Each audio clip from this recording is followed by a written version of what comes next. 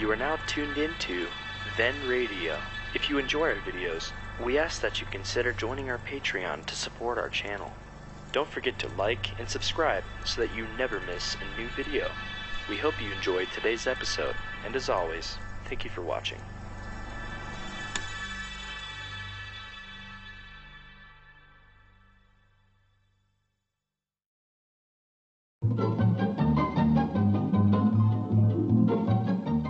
This is Walter O'Keefe, inviting you to listen in on the Nightline.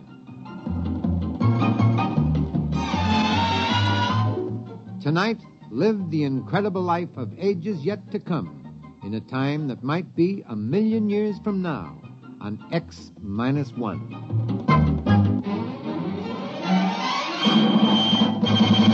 Now, an incredible story of the world beyond. Countdown for blast off. X-5, 4, 3, 2, X-1, fire.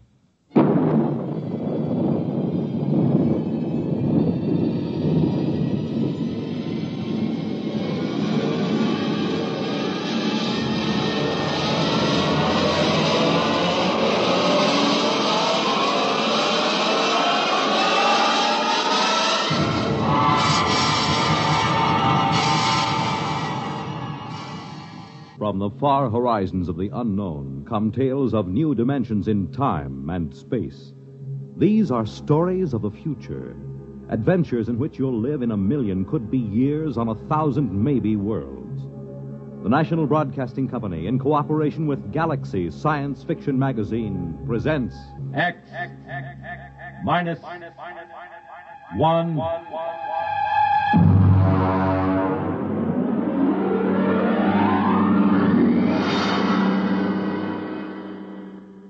Tonight's story, Skulking Permit, by Robert Sheckley. But first, hear this. Pick up some Pabst Blue Ribbon. Take it home, chill it, then put it to this test. Have a glass of Pabst with your meals for the next several days. You'll find Pabst Blue Ribbon makes most everything taste better, that it adds zest and sparkle to any meal. Try it. The bright, modern taste of Pabst Blue Ribbon is good any time and wonderful with meals. Pabst is the name. Made by Pabst Brewing Company, Milwaukee, Wisconsin.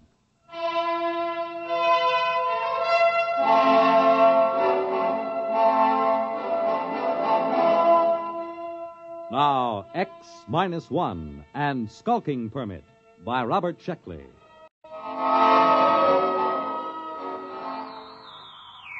August 16th, year 2204. 2, Central Colonial Administrative Authority, Alpha Centauri Sector. From Colonial Contact Inspector 37. Subject, lost colony on planet New Delaware. First contact established in 200 years. And proceeding on overdrive for personal investigation.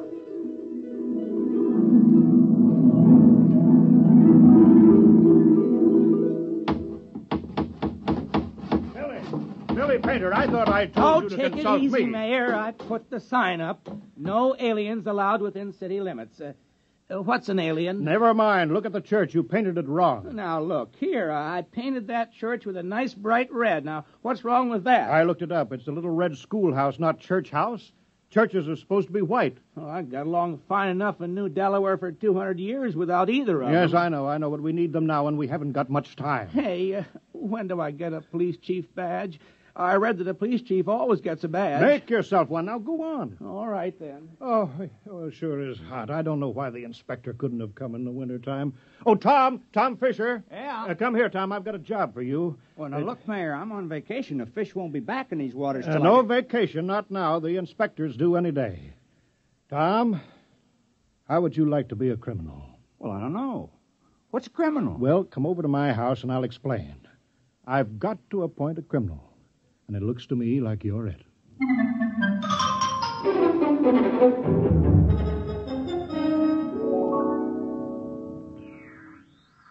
Delaware. New Delaware. Do you hear me, New Delaware? Come in immediately. Yes, we hear you. This is Colonial Inspector 37. You of New Delaware are still a colony of Earth and subject to our laws. Do you acknowledge that status? Oh, yes. Yes, we called a town meeting last night, and we talked it all over. We're still loyal to Earth. Excellent. That saves us the trouble of sending an expeditionary force to reconquer you for Imperial Earth. Imperial?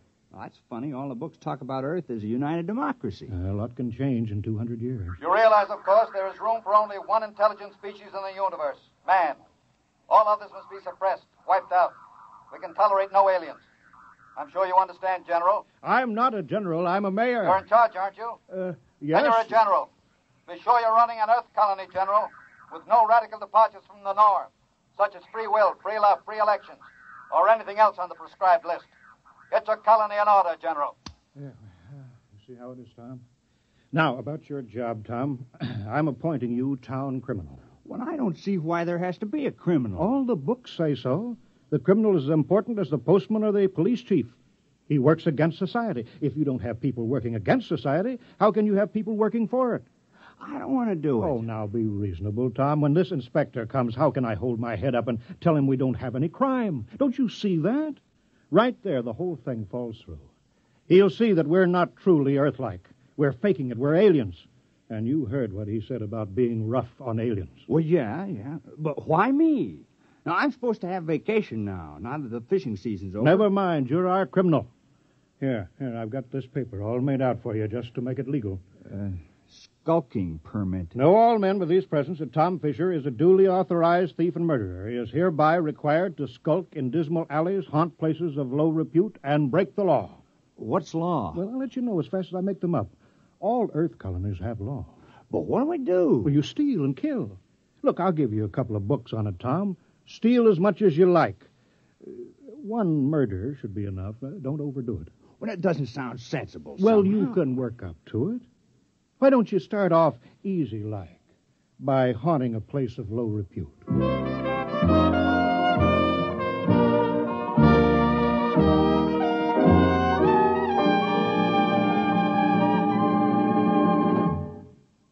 You're listening to Skulking Permit, tonight's attraction on X-1. Careful planning and sensible driving add up to an enjoyable vacation trip. Here are a few tips from the National Safety Council that should help make your trip a pleasure instead of a tense, nerve-wracking time. Before you leave, have the car given a thorough checkup to be sure it will always respond properly to your careful control. Check the emergency equipment you'll need, such as a first aid kit, keys, permits, identification, flashlight, tire-changing equipment, and your unexpired driver's license.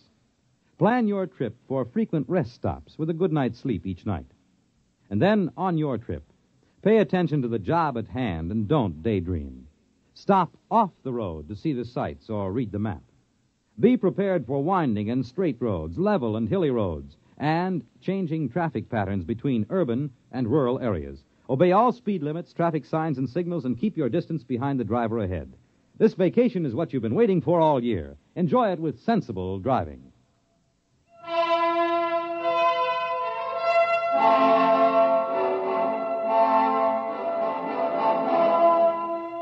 Now, back to Skulking Permit on X-1.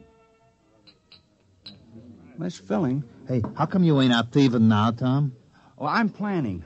My permit says I have to haunt places of low repute, and that's why I'm here. Oh, this ain't no place of low repute. Well, you serve the worst meals in town. Oh, I know my wife can't cook, but there's a friendly atmosphere here. Folks like it.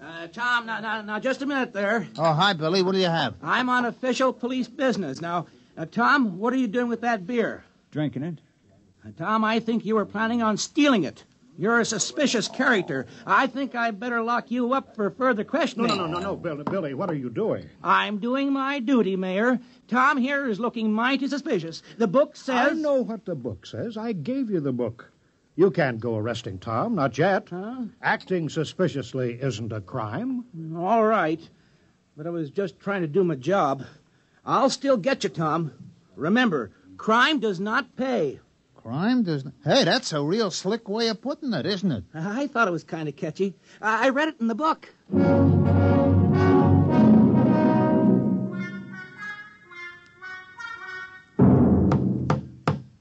Morning, Marv. How's the schoolhouse coming? Oh, hi, Tom.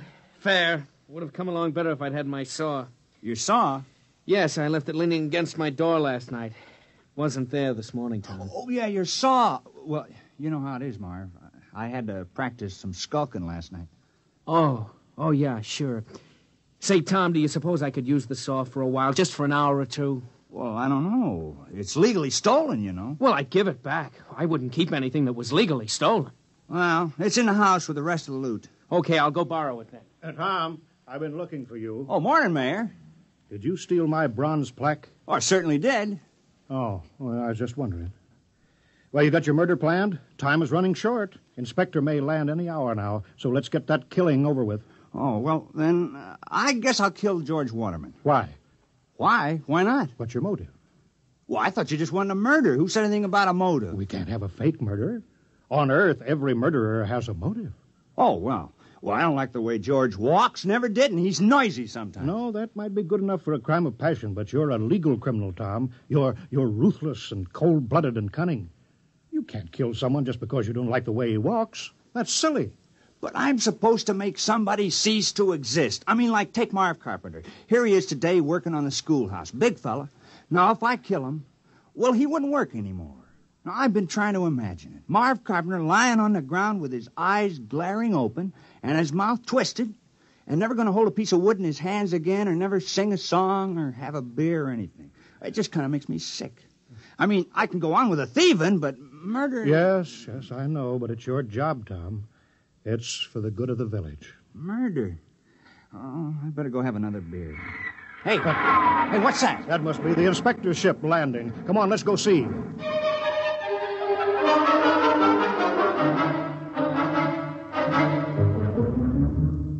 Perimeter guard advance. Sidearms to be worn at all time. And guards at battle stations. Welcome to New Delaware. Thank you, General. I'm the inspector. This is Mr. Grant, my political advisor. Is this the capital of the colony? Well, I'm afraid there's only one village on the whole of New Delaware. Only one?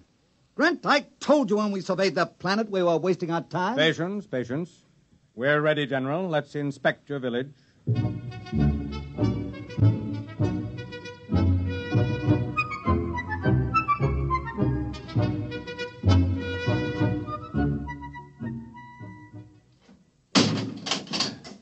See, we've got it all. Jail, post office, church, little red schoolhouse. Oh, we're very normal.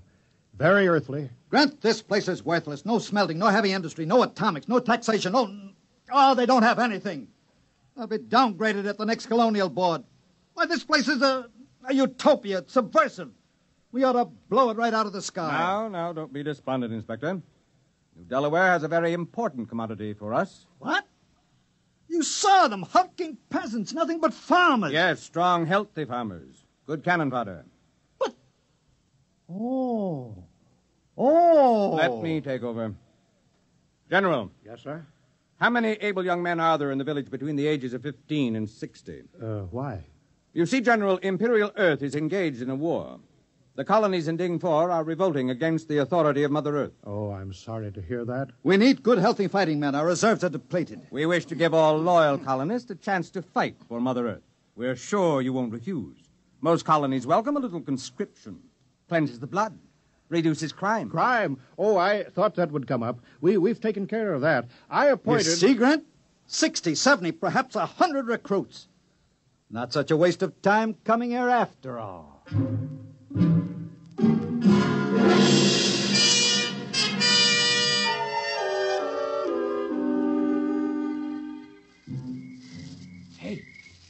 Hey, wait a minute, Mayor.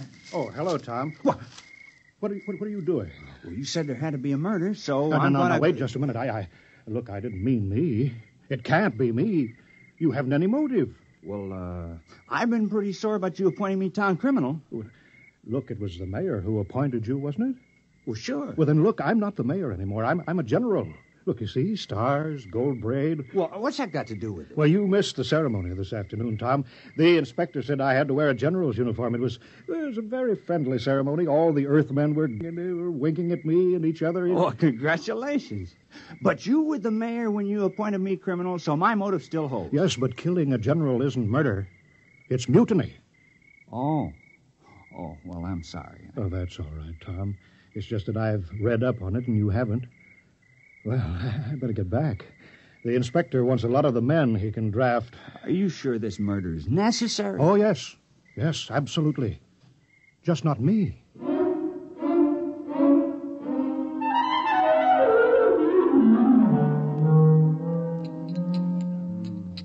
No luck, huh, Tom? I just can't do it. Ed, I can't kill anybody in the village. I grew up with them. I've worked with them. I've drank root beer with them. I don't have any motive for killing any of them. Well, Tom, you have to commit a murder. You don't want to let the village down. Wait a minute. I got an idea. Ed, suppose I kill the inspector. What's your motive? Oh, it would be a very terrible crime. I'd be killing for glory, for fame, for notoriety, and it'll show Earth how earthy New Delaware really is. Well, they'll say crime is so bad here that a criminal actually killed their inspector on the very first day. Yeah. Well, how you going to do it? Well, one of those soldiers got drunk on a bottle of your Keebler juice, and I stole his gun. Well, I better get going. I'll wait for him on the path between the mayor's house and the ship. Yeah, good luck, Tom. Yeah, thanks.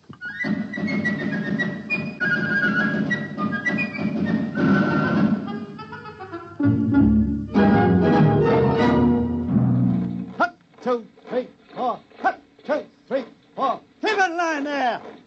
What a sloppy crew, all their feet. Still, it's a nice night's work. With those landing parties dying like flies, we can use every new man we can get. Shh. Don't say that. What? Are you afraid the mayor will hear me? Don't be ridiculous. It's a completely passive population, sheep-like, obedient. But wait till those sergeants get hold of them at the base. They'll whip them into first-class fighting men in no time. Halt! Stand and deliver! Why, it's Tom. Hands up, Inspector. I got you covered. Now, the rest of you, drop your guns and move out of the way. What? Now, see here. Now, go on. Now, drop those guns. What's the meaning of this? And who are you? Tom Fisher. I'm the town criminal. I'm going to kill the inspector. Now, please move out of the way. Criminal. So that's what the mayor was prattling about. Now, I know we haven't had any murders in 200 years, but I'm changing that now. Move out of the way. Well, I suppose I'd better get out of the line of fire, eh? Now, wait a minute, wait. Now, don't move. Now, I know just how to do it. I've been thinking about it. I'll push this button and you'll die. Now, you'll fall down on the path, and your eyes will be open and your mouth twisted, and no air going in and out of your lungs, and no beat to your heart. And I can't do it. Here's your gun. Take it. I don't want it. Quick after him. Sergeant, have the entire ship's company turned out. General, I want all your people out looking for him. Shoot on sight. Kill him instantly. Oh, we couldn't do that. Although we appreciate the compliment. What that means? He's a criminal, yes. That's what I'm trying to explain. I appointed him. We had to have one. You what? You mean you had no criminals? Well, No, I'm afraid not. I'm terribly ashamed. You see, we knew how uncivilized we were, and that's why we did it. I'm dreadfully embarrassed that Tom couldn't handle the job. Why did you give the assignment to that particular man? Well, I figured if anyone could kill, Tom could. He's a fisherman, you know. It's pretty gory work. And he wasn't able to kill the inspector? Well, we just haven't had to kill anything for 200 years except fish. The only animals on New Delaware are small grass eaters, and they're not good to eat, so we never kill any of them. And the rest of you would be equally unable to kill? We wouldn't even get as far as Tom did. I want that man found and... Forget about it, Inspector. What? We'd better get away from here. You want men in our army who can't kill? Think of it. The morale problem. The possibility of infection.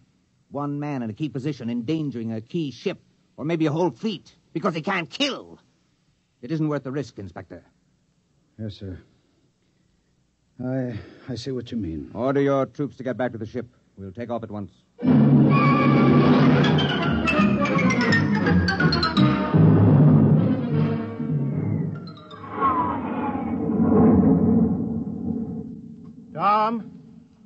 Tom, you can come out now.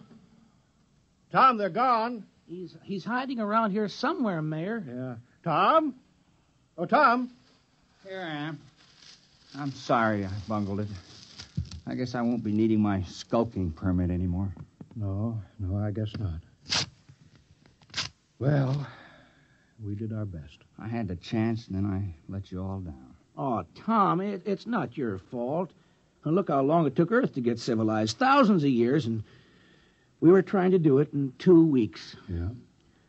Well, we better get back to the village. Looks like rain. Yep. Soon I'll start fishing again. Say, What is it, Tom? I think I could have done it if I'd only had the sense to think of the inspector as a fish.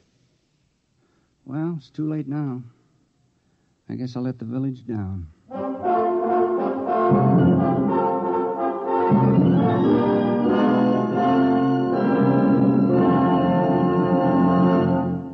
Fred Collins again, and I'll have a word for you on tonight's X-1 in a moment.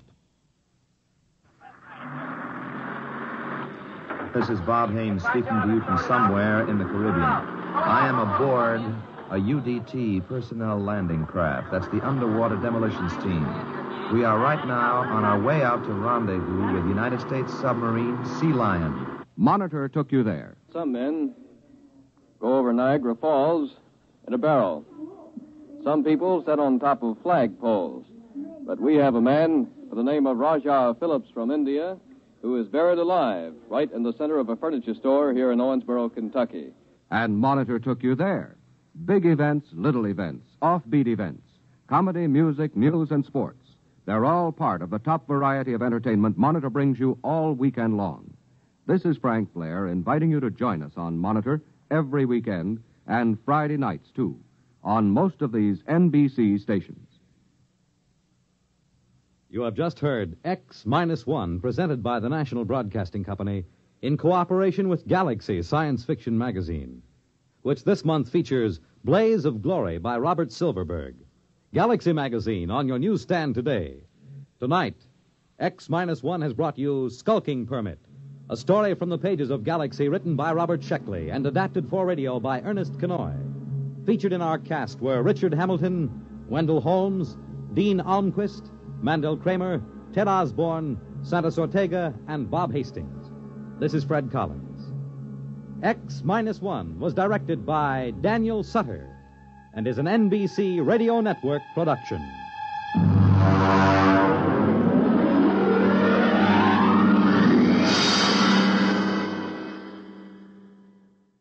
There's excitement in the air at night, and Nightline brings it to you. Hear Nightline with Walter O'Keefe, next on most of these NBC stations.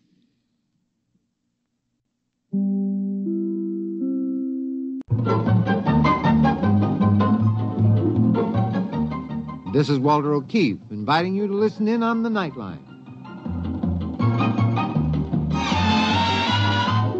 Tonight, live the incredible life of ages yet to come in a time that might be 1,000,000 years from now on X-1.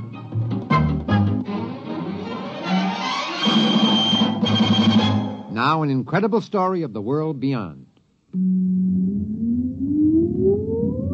Countdown for blast-off.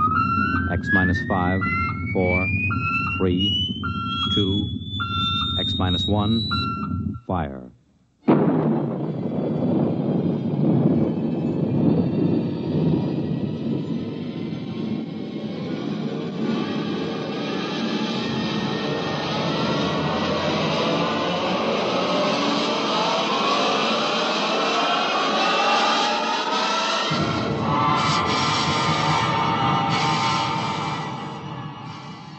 From the far horizons of the unknown come tales of new dimensions in time and space. These are stories of the future, adventures in which you'll live in 1,000,000, could be years, on 1,000 maybe worlds. The National Broadcasting Company, in cooperation with Galaxy Science Fiction Magazine, presents X-1.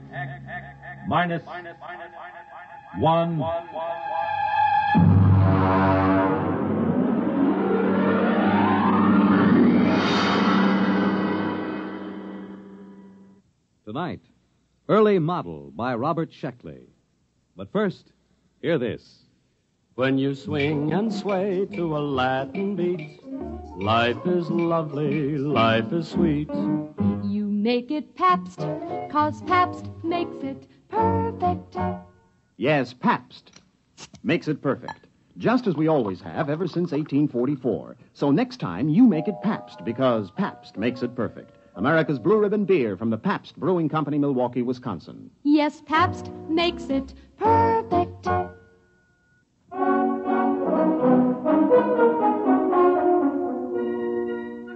Now, X-1.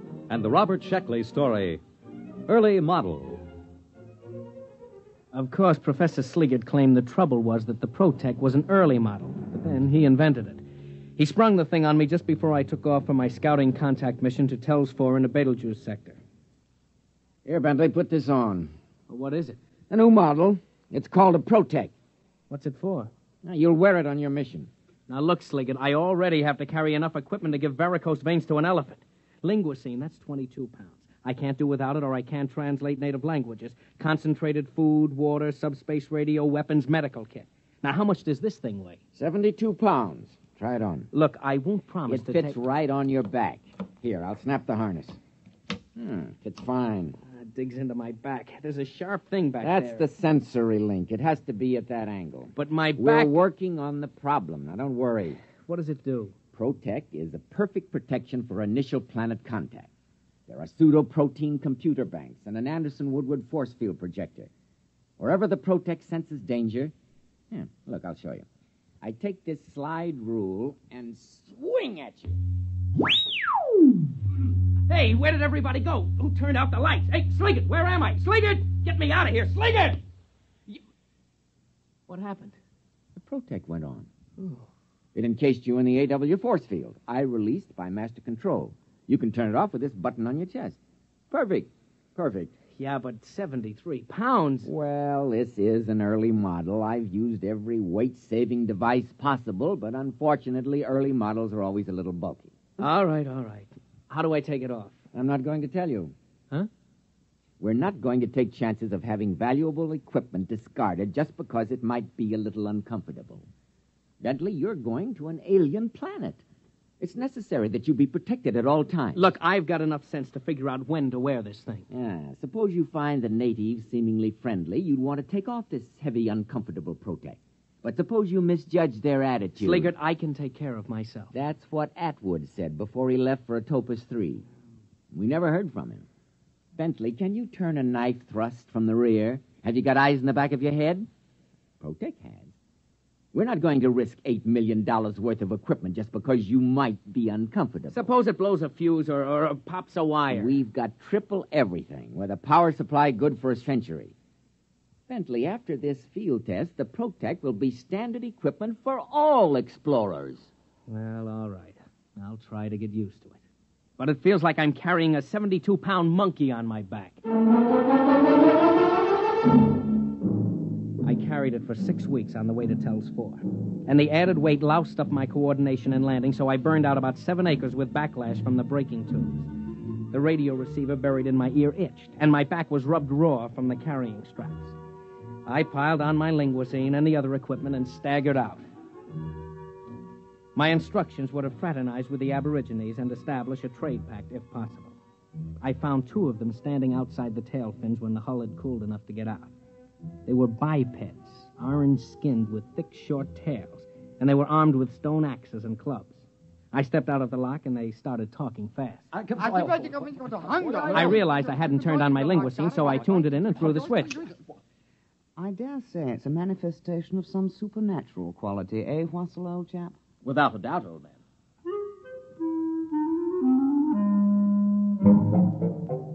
You know how the linguicine works, instantaneous semantic translation. Well, mine was made by the Gorley Laboratories just outside London, and naturally they had the word tapes recorded by BBC announcers. It takes a little getting used to when you hear some walking vegetable from the Canopus system talking like the Home Service. Well, the Tellians were pretty excited by my arrival. How strange. Unbelievable. Most improper, you know. I suppose it can talk. I come as a friend. A friend. Well, it does talk. Dreadful accent. But what can you expect, eh? Foreigners, you know. You know, old boy, I definitely sense an evil. Oh, now, come. We're both ghost doctors. Surely if there was an evil, we'd both sense it. Well, let's ask, shall we? Let's. I say, are you evil? Me? Why, yes. You see, we're the village ghost doctors. It's our job to ferret out evil, so to speak. It's our cup of fugle, so to speak. Are you evil? Oh, no. No. He says he's not evil. Well, how do you know? If he doesn't, who does? My dear fellow, appearances aren't everything. Surely you recall the legend of Hatape, the gods tempted the chief... Please, my dear chap, I'm as well aware of religious precedent as you are.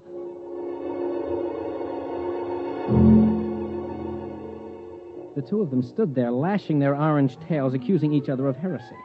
The linguicine finally couldn't handle the theological discussion and cut out before Overload blew a circuit. Eventually, they must have decided something, because the short one carrying the stone axe turned to me. Stranger, we've decided not to kill you. Not yet, anyway. We'll go to the village and purify ourselves, then we'll initiate you into the club. The club? The Society of Ghost Doctors. You see, no evil thing can become a ghost doctor. It just isn't done, you know. Oh, we'll find out the truth that way. Clever, eh? I'm deeply grateful. But if you're evil, we'll destroy you. Have to. Our job, you know.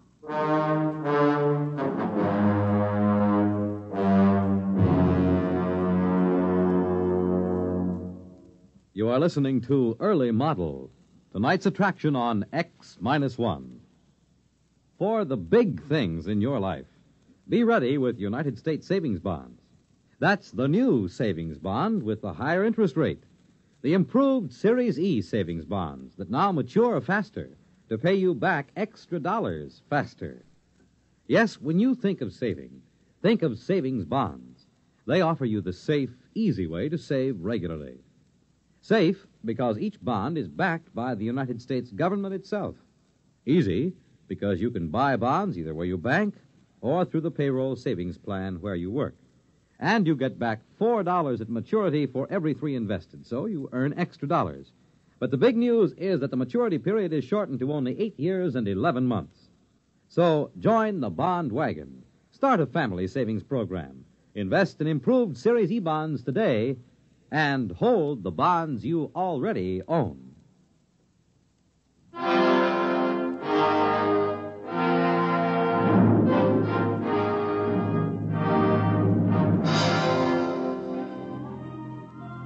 Now, back to X-1 and tonight's story, Early Model. Sliggert. Calling Professor Sliggert at home base. Come in. Go ahead, Bentley. Report. I'm in the village now. They're about to initiate me as some kind of priest. All I have to do is pass some kind of test. And, by the way, if I don't pass, they're going to kill me. That's good. What's funny? They can't hurt a hair on your head, not with Protec on the job. They seem awfully confident that they can. Primitive cultures always overestimate the power of their weapons. Don't worry. Just let Protec take care of you.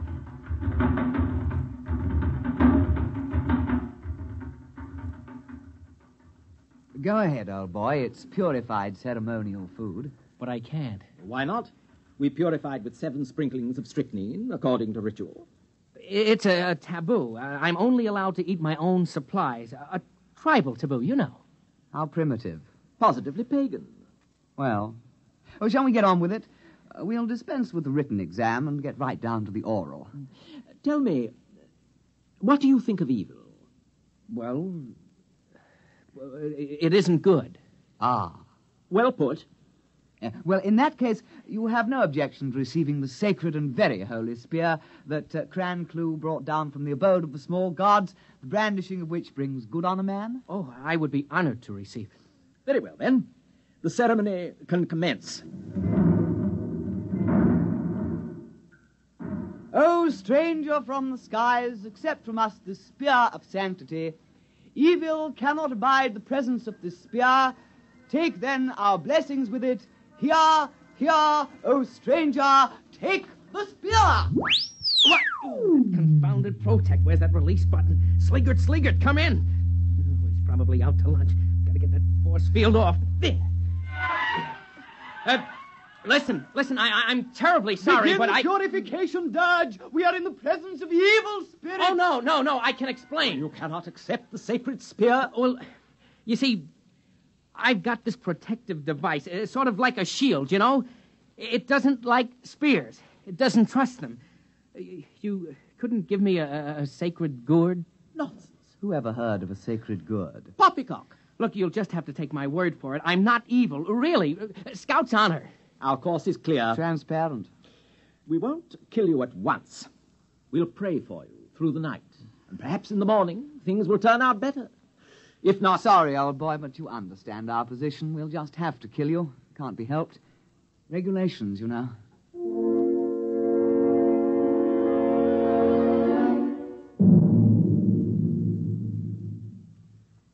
Yes, Bentley, I understand. Well, primitive people are notoriously treacherous. They might have stabbed you with the spear. Look, Sliggett, I'm positive there was no such intent. After all, you have to start trusting people sometime. Not with $1 billion worth of equipment in your charge. Don't you understand? The Protec wouldn't let me accept their sacred spear. That means I might be evil. Now, what if I can't pass the initiation test tomorrow? Look, tell me how to take it off. Oh, no. We want you back alive. There's no way they can hurt you through the Protec field. Now, try to have a little faith.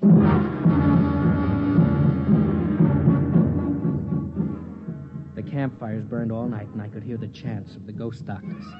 At least 3 or 4 times during that night, the Protec force field howled on and off, but I was too tired to care.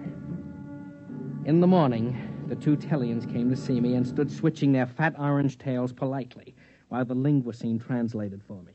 There were great sounds from your hut last night, sounds of torment, as if you were wrestling with the devil, so to speak. I'm a restless sleeper. Yes, of course. Quite. By the way, old thing, did you pray for purification last night? Oh, yes, I did.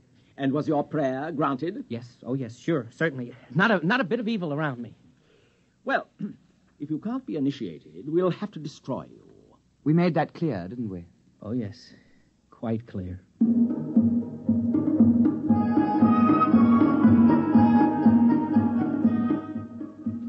The initiation ritual took the whole day. It was sort of a cross between a Shriners' convention and a performance of Das Rheingold at the Met. Luckily, no one tried to hand me a ceremonial spear or point a club in my direction, so the Protec kept its grimy force field to itself. Finally, around supper time, the Tellians pounded the last tail on the ground, and everyone stopped and paid close attention.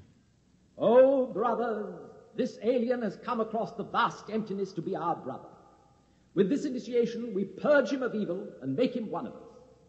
Brother, now you are a ghost doctor with all the privileges and perquisites pertaining thereto.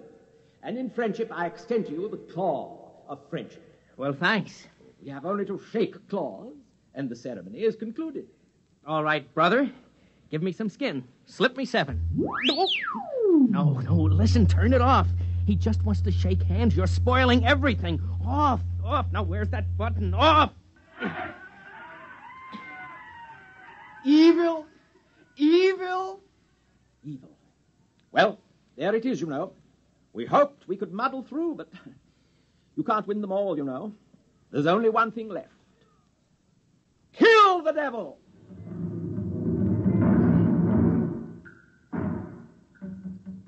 About 30 of the Tellians heaved stone spears at me, and naturally I disappeared inside the Anderson-Woodward force field, and the spears rattled off the whining, coruscating power sphere. I tried to walk back to the ship, but the Protec went on about every half step, and at that rate it would take me about a month to cover the ground. I figured I'd wait them out. And then I noticed that the air inside the field began to go stale. I came out of the field. The Tellians were sitting around. Rennick picked up a spear. Evil. Wait! Hold off! Fins! Fair play! Fair play? I say, Rennick, he's due a 3-minute sanctuary under the sacred law of his Hipple. You really think so? We invoked fair play. True. All right, monster. You have 3 minutes. Thanks. Hello, Sliggert. Come in, Sliggert. Ah, there you are, Bentley. Listen, you've got to get me out of this. They're trapping me in the Protec. You mean the Protec is saving you from harm? No, they keep activating it. They'll starve me out. Now, don't get panicky. Just sit tight in the Protec field till they see they can't harm you. You confounded idiot. There's no air in there. The force field cuts it off. I'll choke. Oh dear, that's true, isn't it? Don't worry. We'll correct that in future models. Oh, thanks a lot. But what am I going to do right now? How do I get this thing off? Well, now I am sorry. To tell the truth, I designed the harness so that you couldn't get out under any circumstances. Oh, you lousy... Please, let's keep our heads. If you can hold out for a couple of months, we might be able I can't. The air, the water... And I hate to mention it, but they seem to be building fires around me. I'm sorry, your 3 minutes are up. We are going to destroy you with fire. Yeah, it's traditional that way. My dear chap, would you like to kindle the first blaze? Oh, after you, old fellow. Remember, I burned the last evil monster. True. Oh, Monster. Yes? Do you have a light?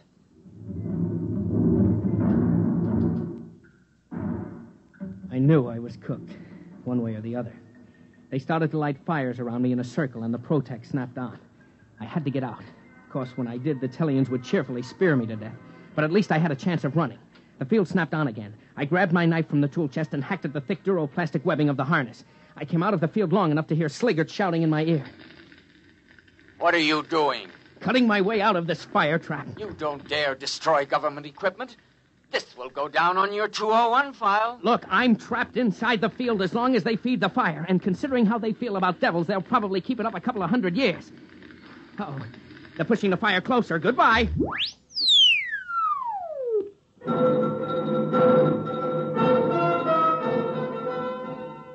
I tore at the straps with my wire cutters and knife. I could only work when the field was off. The Protect protected itself. Finally, I ripped the harness off just as the field went on, and I was thrown 20 feet into the fire. But I landed on my feet and was off and running.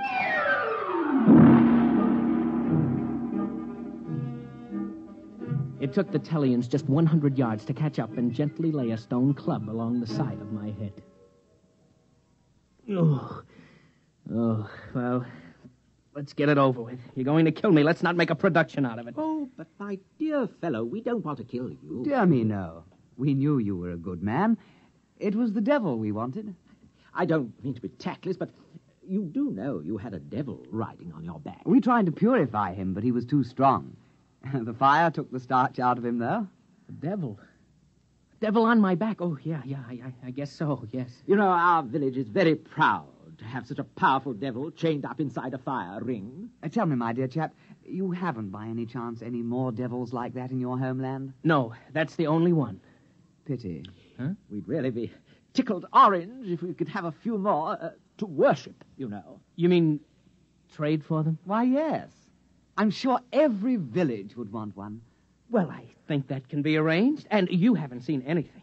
We'll sell you devils that really are devils. After all, this one is just an early model.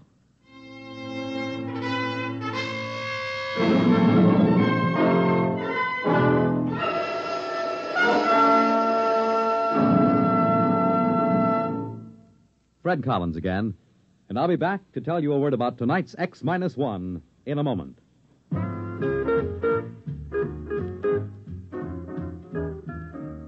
Bob Barker. Yes, Ralph? Bob, I just want to say that I heard you emceeing the Truth or Consequences program on NBC Radio, and I thought you were great, boy. Well, that's real, quite a real compliment. great. I mean it. Coming from none other than Ralph Edwards, the creator of and original Truth or Consequences MC. You really liked the show, Ralph? Oh, I'll say I did. It was wonderful hearing it on radio again. Sounded better than ever. Well, no one should know better than you, Ralph. But really, we just can't miss. Our contestants are wonderful. Yes, The I stunts know. are out of this world. Mm-hmm. Surprise family reunions, the gigantic whisper contest. Yes. A dream world of jackpot prizes, especially for NBC radio listeners. Really? And not just once a week, Ralph, but every weekday morning. No That's kidding. right. Monday through Friday. Can you beat it? I'm going to right now, Bob. So long, folks.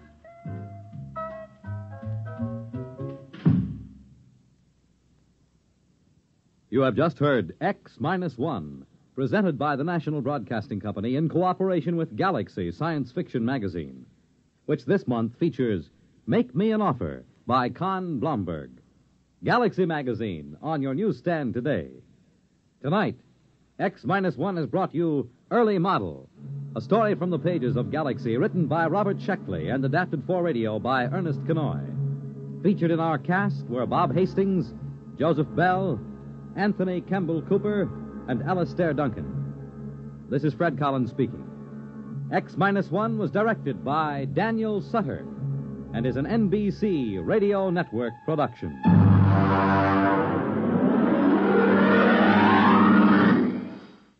There's excitement in the air at night, and Nightline brings it to you. Here, Nightline with Walter O'Keefe. Next on most of these NBC stations.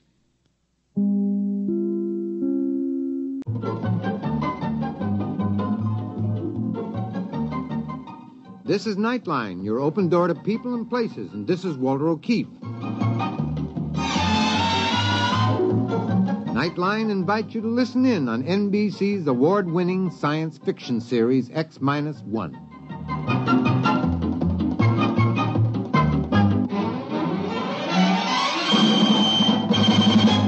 Now escape to a world of the future. Countdown for blast off. X-5, 4, 3, 2, X-1, fire.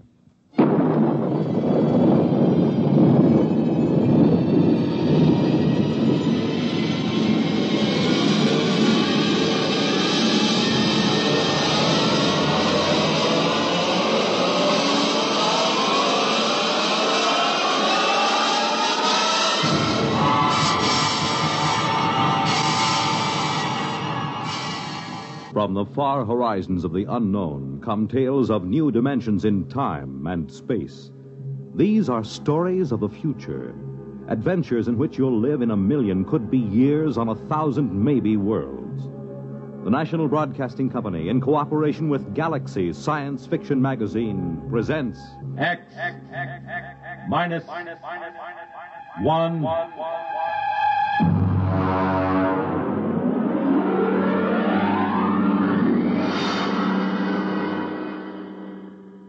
Tonight, The Merchant of Venus by A.H. Phelps, Jr. But first, hear this. When they play it hot and you dig the beat, oh, life is swinging, life's complete. You make it Pabst, 'cause Pabst makes it perfect. Yes, Pabst makes it perfect. Just as we always have ever since 1844. So next time, you make it Pabst, because Pabst makes it perfect. America's Blue Ribbon Beer from the Pabst Brewing Company, Milwaukee, Wisconsin. Yes, Pabst makes it perfect.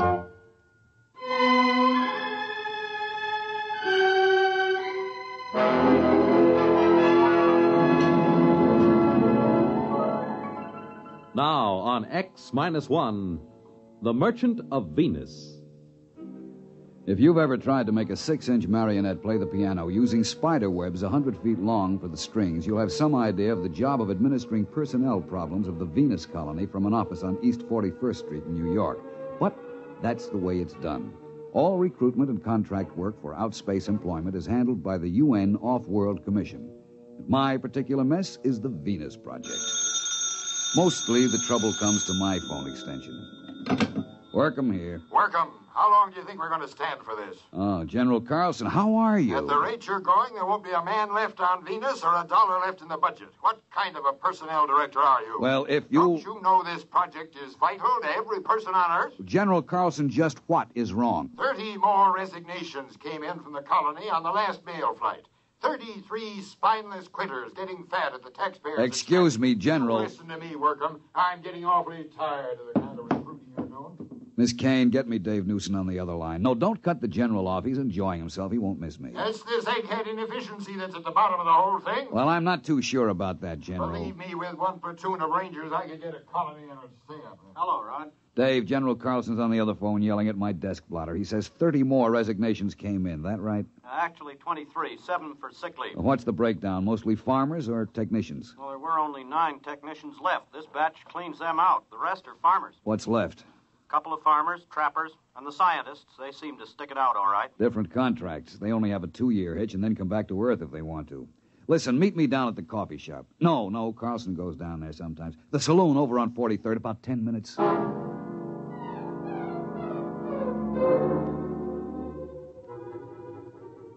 The saloon was decorated in old-fashioned foam and plastic furniture. It looked straight out of the antebellum 1950s. I found Dave waiting for me in a booth, and we got right down to it. Well, listen, why don't we leave this last bunch of quitters right where they are? Refuse to bring them home. Then they'd have to make a go of the colony to save their scrawny necks. Oh, I'd like to, but even General Carlson wouldn't dare. We'd never get another colonist off Earth. And our main job is to relieve population crowding on Earth. If we get tough with the colony, a man would be a fool to go. But every one of these quitters talks like he was just sprung from Devil's Island. This isn't getting us anywhere. I want you to shoot me up the files on this last batch of quitters. Maybe we'd better have a staff meeting on it. Get the psychology section, the preliminary interviewers who passed these men, and I'll have Jameson, too. What do you want a historian for? Maybe he can find us something interesting in the project record. He's used to deducing the philosophical and religious behavior of the ancient Hittites from a loose translation of a cuneiform laundry bill. Shall I get them all down here? No, we'd better make it formal. Book a conference room. When you get Jameson into a saloon, he spends all his time thinking up guessing games to avoid paying for his drinks. No, make sure about General Carlson. I'll tell his secretary. No. Make sure he doesn't hear about it. I don't have anything against General Carlson personally. It's just that there's always been a fight over Venus Project. The military versus the rest of us soft, decadent civilians. Carlson felt the right way to settle any virgin territory was to set up a military outpost on the ground that soldiers had always been the best operators under similar circumstances. I had lunch with Dave before the conference. You want to call the Greasy Spoon and order? What's on the menu? Well, Protoss burger, sliced barbecued yeast, or seaweed borscht with boiled algae balls. Just coffee. Black coffee. Well, they don't have coffee. What do you think this is, the Chambord? You can have Neo-Caf or Syntho tea.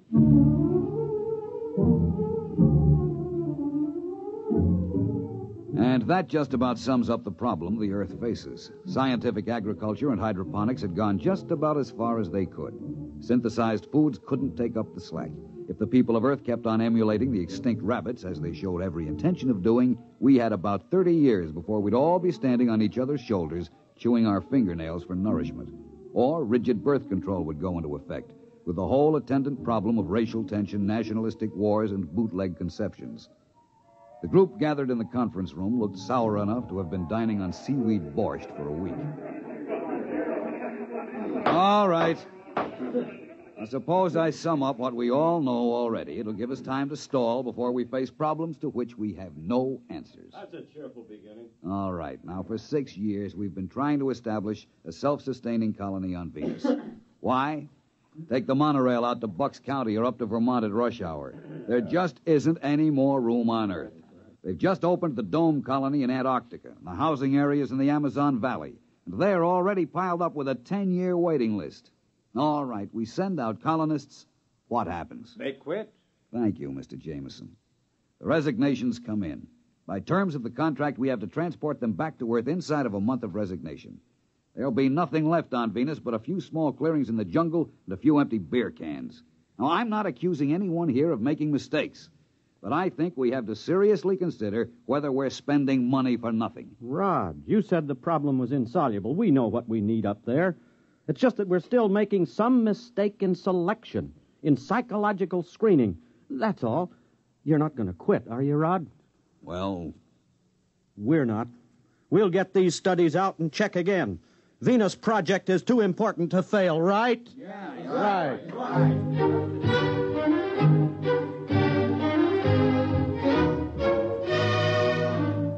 It's a cheap trick, but it always works. I talk with a heavy, heavy heart. Dave jumps in to shill like a Boy Scout. It always amazes me how a bunch of Ph.D. psychologists can get suckered into enthusiasm every time. We tried to figure out what made the settlers quit. We went into their backgrounds, their personality psych profiles. The coffee grew stale and the smoke heavy. Nothing. Look, Rod, here's what it boils down to. A man has to be unstable to want to leave Earth, but he has to be stable to stay on Venus. You need initiative and resourcefulness to make out on a new planet. But if you had it, you'd make out fine at home. You need young, healthy, vigorous, mature, older, experienced people all rolled into one. We're looking for a collection of walking paradoxes.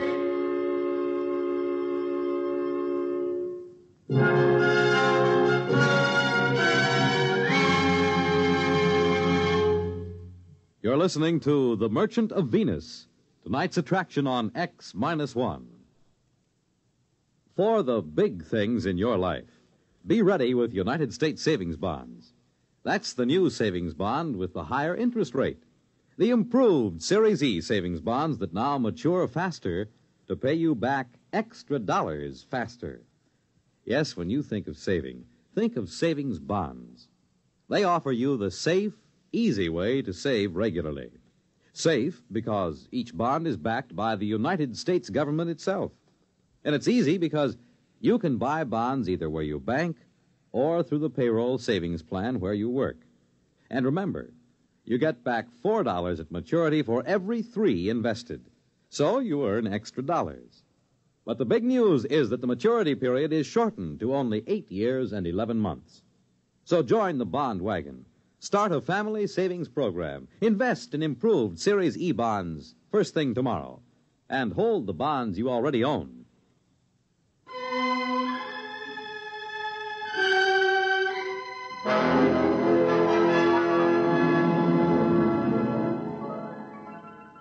Now back to X-1 and The Merchant of Venus. We tried brainstorming on Project Venus. You know, just sit around and let the ideas seep out of your unconscious. Take kids up and bring them up on Venus under guard. Grow colonists in test tubes and ship them out wrapped in glass. Start trial colonies in the Congo. Nothing. I was mulling the conference over by myself in the saloon when Jameson dropped into a chair beside me. Hi, Rod. Oh, hello. Hey, I got a new game. I take 3 matches in my right hand and Don't you guess... bother. I'll pay for the drinks. Rod, you're taking the sport out of sponging. I see nothing amusing in being a petty con man. How about that snow job you work on the psych team every couple of weeks? You could get rich selling bogus mining stock to investigators for the SEC. There is a difference between legitimate personnel psychology. Sure. How about when you threatened to quit? Well, I'm not sure I was kidding. What would happen if you quit? Carlson would probably send a military outpost up there. Make a clearing, build a fort, maybe a town, and then he'd try to get people to come and live in it. It won't work, though. They'll want to know why the planet had to be colonized that way. Why wouldn't the civilian colonists stay? Rod, this may surprise you, but I agree with you. But not because of your fancy psych profiles and emotional mathematics. A free people will not willingly move into a military township. Rod, you a gambling man. I told you, I'll pay for the drinks. No. I mean, would you take a 50-50 chance if the colony had a chance of working out? Guess so. It's better odds than I'd give at the moment. All right. You're on. Now, wait a minute. What are you talking about? Never mind. Here, look. I take 3 matches in my right hand...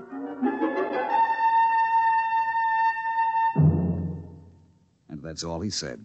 I found out a week later what was going on when I was called on the carpet by General Carlson. And as I understand it, this plan of Mr. Jameson's was smothered in your office because of professional jealousy. Mr. Jameson having no degree in psychology. Is that what he told you? Mr. Workham, I'm very busy. I have a conference with Mr. Jameson in exactly 7 minutes.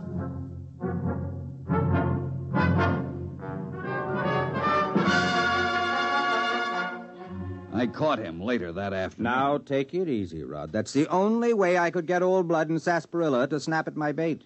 If he thought you were sitting on an idea, he was bound to grab it. You know he dry-docked me for 6 weeks. Go fishing. Have a good time. When you get back, I'll have my little swindle going full blast.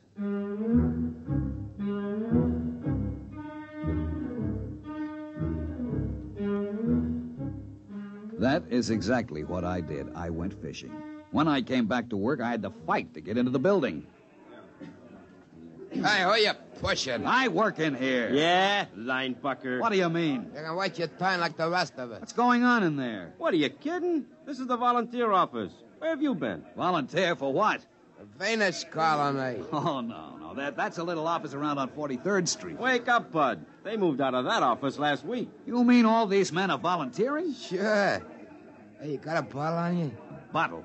Anything. A little California seaweed juice, maybe? I ain't fussy. Are you a trained farmer? Do I look like a hayseed? Technician? Mechanic? Listen, Buster. That's for Marks, Rubes, Hicks. I know how to take care of myself. Let the suckers push tractors around. You sure you ain't got a shot? No. Man, I can hardly wait till I get there. The nearest saloon? Venus, man, Venus. What are you going to do when you get there? Snake me a little climb. Then let the credits roll in. Gonna get me a year's supply of the best pre-war scotch, and I'm gonna use it up in a week. They don't pay that kind of wages at the colony. Wages? That's for square johns. I'm going out for the hot stuff. You know what I mean? Radioactives? Well, the government assays don't show enough to make it worth shipping. That's what they want you to believe. I heard they got loads of big U's so rich, you gotta wear a lead union suit to get near them. Don't you realize there's nothing but jungle up there? And insects and spores and fungus? All right. I know the story. That's to keep out suckers. Take it from me, bud. Just look around. The smart money knows the truth. I'm getting in on the ground floor.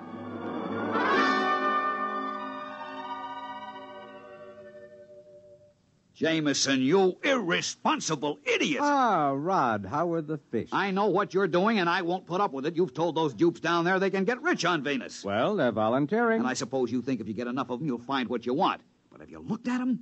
Crooks, gangsters, bums, hobos, drunks, and I don't know what. They are a little picturesque, aren't they? Well, you've got recruits, all right. But what kind of a society are you going to start with them? Rod, you're not being just a teeny-weeny bit snobbish, are you? Look, this isn't a joke. I don't care who goes as long as they meet some standards. But to make a decent place, you need decent people, morally clean and healthy. And to think this is a man I have seen playing stud poker. You've got a collection of bums and alcoholics and criminals. Probably half of them are wanted by the cops. You've got to stop.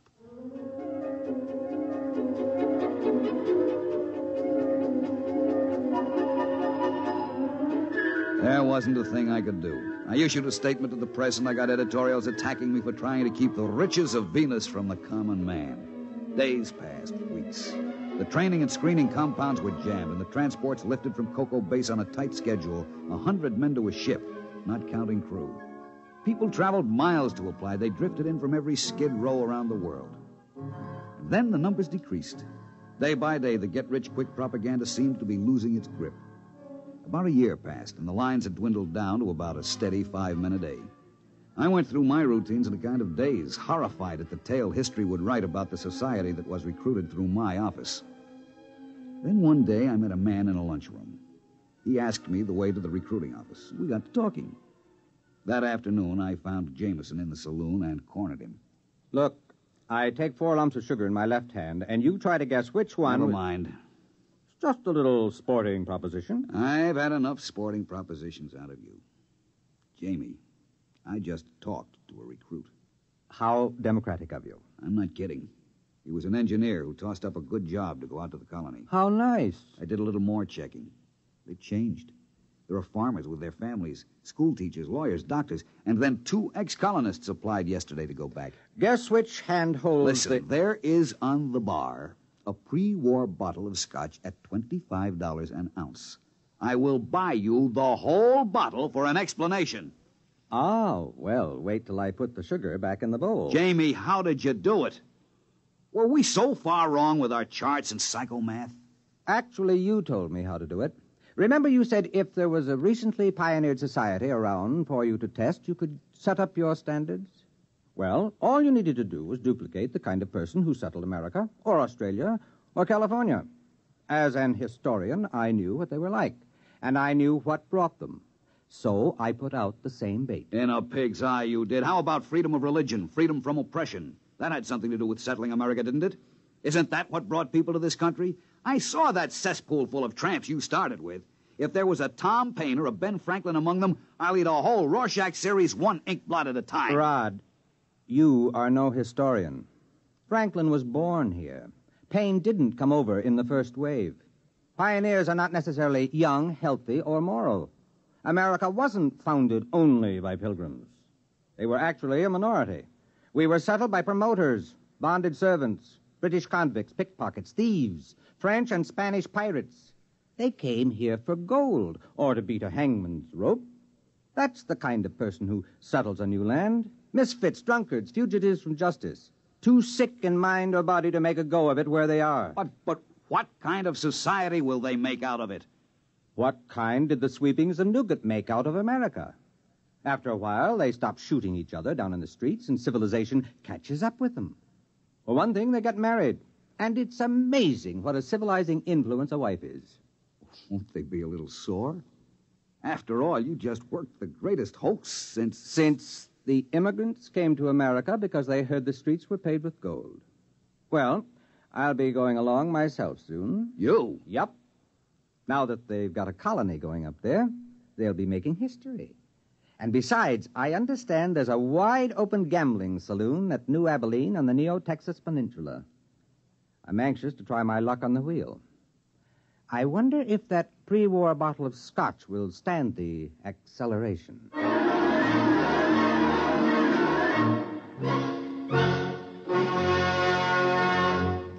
Fred Collins again, and I'll be back with a word about X-1 in a moment. This is Bob Haynes speaking to you from somewhere in the Caribbean. I am aboard a UDT personnel landing craft. That's the underwater demolitions team. We are right now on our way out to rendezvous with United States submarine Sea Lion. Monitor took you there. Some men go over Niagara Falls in a barrel. Some people sit on top of flagpoles. But we have a man by the name of Rajah Phillips from India who is buried alive right in the center of a furniture store here in Owensboro, Kentucky. And Monitor took you there. Big events, little events, offbeat events, comedy, music, news, and sports. They're all part of the top variety of entertainment Monitor brings you all weekend long. This is Frank Blair inviting you to join us on Monitor every weekend and Friday nights, too, on most of these NBC stations. You have just heard X-1, presented by the National Broadcasting Company in cooperation with Galaxy Science Fiction Magazine. Your announcer, Fred Collins. X-1 was an NBC Radio Network production.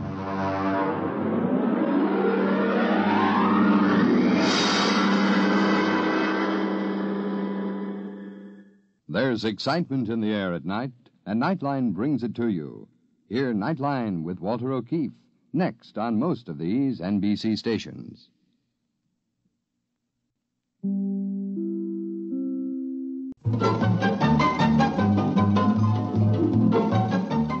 This is Walter O'Keefe inviting you to listen in on the Nightline.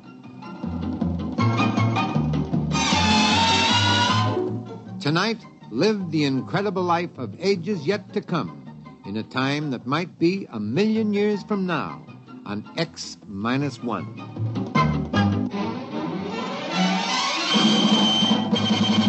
Now, an incredible story of the world beyond. Countdown for blast-off. X-5, 4, 3, 2, X-1, fire.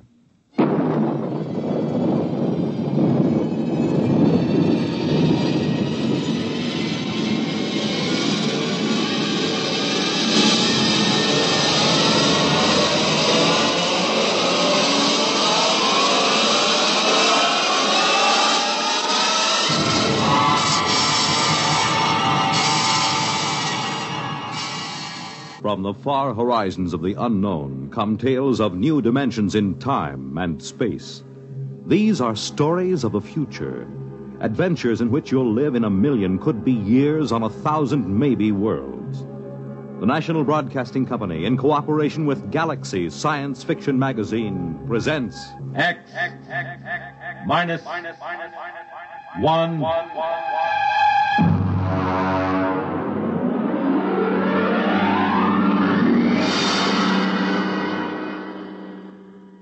Tonight, The Haunted Corpse by Frederick Pohl.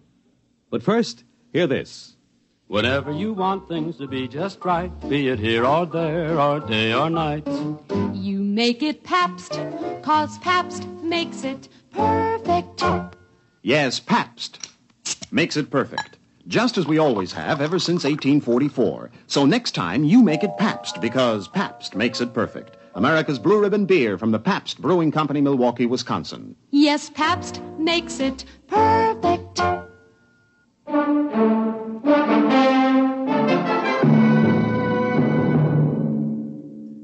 Now, X-1 and the story of The Haunted Corpse. We moved in at 0800. That's pretty good time, considering that Van Pelt turned up at the Pentagon on Thursday, and it took him till Monday morning to go in and see the general. By Tuesday, I had a task force of 135 men bivouacked around the old man's place. Corporal McCabe, my orderly, reported mission accomplished. Well, Colonel, there's a whole company dug in down the road right yonder, and Wins is all set up right here like you done ordered. We got a copy of them recon cars from the cavalry roaming like a passel of June bugs quartering a handkerchief.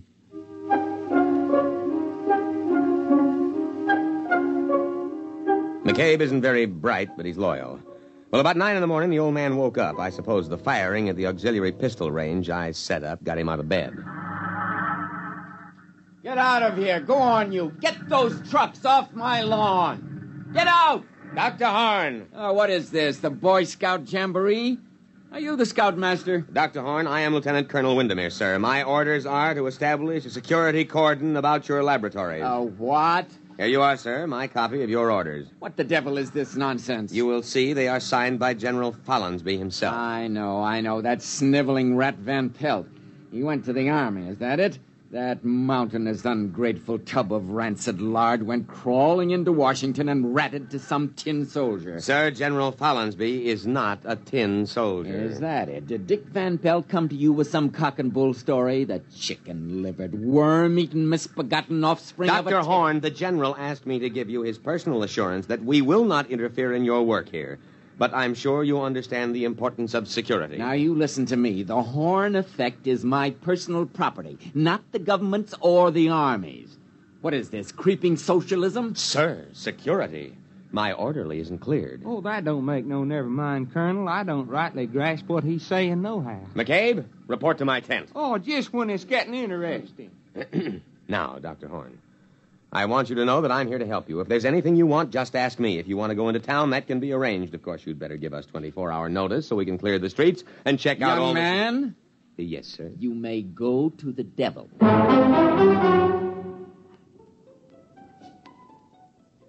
Of course, he went in to call the Pentagon and protest. He had a lot of spirit for an old civilian of about 75. Hello? This is Dr. Eric Horn. I want to protest an invasion of my privacy. Of course, Dr. Horn, I understand. There's an officious young Cub Scout out at my place making a pest of himself. A lieutenant something. Lieutenant Colonel Windermere. But I called Washington. Yes, sir, but our intercept monitor put the call through to me. We'll take care of any outside calls you wish to make. Of all the insufferable...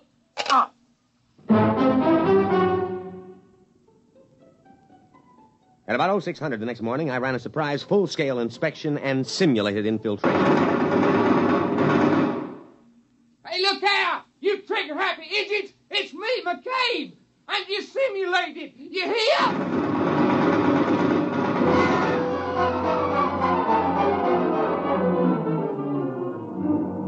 Fortunately, he was only grazed. The wire-stringing detail worked all night, and we had surrounded the old Victorian house with triple-strand electrified barbed wire with guard towers every 50 feet. At 1400, I paid a call on Dr. Horn. What are you doing here? Good afternoon, Dr. Horn. I came in for your report. My what? Your daily progress report. It's in my orders. Paragraph 8. Just carry on, sir. Corporal McCabe will take your words down. Oh, his clearance came through last night. You have a method for electronically killing a man without touching him. Killing, Lieutenant? Will you tell me what in the sweet name of heaven did I say that gave you that particularly stupid notion? But I understand. You think this is a weapon. Of course, sir. Of course. My machine renders humans into corpses. A chipped flint will also do that. Look, you simpleton, don't you realize what my machine can do? It can separate that something which, added to a body, produces a man. A subtracted leaves a corpse. I can separate the two things without destroying them. You understand that I can take the ghost of life out of a body and keep it unharmed. Try to understand that, you pig-headed, mule-eared, rabbit-faced...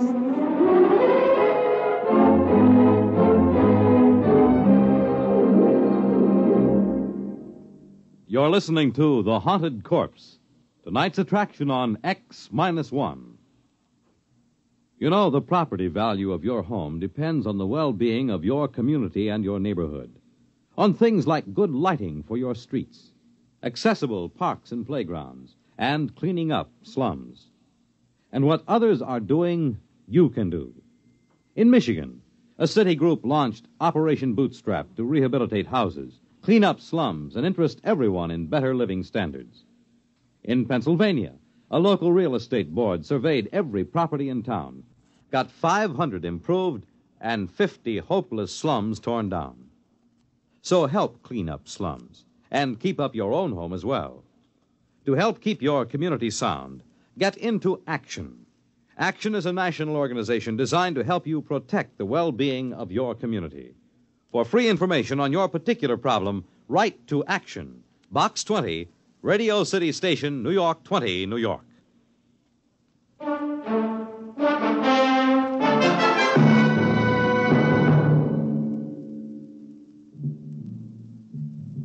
Now, back to X-1 and the haunted corpse. I terminated the interview and went back to headquarters to prepare my situation analysis. Van Pelt, all 300 pounds of him, was waiting for me. He was eating a can of sea ration with a knife. He's perfectly sane, Colonel, but he's dangerous. Very dangerous. You've got to protect me, absolutely. Van Pelt, I want the straight dope on Horn. Now, what is this ghost business? Oh, that. That's just his way of putting it. You see, care to join me in a can of beans? No, thank you. Well, there's a difference between a living man and a dead man, and that difference is what Dr. Horn whimsically calls a ghost. Call it life, plus intelligence, plus soul, if there is such a word in your lexicon, Colonel. You mean his machine conjures up ghosts? No, Colonel. Dr. Horn is an impossible old vulture, but he's not a faker. Horn can drain the essence of life from a body and store it, or if he wishes, he can replace them in another body. Would you mind handing me the can opener? This looks interesting. Macaroni and beef. Supper ration.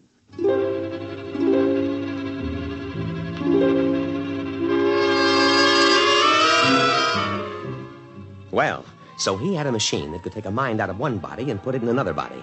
Well, why didn't he say so straightforwardly instead of beating around the bush like a civilian? Of course, he was a civilian, which might explain it.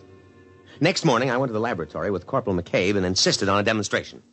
All right, this way, gentlemen. Please, Corporal McCabe is an enlisted man. At this pole, we have a Cocker Spaniel. And over here, a Rhode Island Red. That's a right perky-looking chicken, Doc. If you will kindly stay clear of the terminal areas, I will activate the field. What's happening? The field is vibrating at the cycloid rate set on the crystals. All right, it's ready for discharge. Now.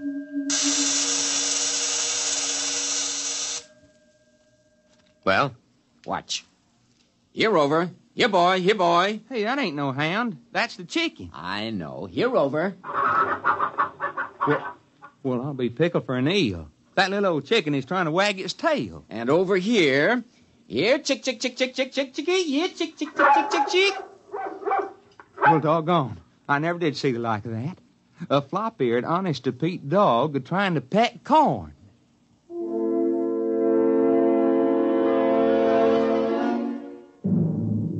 I had a private conference with the old man later. Under Section K of my security regulations, I moved on my own initiative. Well, Lieutenant? Lieutenant Colonel, there is a slight difference. Well? Now, can you do this with people? Indeed I can. But the silly laws covering these things, they won't let me. I've tried. Imagine a simple exchange. A man dying of terminal cancer and a feeble-minded youth. Put the sound mind into the sound body and let the decayed parts rot together. But will they let me? No. You've never tried the machine on people? No. But you're here, a military man, Very brave. All I need is a volunteer. That coward Van Pelt refused. That's why he sneaked off to you. But a brave soldier like you... Negative, sir. Negative. But, Lieutenant... Negative, sir. And besides, I am not a lieutenant. I'm a field-grade officer. I don't believe you appreciate the investment the service has made in my training. However, if you need volunteers, the Army has a way of obtaining volunteers, sir. We'll see what we can do.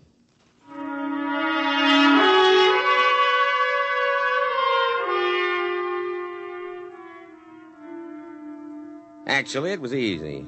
First, there was a boy from Maine awaiting court-martial on an AWOL charge. Second, he volunteered when I pointed out he could get up to a year at hard labor. And then McCabe. Oh, no, Colonel, sir. I ain't a volunteering type. Well, McCabe, I have been asked to recommend a non-com for infantry assignment in the Aleutian Islands. Infantry? Yes. Advance Rifle Platoon Scout. The Aleutians? In the winter. Colonel, sir, I begs to report you have found a volunteer, namely I.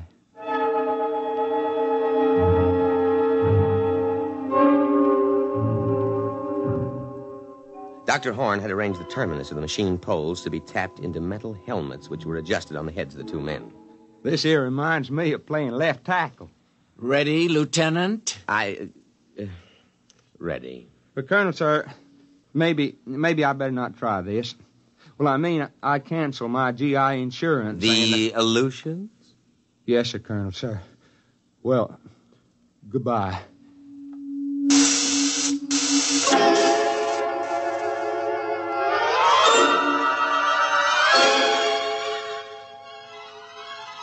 The test was an anticlimax. It worked. McCabe, that is, McCabe's body, reported himself as Private Ethan Coffin in a broad down-east dialect. I had Horn switch them back, and then I went back to my tent and put through a call. Crash priority. General Fallon's be on a scrambler circuit, Colonel, sir. All right. Now leave, McCabe. This is top secret. They don't never tell me nothing. I swear it's worse than grade school. Now, General... Colonel! Van Pelt, what's the idea of barging in? I'm making a top secret You call. didn't let Horn make his test. You didn't... Now, out, Van Pelt, out. But that's all he's been waiting for. You gotta listen to me. McCabe! Colonel! Escort Mr. Van Pelt out.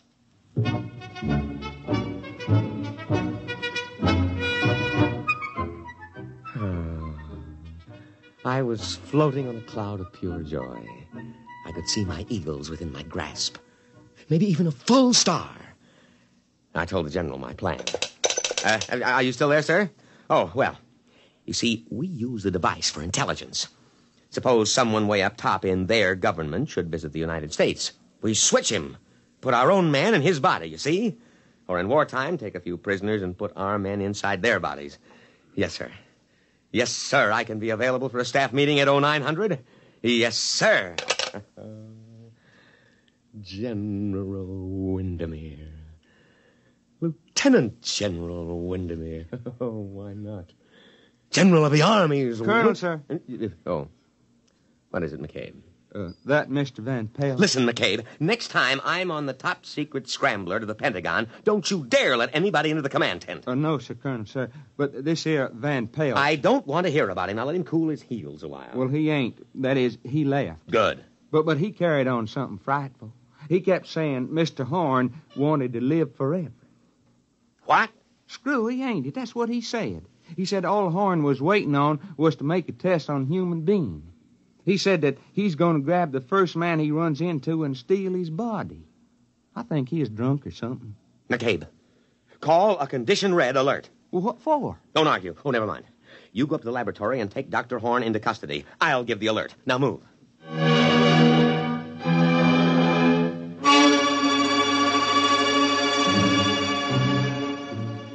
I could see it all immediately. I grabbed my sidearm and buckled it on. Then I threw the switch that signaled a red alert throughout the unit. Just what you'd expect from a selfish civilian like Horn. He'd take an invention like this and use it to steal other people's bodies to prolong his own nearly senile existence in a younger body. And if that happened, there goes my General Star. Because he'd surely smash the machine and we'd never be able to trace him or switch him back, and we wouldn't know which body he stole. I was held up at the inner perimeter for 5 precious minutes while some idiot insisted on a password. I just happened to forget it, although I had issued it in the morning. Luckily, while I was swearing at him, I accidentally hit the right combination and let me through. Van Pelt had gone into the laboratory. I knew that. Probably to try to stop the old man. But the effect would be to supply him with a body. He'd have to swap immediately. He couldn't take the chance of a heart attack. I ran into the laboratory, my sidearm drawn. Horn! Dr. Horn! I tripped over a human body. Still warm. Dr. Horn. His cast-off cocoon. Abandoned. And then in front of me, I saw him. Van Pelt! Too late! Too late! Now, wait. Listen. Oh, McCabe, what happened to you? He slugged you, did he? Too late! Now, wait. Don't smash the machine. Van Pelt, I know it's really you, Dr. Horn, and Van Pelt's body. Now put down that gun. I'll smash it! Smash it! Stop. Don't wreck the machine. Listen, Dr. Horn, I'll help you. I'll see you get a good, healthy body as long as you want it. Dr. Horn, think of the safety of our country. Think of security. No, I'm not Doctor... Who shot that? McCabe, put that pistol away, you fool! Oh, Horn. Dr. Horn, speak to me. Now, I know it's you in Van Pelt's body. Now speak to me, Dr. Horn. Oh, he's dead. McCabe, you simple-minded... Why did you kill him? Oh, everything is gone. My general star, everything. All right, McCabe, report to your quarters. You'll get a court-martial that'll make your hair curl.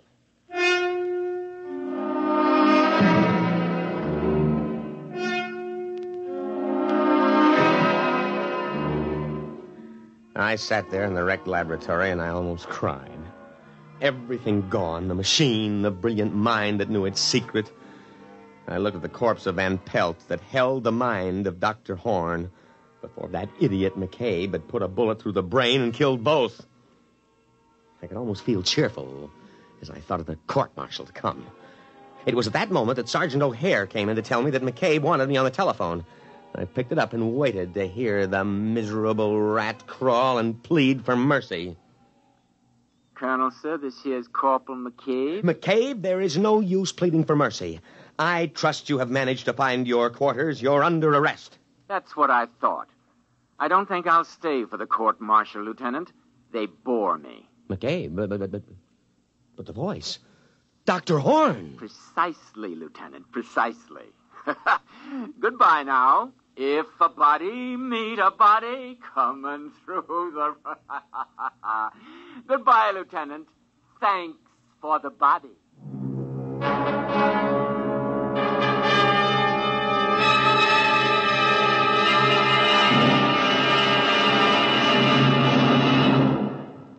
Fred Collins again, and I'll have another word about X-1 in a moment. Have you ever asked yourself what this country's most important natural resource is? I'm Dorothy Olson, NBC Bandstand singing schoolteacher. Our most important resource?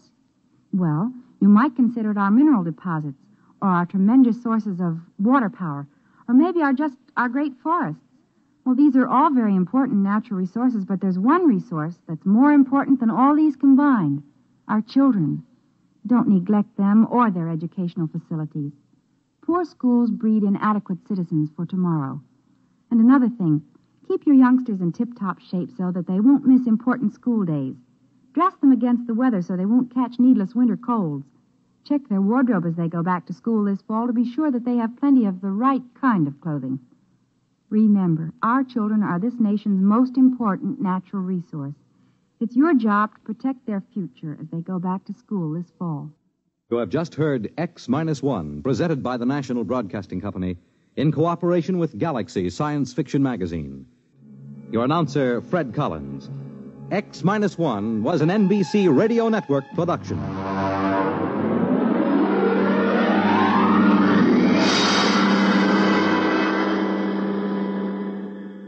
There's excitement in the air at night, and Nightline brings it to you. Hear Nightline with Walter O'Keefe, next on most of these NBC stations.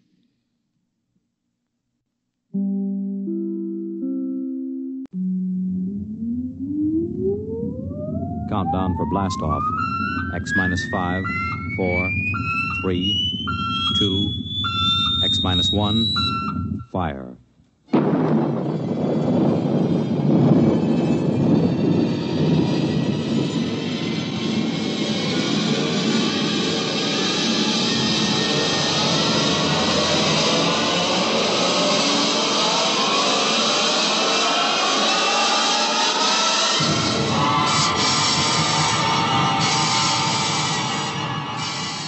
From the far horizons of the unknown come tales of new dimensions in time and space. These are stories of the future, adventures in which you'll live in a million, could be years, on 1,000 maybe worlds. The National Broadcasting Company, in cooperation with Galaxy Science Fiction Magazine, presents X-1.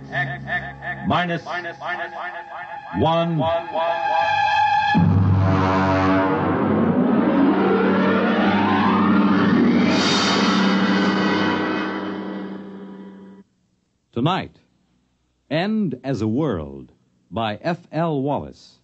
But first, hear this. When the place is fine and the time is right, when the moon is low and the stars are bright. You make it Pabst, 'cause Pabst makes it perfect. Yes, Pabst makes it perfect. Just as we always have ever since 1844. So next time, you make it Pabst, because Pabst makes it perfect. America's Blue Ribbon Beer from the Pabst Brewing Company, Milwaukee, Wisconsin. Yes, Pabst makes it perfect.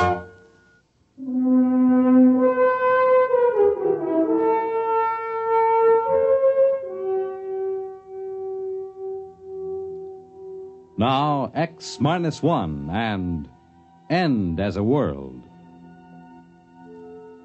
I saw it on the doormat in the front porch.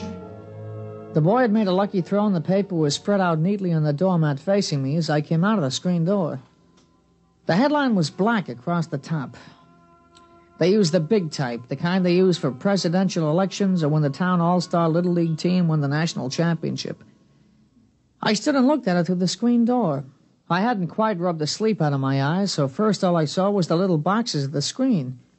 And then suddenly my eyes snapped into focus and I read it. This is the day the world ends.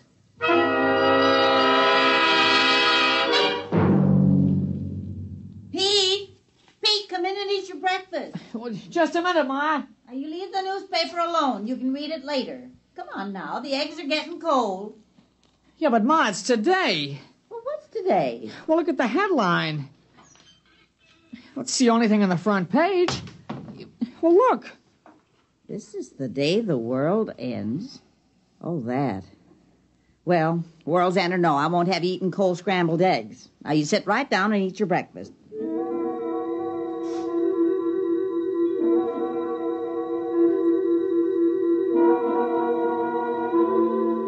I brought the newspaper into the breakfast table. I turned to the sports page. The Dodgers were winning or losing, I forget which, and UCLA was strong and was going to beat everybody they met that fall. An H-bomb had been tested in the middle of the Pacific, blowing another island off the map, just as if we had islands to spare. Ordinarily, that would be on the front page, but not today. Now, don't get the newspaper in the egg yolk. All right, Ma. Want some toast? Peter, do you want some toast? All right, Ma.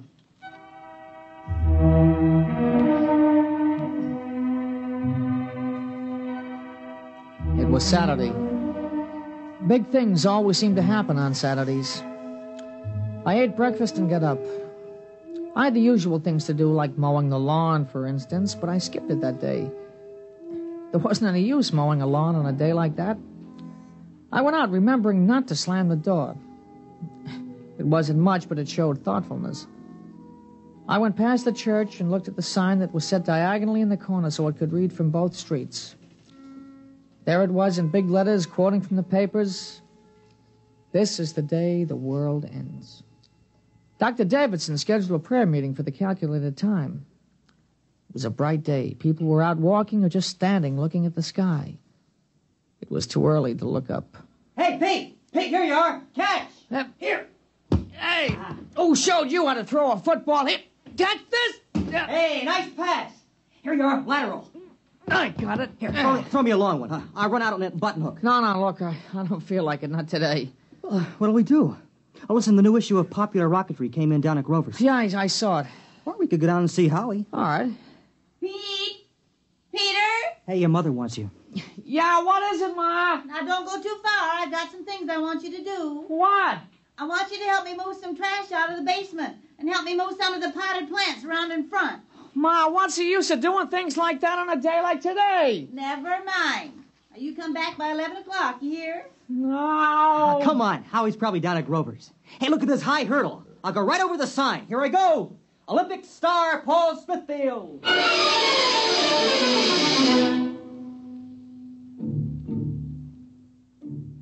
He went up over the sign easily.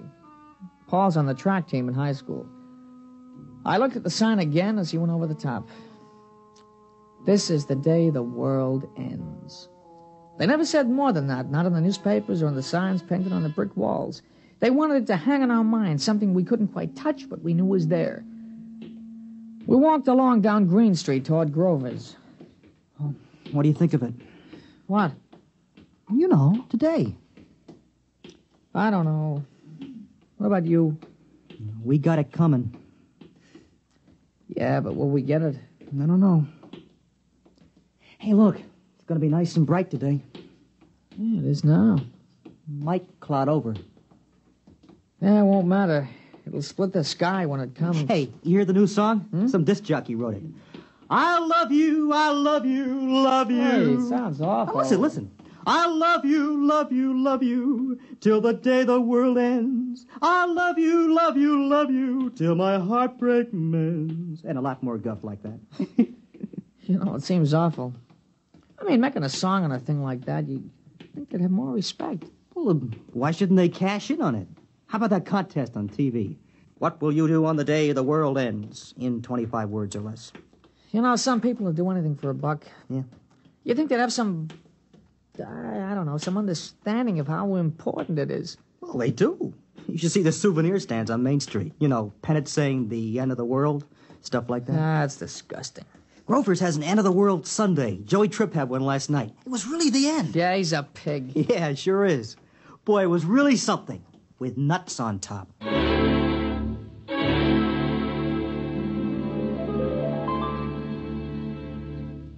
You're listening to End as a World, tonight's attraction on X-1. Careful planning and sensible driving add up to an enjoyable vacation trip. There are a few tips from the National Safety Council that should help make your trip a pleasure instead of a tense, nerve-wracking time. Before you leave, have the car given a thorough checkup to be sure it will always respond properly to your careful control.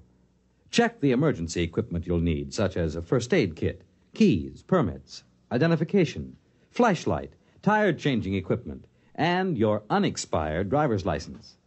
Plan your trip for frequent rest stops with a good night's sleep each night.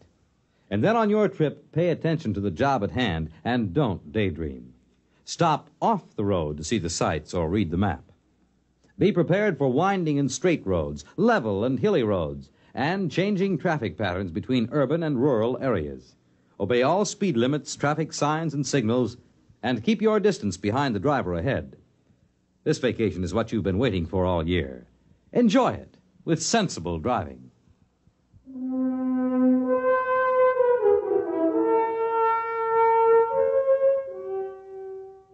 Now back to X-1 and End as a World. We went on to find Howie. He's a little guy, but he can throw a football further and faster than anybody else on the team. Howie was carrying a model of a rocket ship, carbon dioxide powered. Hey, let's see the model, Howie. Doesn't work. Well, what'll we do? I don't know. We could play Salugi. No, we left the football over at Pete's. I might as well just sit down on the grass. Okay. Hey, yeah, I wonder if it'll really come. Yeah, where will the president watch it from? He should have a good view from the White House. No better than us right here. What about Australia? Will they see it over there? They'll see it all over. Africa, too. And what about the Eskimos? Doesn't matter whether they actually see it or not. It'll come to everyone at the same time. Yeah, how about that? Everybody. Not just in this town, but all over. Wherever there are people and even where they're not. You know what I keep thinking about? What? I keep thinking about the man who made the H-bomb. I bet he felt silly and spiteful blowing up an island. I mean, somebody might have wanted to live on it if he just left it there, you know? Yeah, bet he'd feel pretty small with his old H-bomb after today.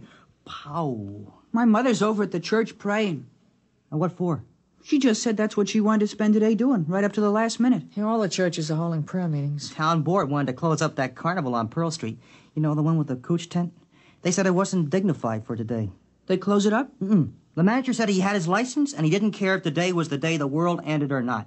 He was putting on 5 shows right up till it happens. Funny idea, those girls dancing and then, whoom, it happens. And nobody to look at them anymore. Can't understand people.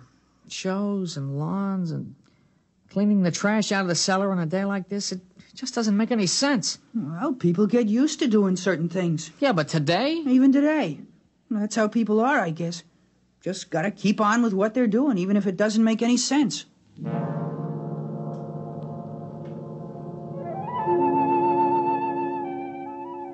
Now, we talked about it for a while, but we talked it out long ago. There was really nothing new we could say. Every once in a while, we'd look up at the sky, but it wasn't going to come until it got here. Finally, I went home for lunch. Now, you sit still and eat your lunch. Oh, Ma. It'll happen without your help. It's going to be all right. You think so? I think so. I I'll give you your allowance now. Yeah, but, Ma, it's only Saturday. I don't get my allowance Well, until... I'll give it to you today anyway. You might as well spend it this afternoon downtown. Gee, thanks, Ma. All right, I won't keep you over lunch. You can run uptown and watch it from there. Okay, Ma.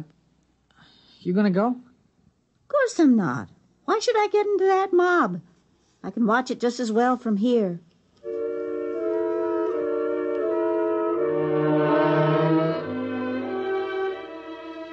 Ma, sure she could.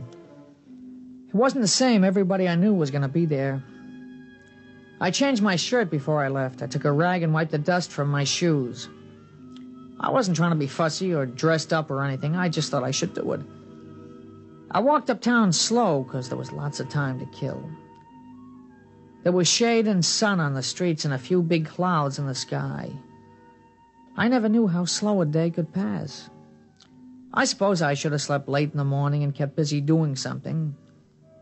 Well, this was worse than putting on a uniform and waiting till game time. At least there was a coach on the field to let you know what to do as you ran through the drill. I ran into Paul at the corner of Cross and Chestnut. Hey, you nervous? No. Why should I be? You mean you're not in suspense? If only we had some way of knowing for sure. Radio, maybe. Oh, there's no radio. The calculations have been checked. Yeah, but maybe there's something we forgot or don't know. A lot of things can go wrong. Hi, fellas. Oh, hi, Howie. You want to go down to Grover's and get them molded? I don't know. Oh, we've still got lots of time. We won't miss anything.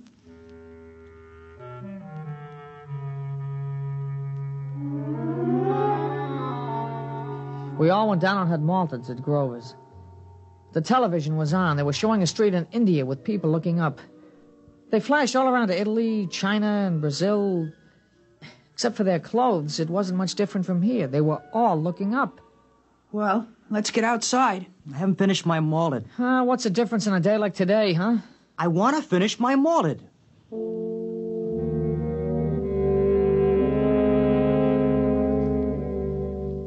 Outside, I noticed there was a slight overcast. The big billowing clouds had passed, but this was worse. I hoped that it would clear away in time, not that it really mattered. Hey, it's a pretty big crowd for a Saturday, huh? Well, this isn't a usual Saturday. What time is it? I don't know. You got to watch, Paul? No. We can see the clock on the merchant's block from the corner. Come on. Hey, it's Ginny Wexelberg. You see her over there? Hey, how'd you like to spend a day with her? That'll really make it a big day, huh? Oh, you don't need that old Ginny Wexelberg to make this a big day. After today, a blind 15-year-old kid isn't going to seem so important. After today, nothing's going to seem important, huh? Well, there's the clock. We still got plenty of time.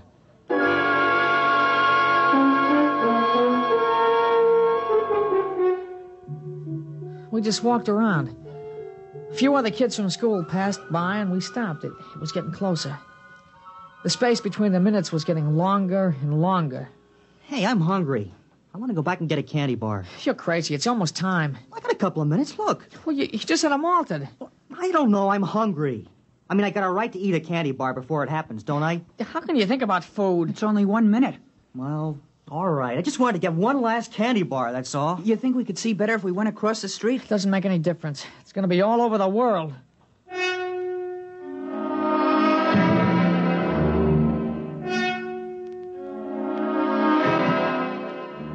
There was still a minute to go, and I kept wondering if there'd been a miscalculation. Now we were all looking up. All over the world, people were looking up. It was quiet. You could hear them breathing. I sneaked a look across the street. Ginny Wexelberg was staring up, and she was crying. I kept wondering why a pretty girl like that should be crying. And then, just as I looked back at the sky, it happened.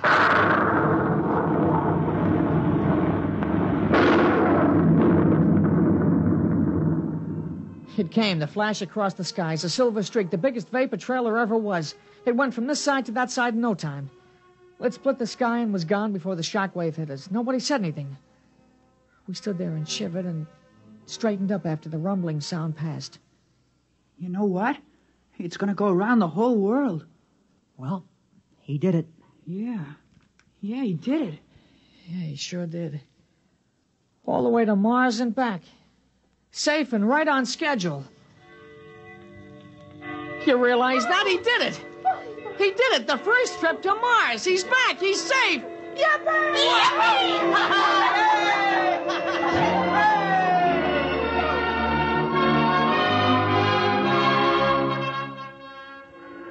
The factory whistles down by the river started blowing. The bells of the Baptist, the Congregationalist, and the Roman Catholic Church were ringing.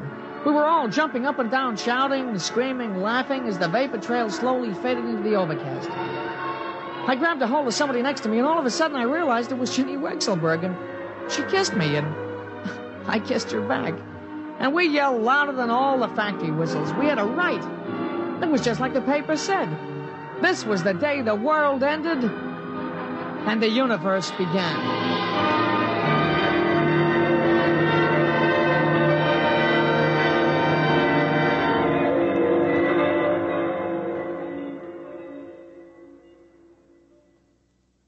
This is Fred Collins, and I'll be back with a word about X-1 in a moment. Hi, this is Walter O'Keefe. You know, they say there's nothing new under the sun, and maybe that's true, but there is something new under the moon, and that's Nightline. In Nightline, we think we found the way to use the intimacy as well as the lightning-fast maneuverability of radio in an hour-and-a-half package of high-voltage, different entertainment.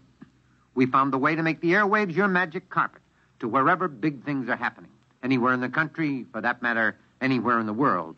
Now, let's say that your favorite comedian is performing at a Las Vegas nightclub. He's packing them in, and you've really got to have connections to get a table. Well, Nightline is that connection, and your radio is your ringside table. More things than you'd believe are happening in the so-called still of the night, and Nightline is your line to exciting entertainment after dark. My feeling is Nightline marks a new era in nighttime entertainment. Tune us in tonight over most of these NBC stations. You have just heard X-1, presented by the National Broadcasting Company in cooperation with Galaxy Science Fiction Magazine, which this month features William Morrison's novelette, The Sly Bunger Hop. To Colmer, it was the chance of a lifetime. He could hear opportunity knock. But where in all creation was the door it knocked upon?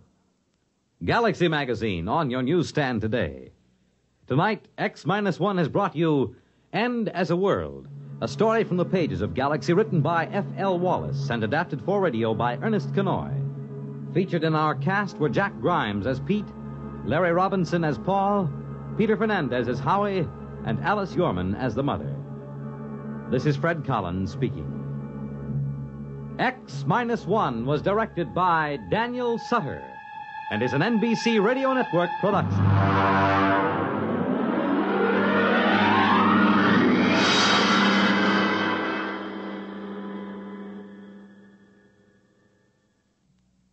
Next week on X-1, another exciting story from the pages of Galaxy.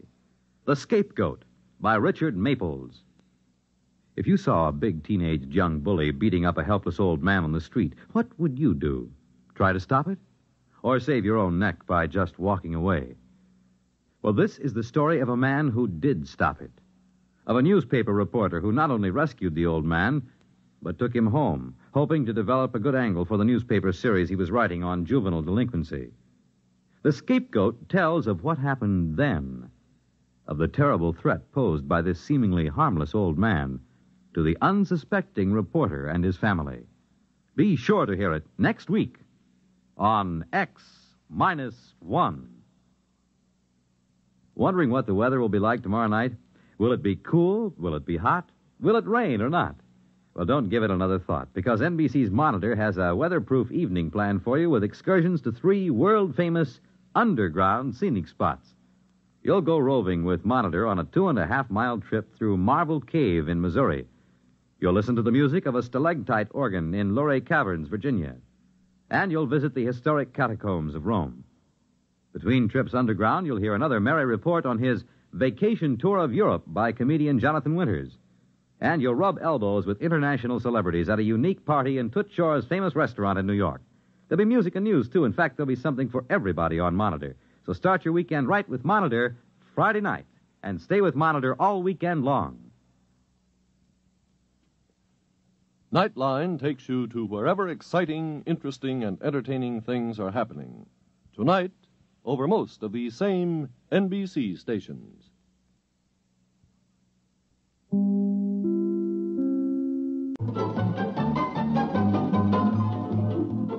This is Nightline, your tie line to the world, and this is Walter O'Keefe. Tonight, a visit to worlds strangely different from ours, the world of the future, the world of X-1.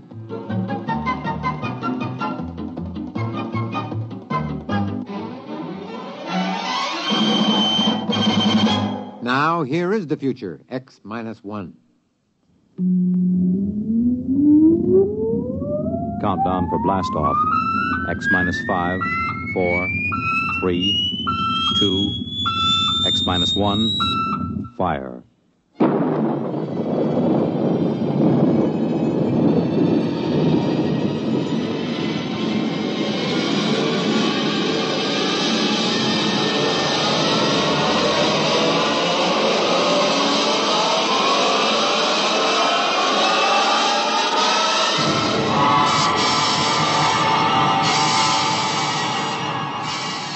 From the far horizons of the unknown come tales of new dimensions in time and space.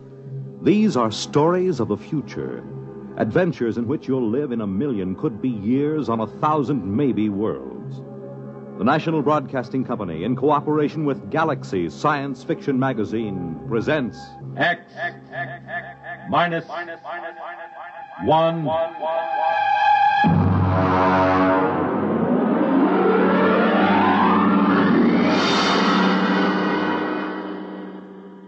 Tonight, the Clifford D. Simak story, Drop Dead. But first, hear this. Have you ever asked yourself what this country's most important natural resource is? I'm Dorothy Olson, NBC Bandstand singing schoolteacher. Our most important resource? Well, you might consider it our mineral deposits, or our tremendous sources of water power, or maybe our great forests.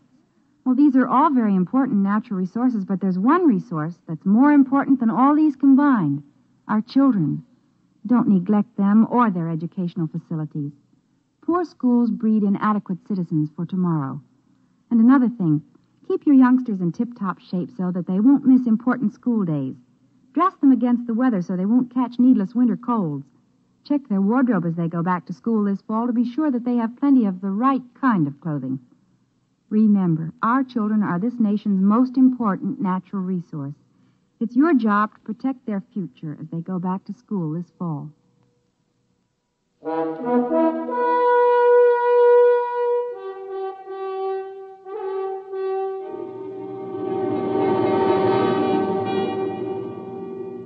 Now, X-1, and the story of an unbelievable planet. Listen to Drop Dead.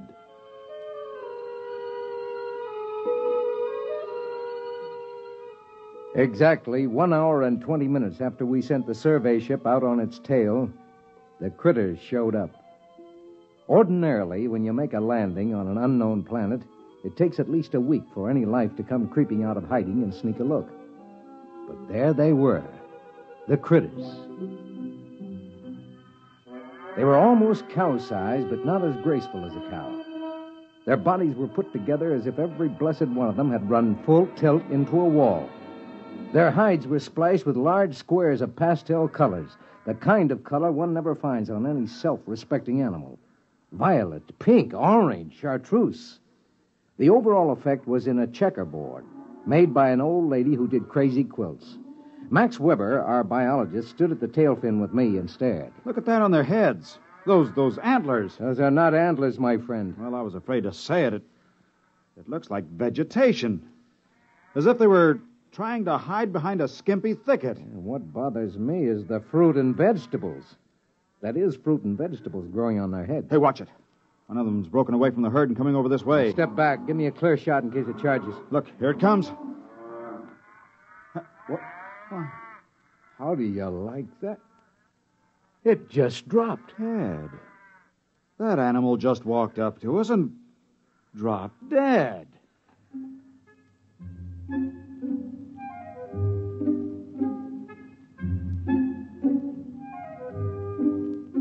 We left the critter lying where it fell and started to set up camp. Carl Parsons, our ecologist, had the stove together and the supper started before the last tent peg was driven. I dug out my diet kit and mixed up my formula, and all of them kidded me about it the way they always did. It didn't bother me. Their kidding was automatic, and I had automatic answers. I know ulcers must sound silly and archaic. You ask any medic, he'll tell you they don't happen anymore. But I have a riddled stomach and a special diet kit to prove that they sometimes do. After supper, Carl Parsons, the ecologist, Max, and I dragged the critter in and had a good look at it. Hey, look at this, Ed.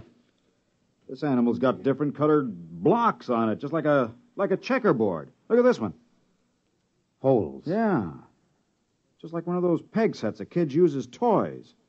Here, look what I found out of that. I'll poke it with my knife. There. Looks like a bee. Well, it is. On top of being a tomato bush and a grapevine, this critter is a walking beehive. Why couldn't they be something simple? Yeah, it never is. You know, this is a screwy place. The critters? No, not the critters. The planet itself. Never saw one like it. It's positively naked. No trees, no flowers, nothing. Almost as if someone had said, let's make a simple planet. Let's cut out all the frills. Let's skip all the biological experiments and just work on the basics. One form of life and the grass for it to eat.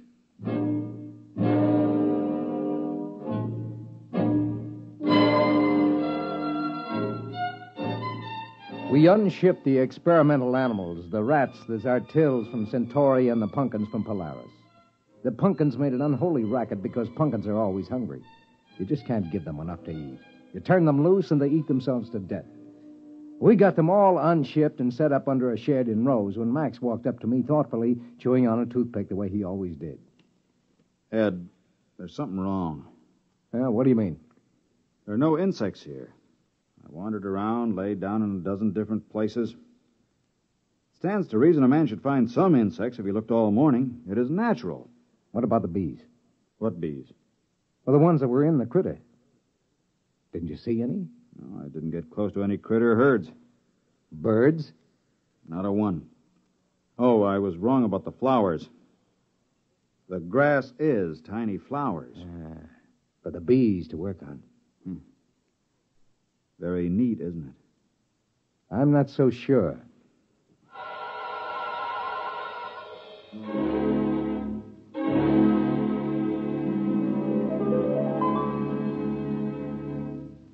American tradition.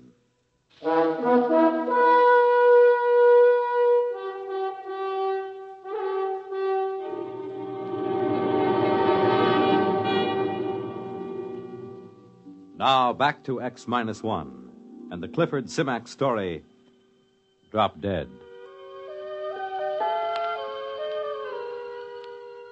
The bio team had the critter spread out on a canvas tarp.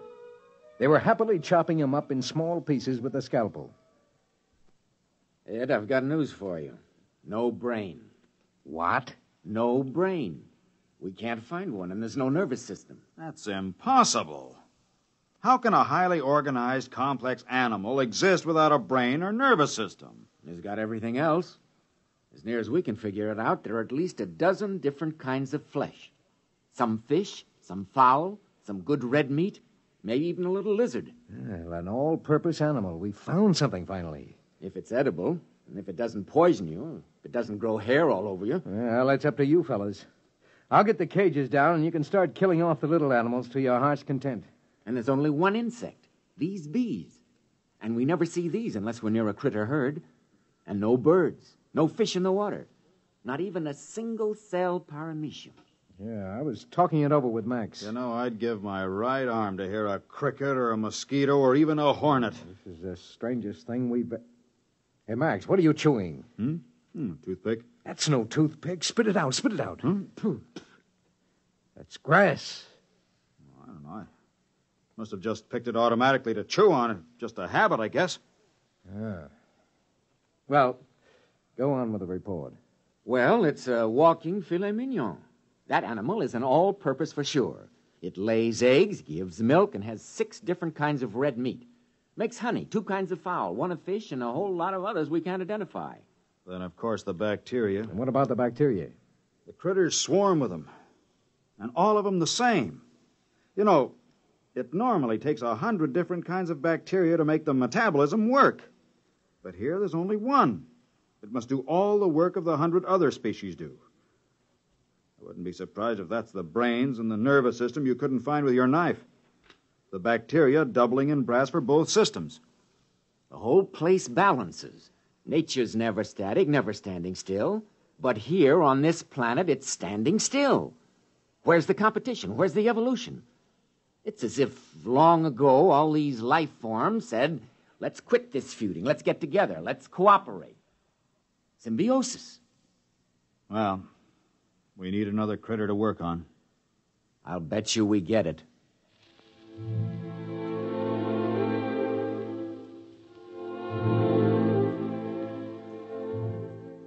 Luckily, Max didn't take Carl's bet.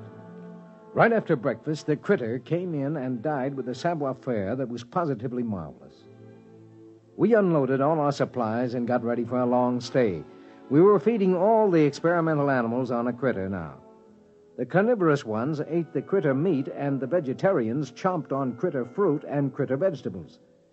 They all grew sleek and sassy. We were sitting around after supper one night when suddenly we heard something. Hey! What is it? Listen! Thunder. Listen. I think... All right, quick. Everybody up into the ship. What is it? A herd of critters. Look, you see the dust? They're coming this way in a stampede.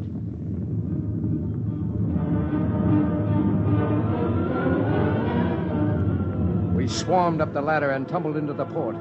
Below us, the stampede critters went grinding through camp. There seemed to be millions of them. They came pouring past for almost an hour.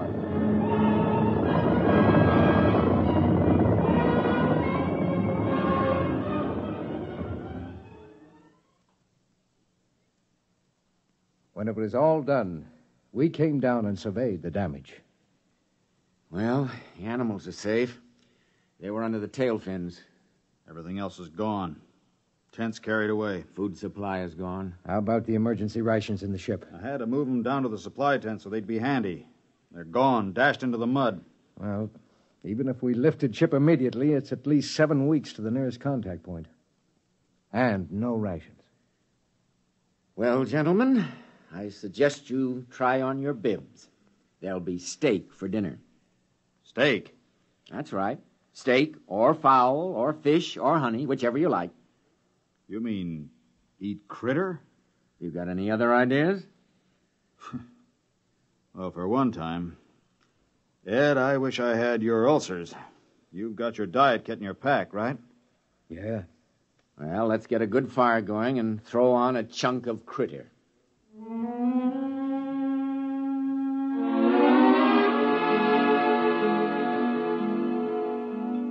The crew ate about a critter a day. They didn't seem to mind. Just at breakfast time, one would walk in and keel over. The crew ate like there was no tomorrow. I waited for them to break out in a rash or start turning green with purple spots or grow scales or something. But nothing happened. They felt better than they ever had. But then one morning, Max Weber turned up sick. Well, gentlemen, I've just taken a sample of my own blood.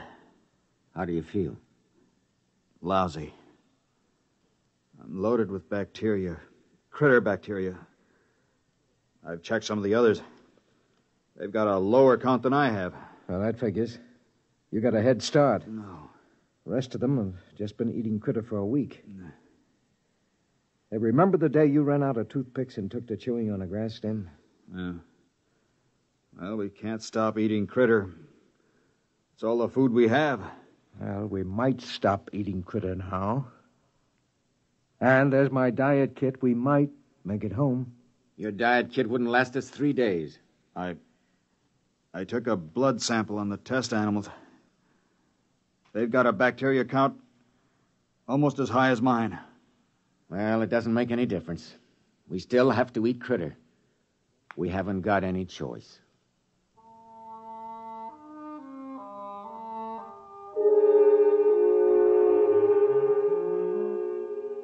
That night, Weber disappeared. We hunted him for 3 days. He couldn't have gone very far, but we didn't find him. We did find one queer thing, though. Hey, over here! Down in the gully! What is it? That white fungus, kind of a ball. It wasn't here last week.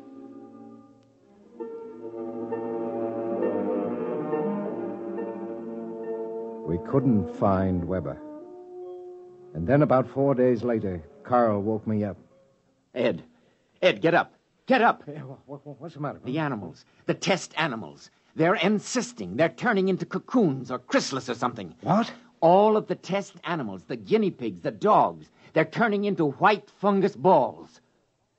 Carl, the ball we found out in the field. Weber.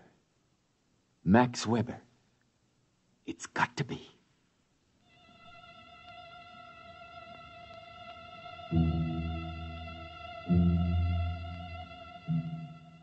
We had some trouble finding the place because the land was so flat and featureless.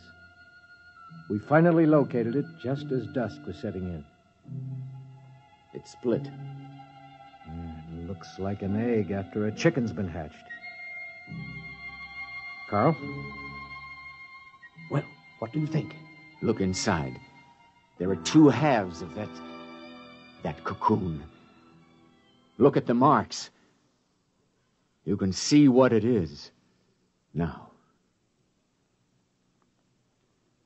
Ed, you're the only one who had the chance. I think you should leave right now. Get back to the center and tell them. You've got your diet kit. You can make it. No wonder there are just the critters here.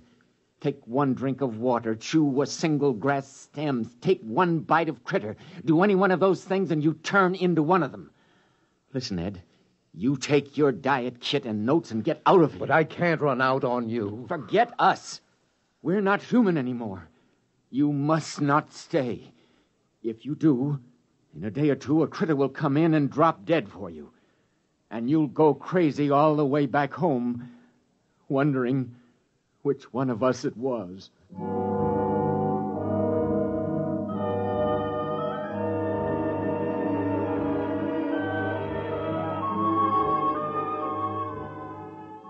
I walked slowly over to the ship, and I stood at the foot of the ladder, holding the notes and the diet kit against my chest. I thought of all the things we'd been through together. The crew, how they'd always kidded me about the diet kit. I thought of almost 10 years eating that awful goo, and that I could never eat like a normal human because of my ulcerated stomach.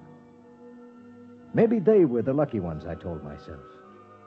If a man got turned into a critter, he'd probably come out with a whole stomach and never worry about how much or what he ate. The critters never ate anything except the grass. But maybe, I thought, that grass tasted just as good to them as steak or a pumpkin pie would taste to me. So I stood there for a while and I thought about it. Ed, what are you doing back here? Carl, I just took that diet kit and threw it out into the waste disposal unit. What are you talking about? My friend, I am very hungry. What have you got for supper?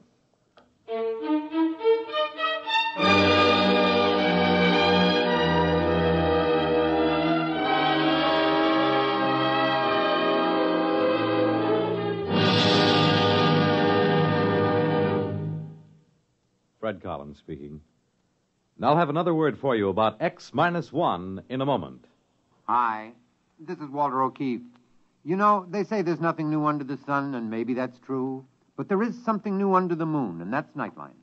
In Nightline, we think we found the way to use the intimacy as well as the lightning-fast maneuverability of radio in an hour-and-a-half package of high-voltage, different entertainment. We found the way to make the airwaves your magic carpet to wherever big things are happening. Anywhere in the country, for that matter, anywhere in the world. Now, let's say that your favorite comedian is performing at a Las Vegas nightclub. He's packing them in, and you've really got to have connections to get a table. Well, Nightline is that connection, and your radio is your ringside table.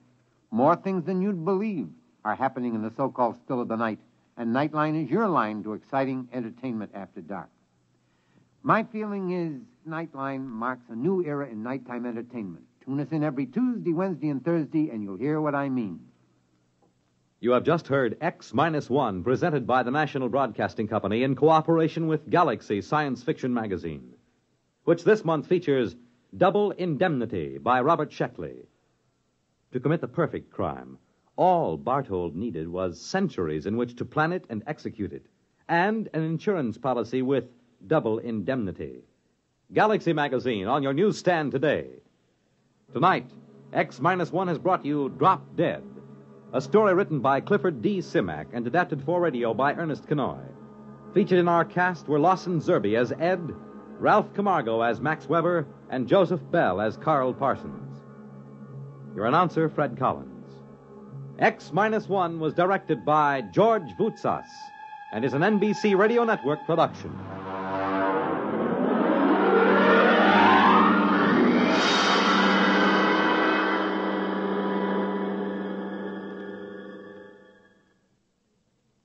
You'll be on the right line to exciting entertainment when you hear Nightline tonight over most of these NBC stations.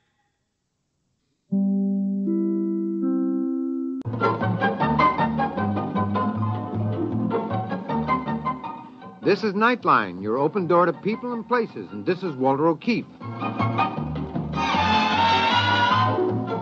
Nightline invites you to listen in on NBC's award-winning science fiction series X-1.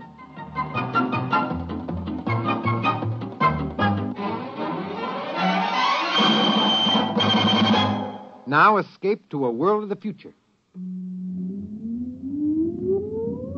Countdown for blast off. X-5, 4, 3, 2, X-1, fire.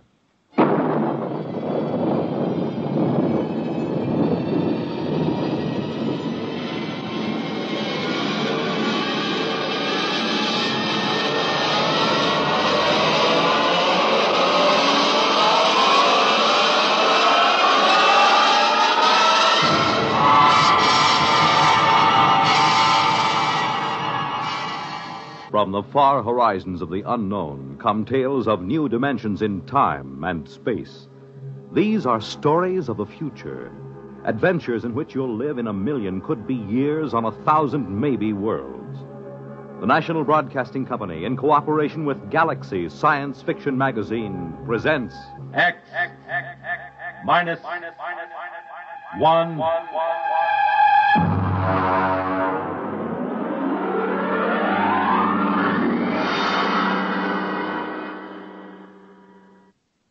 Tonight, Volpla by Wyman Gwynn. But first, hear this. Hello, I'm Dorothy Olson, singing schoolteacher on NBC's big weekday musical show, Bandstand. But right now, I'd like to talk to you parents. I'd like to ask you a few questions as you're getting ready to send your youngsters back to school. Are you helping your child get the most out of his school? Do you make his home conditions favorable enough for him to do his homework? Do you show an interest in his schoolwork? Remember, your child's success in school and later on in life depends to a large degree on your attitude towards his schooling today. And there's another important thing. Everyone needs a good send-off in the morning, and that goes for children, too. Be sure your children have a substantial breakfast and a cheery goodbye before they head for school each day. Remember, you can't expect your child to do it all himself. Encourage him in his schooling, both in your attitude and in your actions as he goes back to school this fall.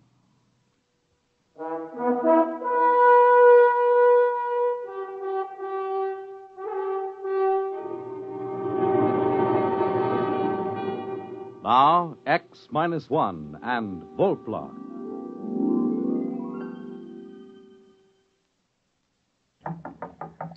Lunch, dear. Oh, I'll be right there. Come on, you old hermit. I have a buffet on the terrace. I'm coming. So, I'm an old hermit, am I? And our daughter says I'm eccentric now. I wonder how the devil she ever found out. From me, of course. But you love me just the same. Oh, Max, what's got into you? Stop it. Oh, I reached the dangerous age. And, lady, I'm going to have fun. Well, come on out to the terrace. The hamburgers will get cold. My dear, I'm going to have a new kind of fun. Oh? It's a joke. I'm going to play a tremendous joke on the whole world.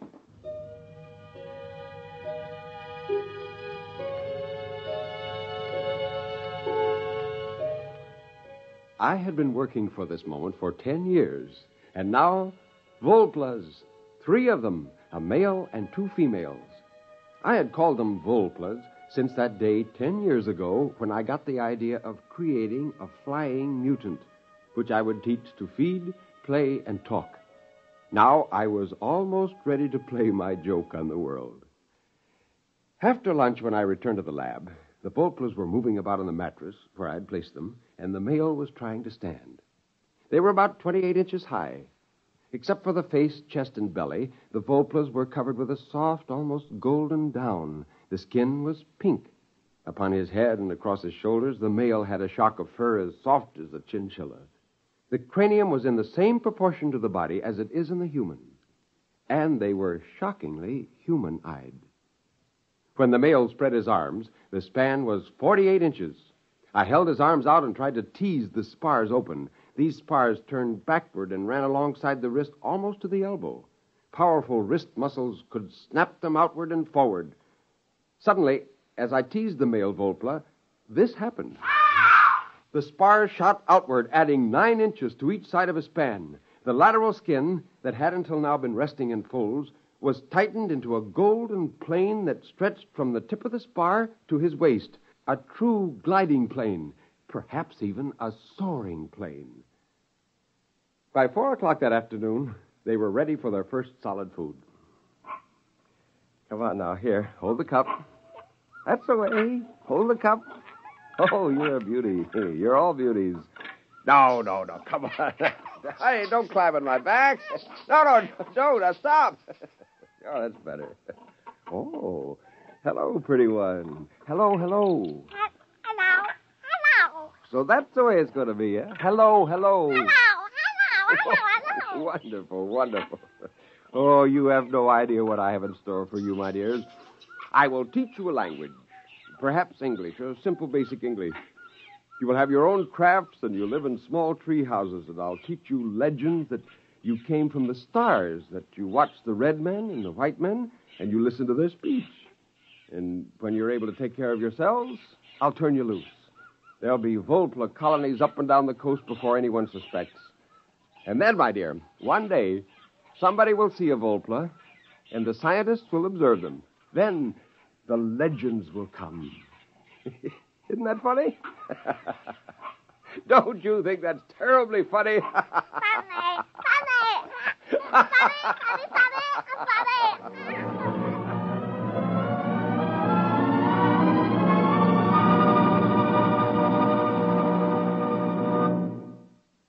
You're listening to Volpla.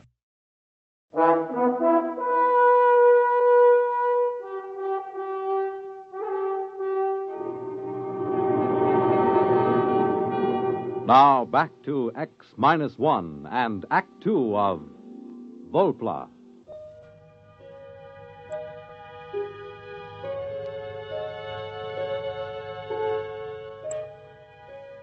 I used the metabolic accelerator to cut the Volpla's gestation down to 1 week, and I used it to bring the infants to maturity in 1 month. By the next spring, I had a colony of over 100 Volplas, and I shut down the accelerator. From now on, they could have their babies in their own way. I had devised a language for them, and I carefully adulterated it with English, as if they had observed us and learned. My Volplas were amazing. They were bilingual. Well, Jane and Susie went down to Santa Barbara for a week, and I took the opportunity to ship the male and the oldest 2 females out of the lab. I put them in a Jeep beside me and drove to a secluded valley about a mile back on the ranch. Tree, rock, sky. That's right, Chief. That's the sky. All right, come on now. Everybody out. Run, jump. Jump, run, sky. That's right. Take off. Go ahead.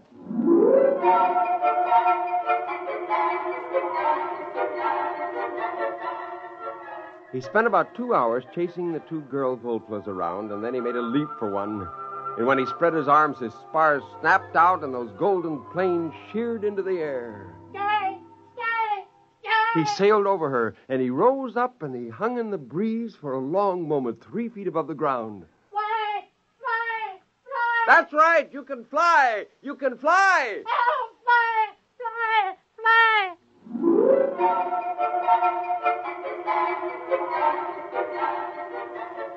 They learned quickly and brilliantly. They were not really flyers. They were gliders and soarers. Before long, they took agilely to the trees and launched themselves in beautiful glides for hundreds of feet, banking and turning and spiraling to a gentle halt. Oh, I laughed out loud with anticipation. Wait until the first pair of these is brought before a sheriff. Wait till the newspaper reporters are routed out into the hills to witness this. When they were tired, the Volplas lay on their backs with their planes stretched out. The oldest one came over to me. He squatted, his elbows resting in the ground, his wrist crossed at his chest. Before the red men, we live here? That's right. In places like these, you lived all along these mountains. Now there are very few of you left. Since you've been staying in my place, you've naturally forgotten the ways of living outdoors. We learn again. We stay here? That's right. Now look. Look, you see up in that tree? That's a bird. That's your food, if you can kill it. How? Well, I don't think you can get at them in the tree. You'll have to soar up above and catch one of them on the wing when they fly away. Go ahead, try.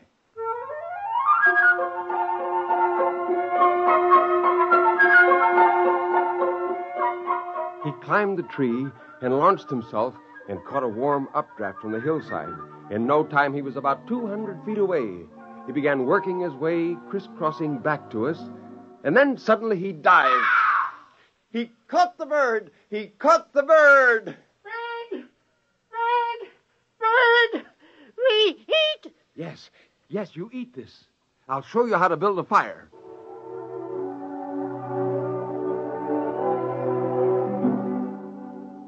Again, I told them the story I had made up. How they came long before the red men in a ship from the stars. I taught them to point to the planet Venus and say that was the star they came from.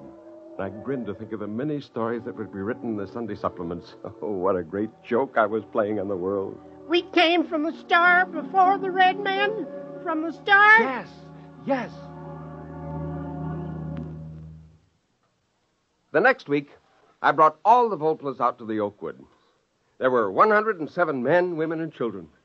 By the end of the week, they were scattered over 4 square miles of the ranch.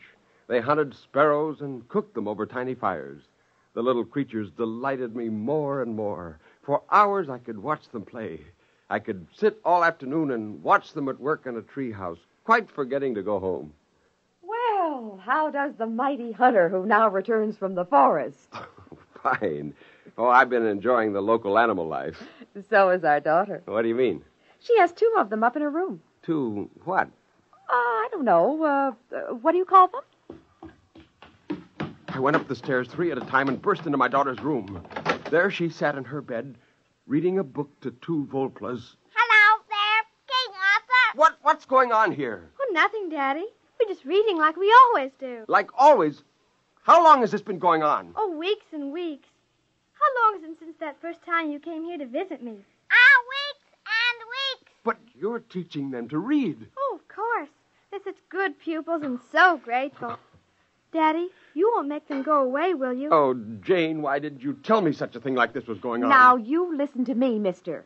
Your whole life is a secret from us. Just what makes you think your daughter can't have a little secret of her own? Oh, fine secret. Didn't it occur to you that this might be dangerous? Those creatures are... Oh, Max, for heaven's sakes, they're sweet, lovable little creatures without a harm in their furry little bodies. Now, don't get excited.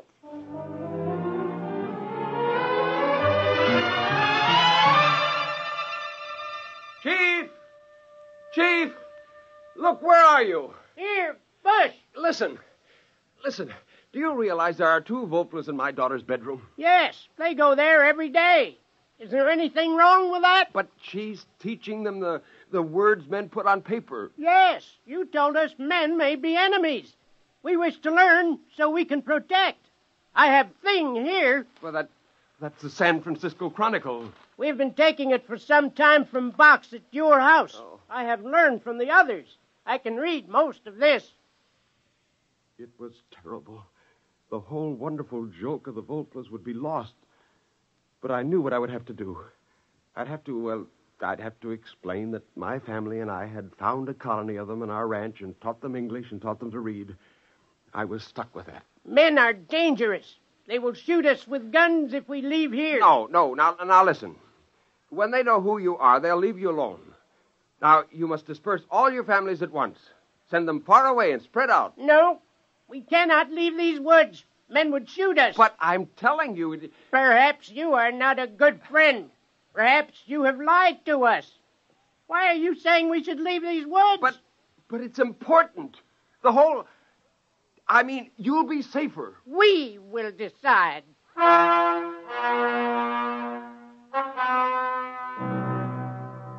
The whole thing was critical. It could be disastrous. I went back to the house and up to Susie's room. I found her talking to two Volplas. Oh, no. I'm sure you didn't come from the stars. That doesn't sound right. The more I think about it, the more I'm sure that my father made you. Susie, what business have you telling them that? I don't want you talking to them that way. Do you hear me? Daddy, you want to play a joke, don't you? Like the time you said I could have a horse for my birthday. You gave me that dried seahorse in the bottle instead of a real one. Were you going to make that kind of a joke? No, now, Susie, honey, that isn't exactly it, no. I don't think it's very funny. The Volplas are my friends. I wouldn't want to play a practical joke on them.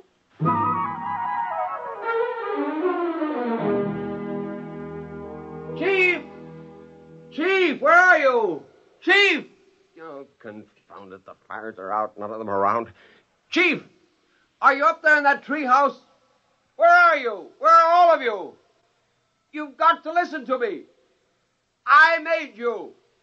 The joke, the whole joke is spoiled. Where are you? Chief! Volplas! Volplas!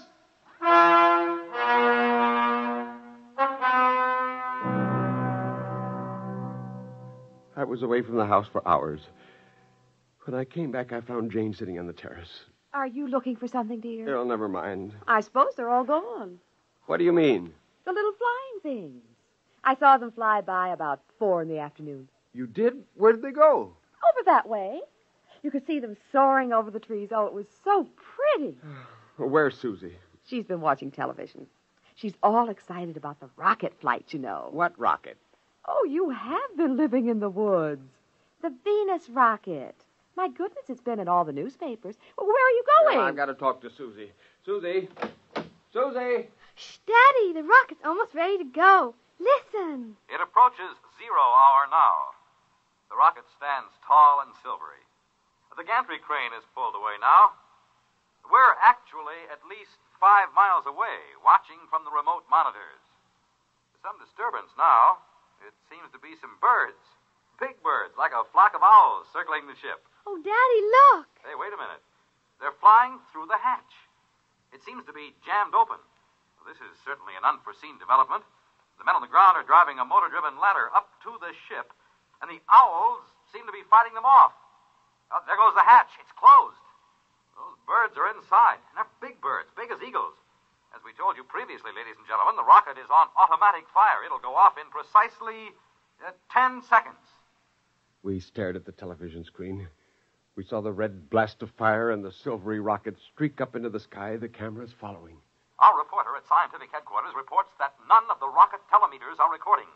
The owls who blundered into the open hatch in this heartbreaking accident seem to have disrupted the automatic recorders. The control circuit cannot be altered. The rocket will land on Venus as scheduled. Daddy, those weren't owls, were they? No, they weren't. Owls. He thought they were owls. That's kind of a joke, isn't it? Isn't it a joke, Daddy? I'd say, Max, dear, the joke's on you. Wait till men land on Venus and find Venusians with a legend about their great father in California.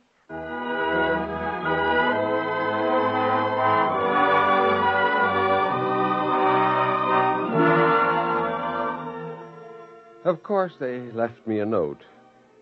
The handwriting wasn't very good, but then you wouldn't write very well either if your index finger was 9 inches long. I sat on the patio and read the Volpla's farewell. It said, "The man who made us, we forgive you. We know we did not come from the stars, but we go there. I, the chief, give you welcome to visit we will try not to laugh at you. Goodbye.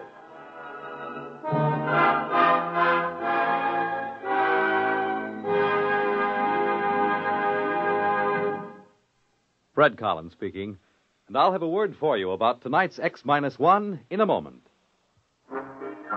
Say, Bert Clark, My True Story's coming our way. Monday is the moving day. That's good news for me.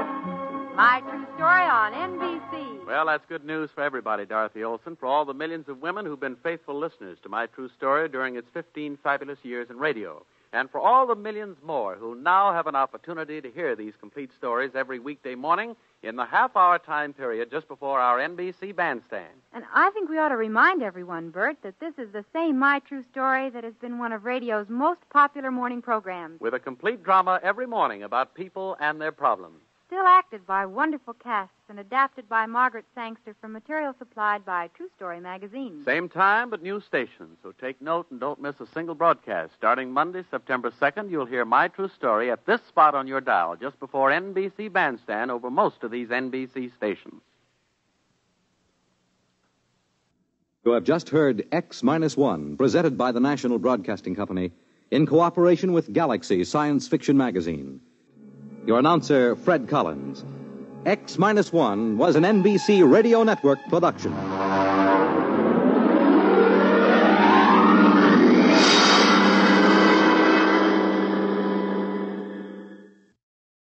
There's excitement in the air at night, and Nightline brings it to you.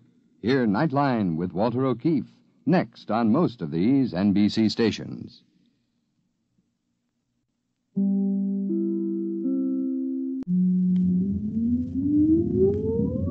Countdown for blast off.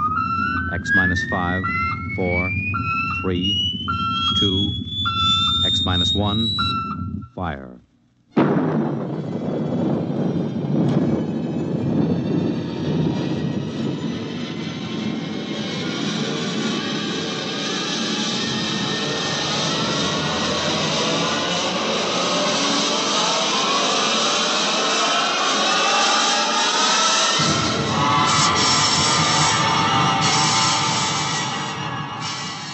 From the far horizons of the unknown come tales of new dimensions in time and space.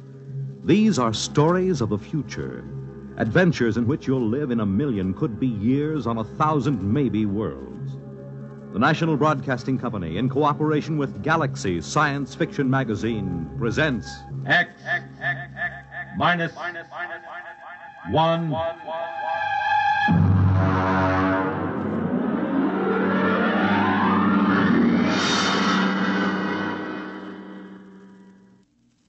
Tonight, the time is June 25th, 1962. The place, a lonely beach. The story, Saucer of Loneliness by Theodore Sturgeon.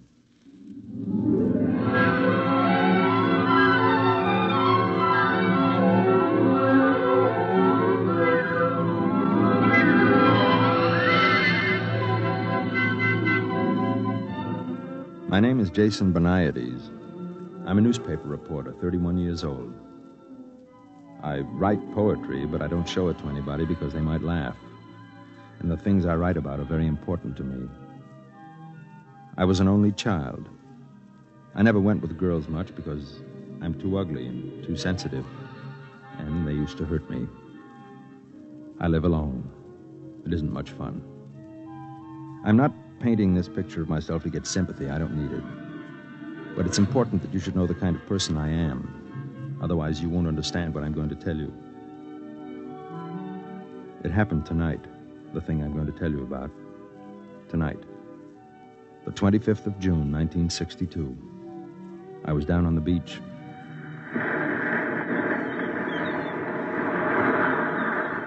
Hey, mister!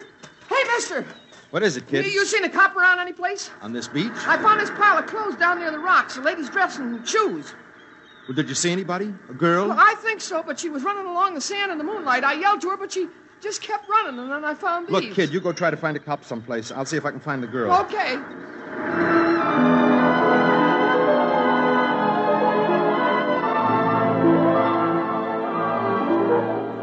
I thought to myself, she's dead. I'll never find her now in this white flood of moonlight with the surf seething in over the pale sand. I ran and ran until my knees buckled and went down in the swirl of it, the sea on my lips, with the taste of tears, and the whole white night shouted and wept. And then I saw her, waist deep, walking into the surf. Stop. Stop it. Come back. Come on, come out. Let go. Let me go. Don't do it. Please don't. Leave me alone. Leave me alone. I'm going to have to hit you. Forgive me.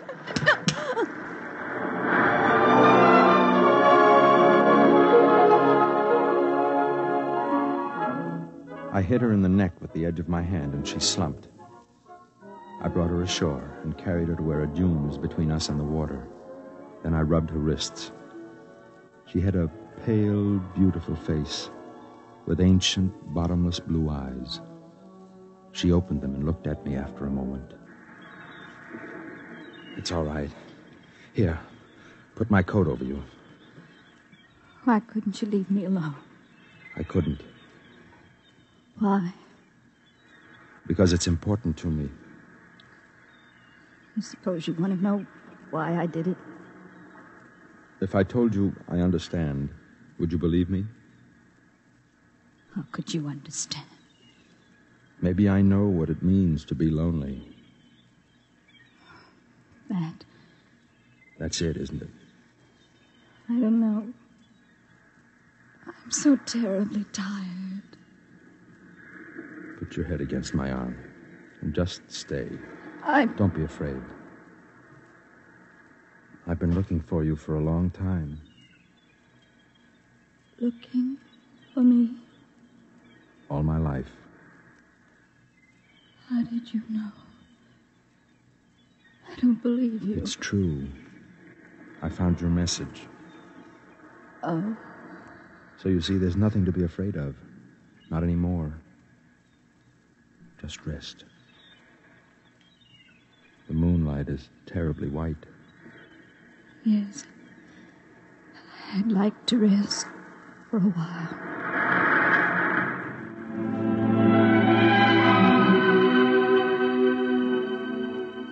She didn't remember it, of course. But I was one of the reporters who had covered the story when it first happened, 5 years ago.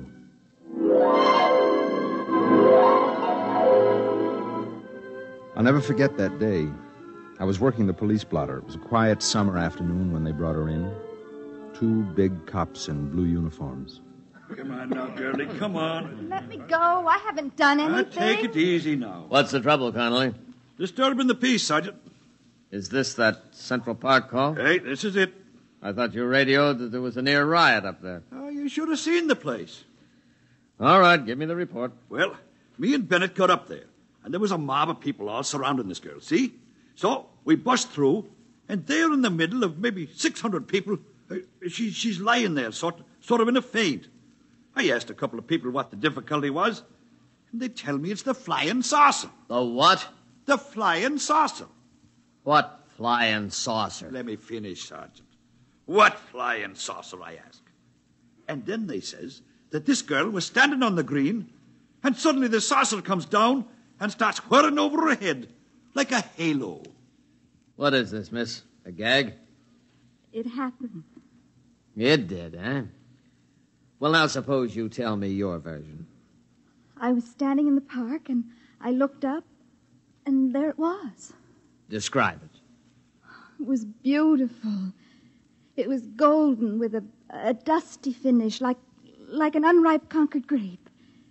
It made a faint sound, a chord of 2 tones.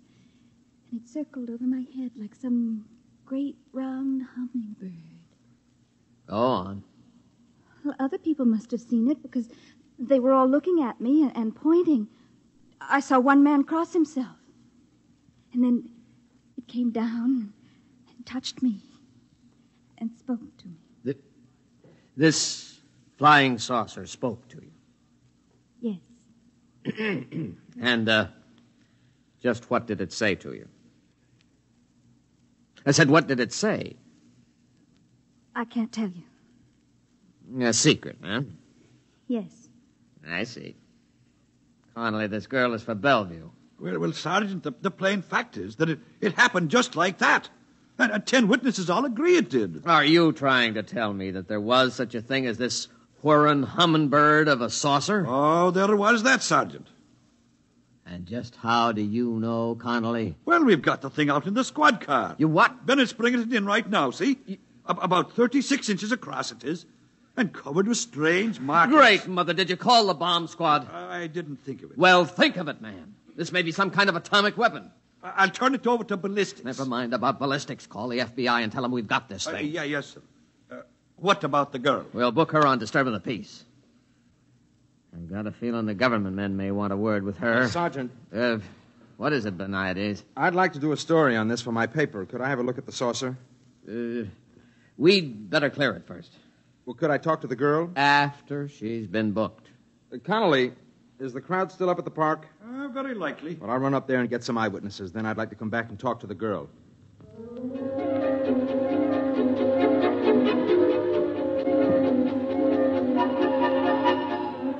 Up at the park, they were still buzzing about it. Some said she was a communist agitator. Some said it was a flying saucer from Mars, and she had stepped out of it. Others said she was a saint, and it was her halo. I took some notes, phoned the paper, and went back downtown to talk to her. But there were a couple of agents with her, and they wouldn't let me in. Now then, miss, you told the sergeant this saucer spoke to you. Is that correct? Yes? Did it speak to you in English? I don't know. You did understand it, though. Yes. Do you speak any other languages? No. Tell me, what message did you receive from this instrument? Wasn't anything, really. Suppose you tell me. I'd rather not. Miss, let me be very frank. I'm not a policeman. I'm a security agent. That means that I deal with problems that affect the security of our country. Do you understand? Yes. Now, we've examined this flying saucer enough to know that it is not of American manufacture. It also possesses an extremely high radioactive count. Now, that means that it was made in an area where radioactive materials are in great abundance, such as an area where atom bombs are made. That's why we want to know the message you received from the saucer. There was no message. You just made it up. Yes. I'm afraid you're lying. Suppose we have some soldiers bring the saucer in here and hold it over your head. Would you object? I don't care what you do. All right, boys, bring it in. Now, when I tell the men to hold it over your head, you try to recall what it said. I don't know what it said. Lift it up, boys. Hold it right over her head. All right.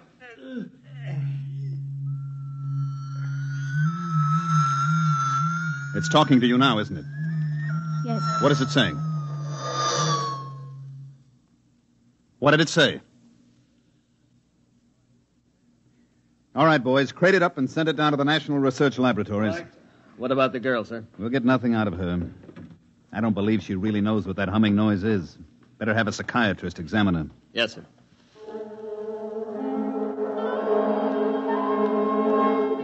They took her to the city hospital, and she had a room to herself. Whenever the door opened, she could see the policeman outside. The door opened quite often. There were a lot of important people, some in army uniforms, who came up from Washington just to see her and talk to her. Apparently, they had analyzed the flying saucer and discovered something that made this girl about the most important person in the country. I used to stand outside, and I could identify the heads of certain security agencies, but nobody would answer the questions that the reporters shot at them. Sir, excuse me? Yes? I'm Jason Beniades from the Trib. I've been assigned to this flying saucer story as chief of the security I'm sorry, section. I have no comment. Can you tell me how long the girl will be held? That's a matter for the civil authorities. Well, have the psychiatrist... Excuse me, Mr. Beniades. My car's waiting.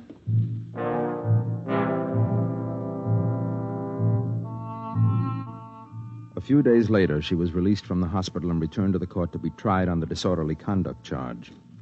They found her guilty and fined her $15 and turned her loose.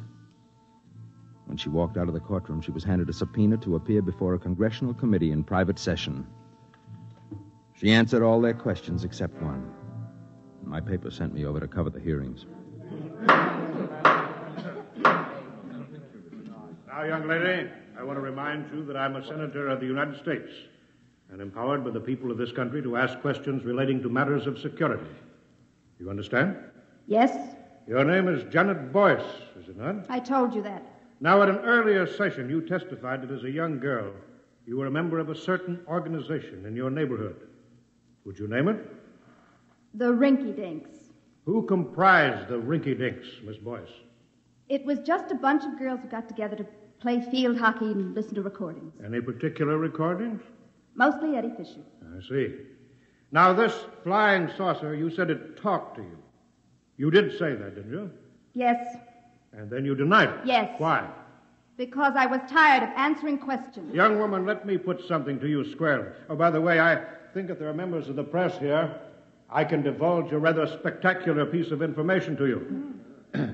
This flying saucer has been thoroughly examined and analyzed, and I wish to inform the people of this great nation that it definitely, I repeat, it definitely did not originate on this planet. Now then, Miss Boyce, consider that it is possible that our Earth might be attacked from outer space by beings much stronger and cleverer than we are. And consider that perhaps you have the key to our defense against those beings. Don't you owe it to the world?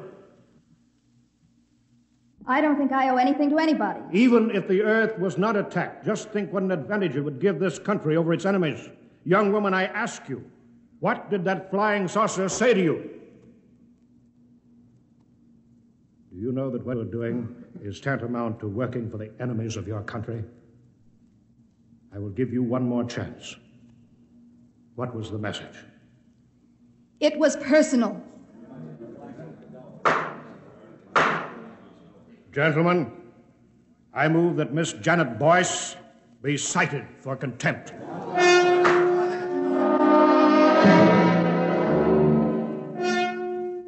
The furor was fantastic.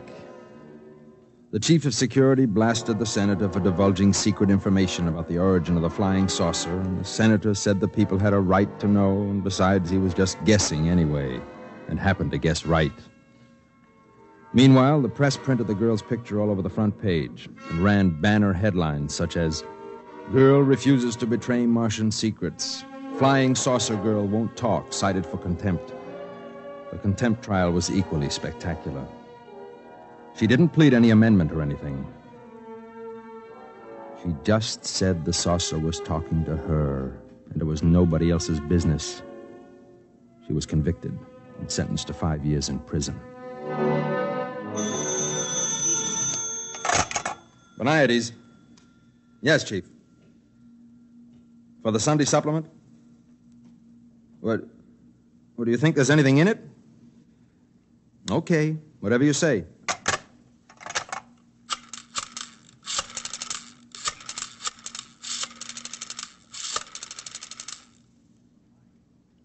Mike, get me everything you can on that flying saucer girl, will you? Yeah, the one that was sent to jail about 4 years ago. See if you can find out what she's doing now. She was released about 6 months ago, I think. Uh-huh. Yeah, the boss wants a feature for the Sunday supplement. Okay.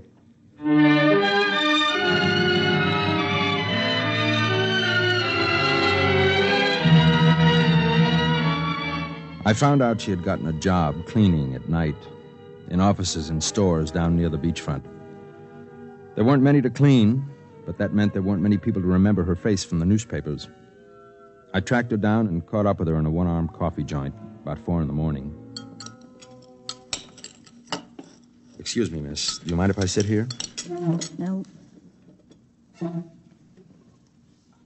Nice night, isn't it? Moonlight and everything. Which are you? Security, newspapers, or just somebody out for a good time? You're pretty bitter, aren't you? Shouldn't I be?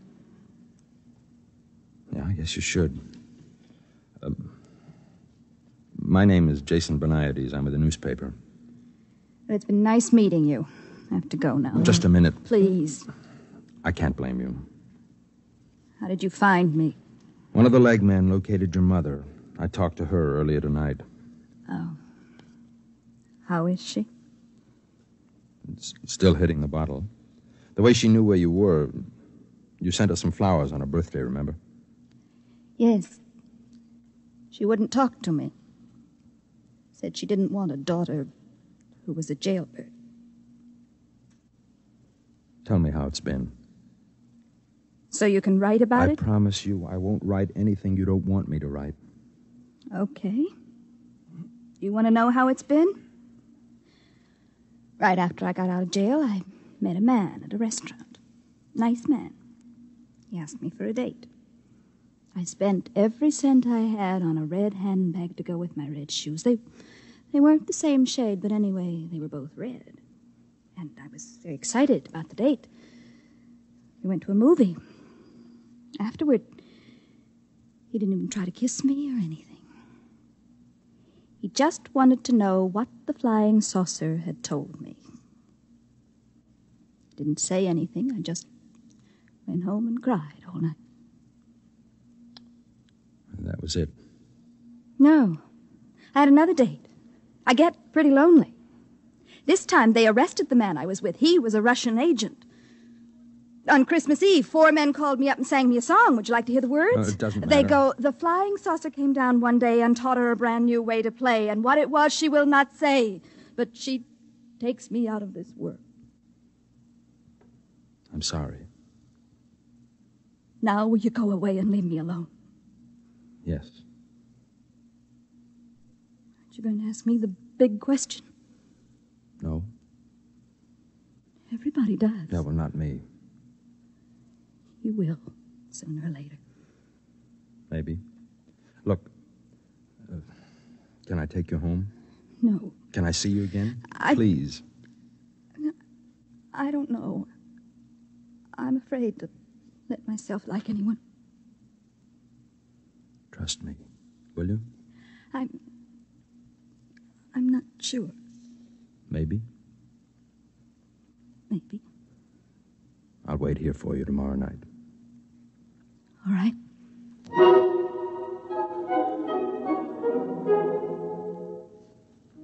The next night, I went back to the coffee joint to wait for her. I knew she got through about 4 a.m. I got there about 15 minutes early. Mr. Benides? Yes. Say, you're the chief of the security section, aren't you? You have a good memory. You mind if I sit down? Well, I'm expecting someone. Yes, I know. Oh, I see. I'd like to talk to you. Go ahead. You probably know that we've been trying to gain the confidence of this girl for some years now. Yes. And apparently you've succeeded where we've failed. Well, not really. In any event, you seem to be making some progress. She may not even show up. I think she will. Now, I'm going to ask you to help us. Help? In what way can I help? We have reason to believe that this girl is a courier for some alien power. On what do you base that? Well, there was the incident of the saucer, of course. We've definitely established that it came from some other planet. And recently, she's been throwing messages inside bottles into the ocean. What sort of messages? They're always the same. Now, I have one right here. You're welcome to read it and see if it makes any sense. We've had every decoding expert in the service trying to break it. But we can't seem to find the key. I see. Now, she's throwing literally hundreds of these messages in bottles into the sea. We've got many of them, but not all, naturally. Now, what we're most interested in is locating the contact. Naturally. And that's where you fit in. We'd like you to gain this girl's confidence even further. Try to find out just what these messages mean, and beyond that, what the saucer said to her. You'll be doing us a favor and your country a great service.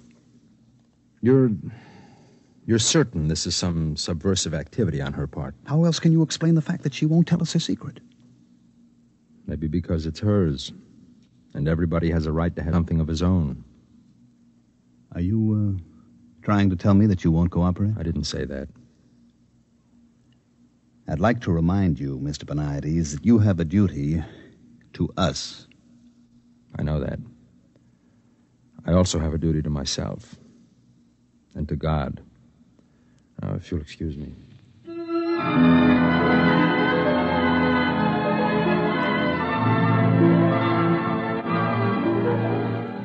I folded the bottle message and put it in my pocket. I waited for her to show up. The minutes went by, and the hours, and I knew she wasn't coming. Or she had come and seen me with the chief and changed her mind. That's when I left the cafe and walked down to the beach. That's when I dragged her out of the surf before she could follow one of her bottles into the water. How do you feel now? Are you cold? Why should you care? I do. Is that why you were sitting with the security chief in the cafe? I didn't arrange that meeting. He asked me to spy on you. I suppose he told you about the bottles. Yes. Wonder how much of the taxpayers' money they spent gathering them up. You'd think they'd get tired of it. All the writing in the bottles is the same. Maybe you could have saved a lot of trouble. Do you think so? All of them. Judges, jailers, jukeboxes, people. Do you really think it would have saved me a minute's trouble if I told them the whole truth at the very beginning? Wouldn't it? No. They wouldn't have believed me. What they wanted was a new weapon. Some super scientific super science from some alien super race. Science. That's all they think of. No, it's pretty important. Would it ever have occurred to them that this super race from another planet might have super feelings? Or super longings? Or super loneliness? No. All they think about is weapons. Isn't it time you asked me what the saucer said? No. They all asked me. I don't have to ask you. I know. You know? Let me read it to you. There is in certain living souls a quality of loneliness unspeakable, so great it must be shared as company is shared by lesser beings. Such a loneliness is mine. So know by this that in immensity there is one lonelier than you. How did you know? It's the message you put in the bottles.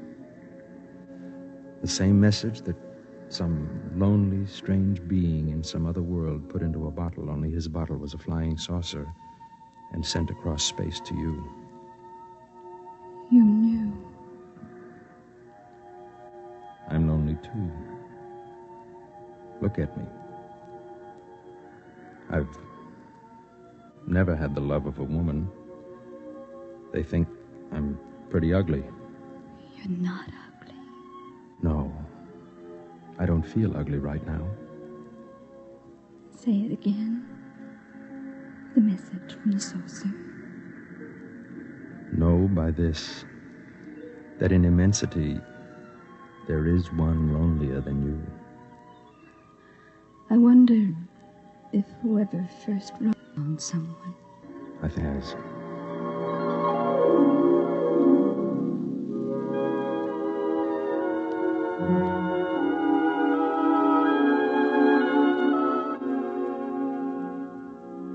She looked at me and said nothing, but it was as if a light came from her.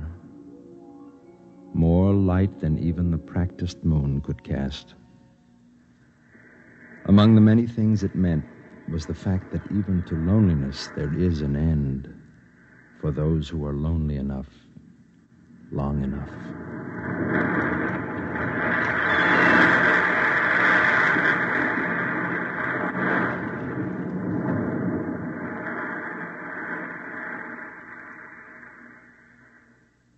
You have just heard X-1, presented by the National Broadcasting Company in cooperation with Galaxy Science Fiction Magazine, which this month features I Am a Nucleus by Stephen Barr, the story of a man who felt he was hexed because his comfortably untidy world had suddenly turned into a monstrosity of order. Galaxy Magazine, on your newsstand today. Tonight, by transcription, X-1 has brought you Saucer of Loneliness, a story from the pages of Galaxy written by Theodore Sturgeon and adapted for radio by George Lefferts. Featured in the cast were Elaine Rost as Janet, Nat Polan as Jason, William Keane as the sergeant, Jock McGregor as the cop, Mandel Kramer as the chief, and Wendell Holmes as the senator. This is Fred Collins. X-1 was directed by Fred Way and is an NBC Radio Network production.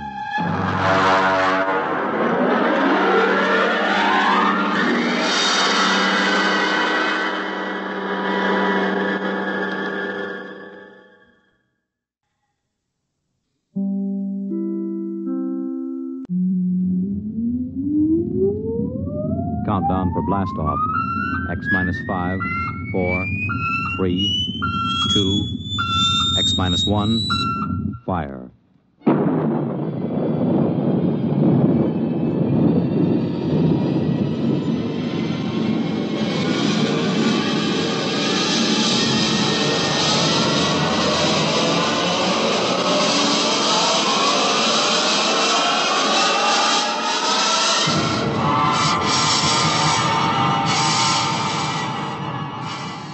From the far horizons of the unknown come transcribed tales of new dimensions in time and space. These are stories of the future, adventures in which you'll live in 1,000,000, could be years, on 1,000 maybe worlds. The National Broadcasting Company, in cooperation with Galaxy Science Fiction Magazine, presents X-1.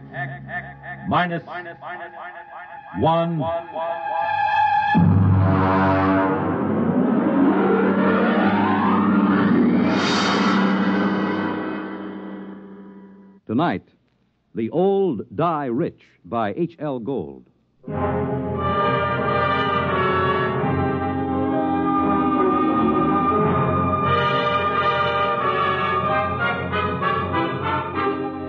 uniformed cop at the door told me to get lost. But Lou Pape spotted me and told the man to let me in. It was a shabby room. They always are.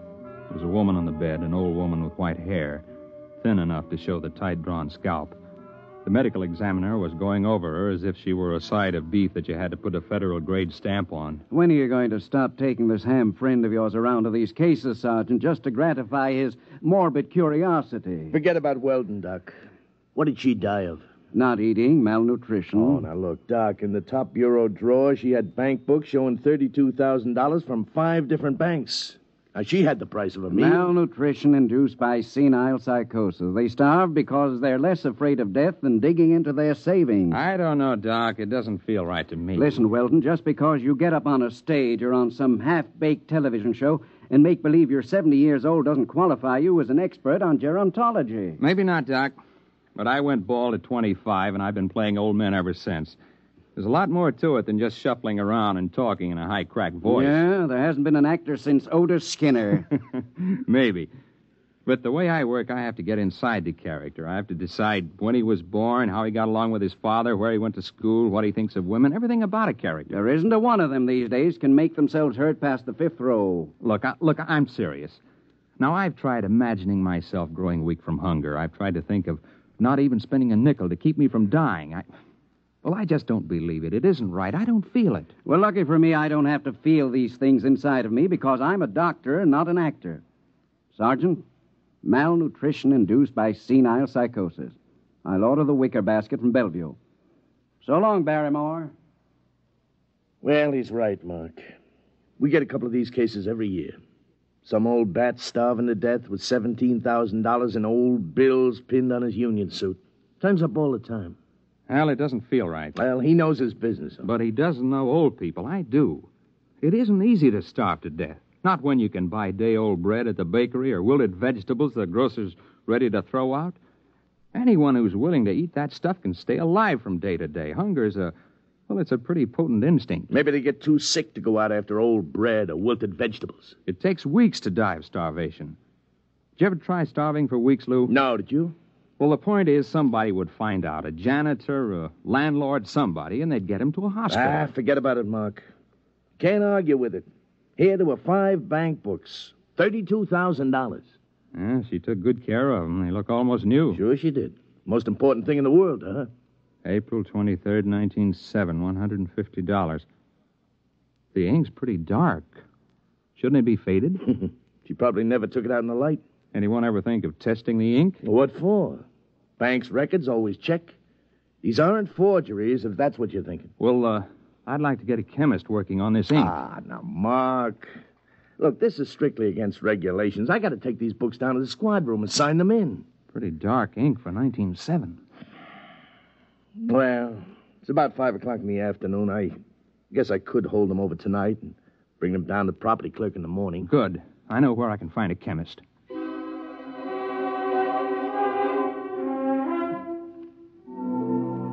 Mr. Weldon, there's no doubt of it. The ink sample is typical of inks used 50 years ago. 1907 would be about right. There, you see, Weldon?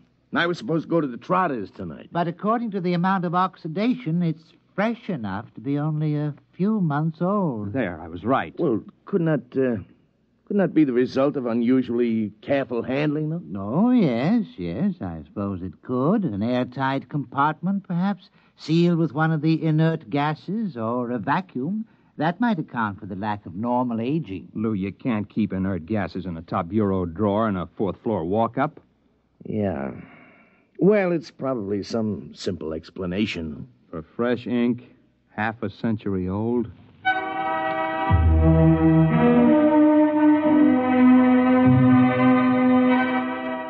I've been going out on these cases for about a year. It's my specialty, playing old people, and when I'm not working television or something on Broadway, I go down to the homes for the aged or the parks or just watch. Lou Pape's an old friend of mine, and he put me on these malnutrition cases. But there was more to it than just picking up color and tricks of the trade. There had to be a better reason for it. You can't just starve to death with upwards of $30,000 right at your fingertips. Not without at least buying a bowl of soup. I had a run of television that kept me busy for about a month. Then Lou Pape called me up and asked me to come down to Bellevue. I'll autopsy if you want it, Sergeant, but I can give you the cause of death right now. Malnutrition due to senile psychosis. What's up, Lou? Well, Mark, an old guy was found wandering around down on Hester Street. Suffering from malnutrition, he had $17,000 in cash inside the lining of his jacket. Is he alive? No, not now he isn't. Doc's got him in the room there, but he was stumbling around when the cop on the beat picked him up. Did he say anything? Well, he talked to the cop. Pretty smart young kid. Seems the old man kept talking about money, about his wife. She must have been dead 20 years. And then, just before he went out completely, he did say something, maybe 3 or 4 times. Well, what was it? El Greco. You mean the artist? Well, that's what Stankiewicz said. He's the officer who picked him up. Said he remembered he'd heard the name on that television quiz program. You know, the jockey who's the art expert there. El Greco. Probably some Greek restaurant where he was bumming his meals. Are you sure you want an autopsy, Sergeant? It's late. I won't get to it till tomorrow. All right, take your time, Doc. There's something else, isn't there, Lou? Well, maybe, Mark. We found the old guy's room, and there was an ad thumbtacked over the sink. Nothing too unusual. Yeah? Here it is. Men and women wanted, light work suitable for old people. No references required. Well, I checked it with the lieutenant. He says to forget it. He says it figures for an old guy to be interested in an ad like that. An old guy with $17,000 in cash? Yeah. Well, I didn't figure I'd argue with the lieutenant. You mind if I keep it? No, go ahead.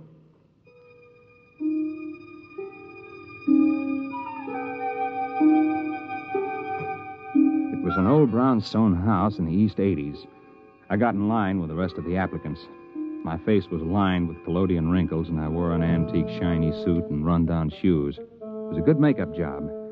I looked more authentic than the rest of the old-timers who were waiting for the interview. I finally came up to where a woman was asking the questions. Name?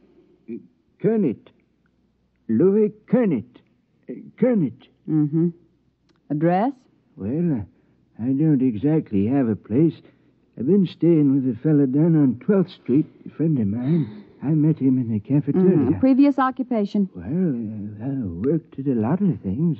Used to be a printer way back. I could handset... Do you have any references? Well... Family?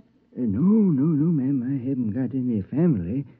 I had a cousin in Salt Lake City, but Haven't seen him in 30 years or more. The ad said you didn't need no references. Well, that's right. Now, will you wait in the other...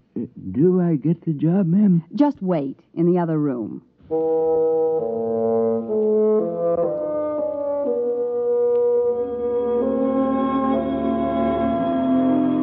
I shuffled into the other room and sat down to wait. I concentrated on building a character for Louis Kernet. If I was going to carry this through, I was going to have to play a better performance than I'd ever given before. About half an hour, a young woman came into the room. I'd planned to be dozing the way an old man would, and so my eyes were closed when I heard the door close. When I opened them, I was looking into the barrel of a .38 revolver. Are you awake now, Mr. Weldon? Huh? Ma'am? I don't think you need to carry on anymore. If you need any further convincing, you are Mark Weldon. You're about 40 years old, and you played this same character on television about 6 weeks ago. You played it fairly well. Thank you. Would you mind putting down that gun? Yes. Why did you apply for this position, Mr. Weldon? You're not old. Not really. Well, as a matter of fact, it was a bet. I was having an argument about the method with an actor who trained at the Old Vic. I bet him that I could get by off the stage with don't bother. You've been very busy recently trying to find out why senile psychotics starve themselves to death. How did you know that? Well, I happen to know that you've been present at several police investigations into these cases, and you're a good friend of Sergeant Lou Pape. Well, you know a great deal more about me than I do about you. Well, I would be glad to enlighten you. My name is May Roberts. I'm the daughter of the late Dr. Anthony Roberts, the physicist, who was dismissed from the Brookhaven Atomic Energy Laboratory 5 years ago. I assume you're connected with these starvation cases, or you wouldn't have known I was investigating them. Well, that's obvious, isn't it? I'm not afraid of professional detectives, Mr. Weldon. They deal only with facts. But I don't like amateurs. They guess too much. They don't stick to reality. Consequently, they're likely to get too close to the truth. Unfortunately, Miss Roberts, I'm nowhere near the truth. I haven't the slightest idea how you're tied in with those starvation Well, deaths. I intend to show you, Mr. Weldon. I'm happy to announce that you have the job. Now, look... Don't move, Mr. Weldon. Oh, incidentally, about 15 minutes ago, I called Sergeant Pape and told him I was your sister just in from Pittsburgh. I wanted to get in touch with you very badly, and Sergeant Pape was very sorry. He wished he could help me, but he didn't have the slightest idea where you were. All right, Mr. Weldon. Right ahead of you, please. Through that door.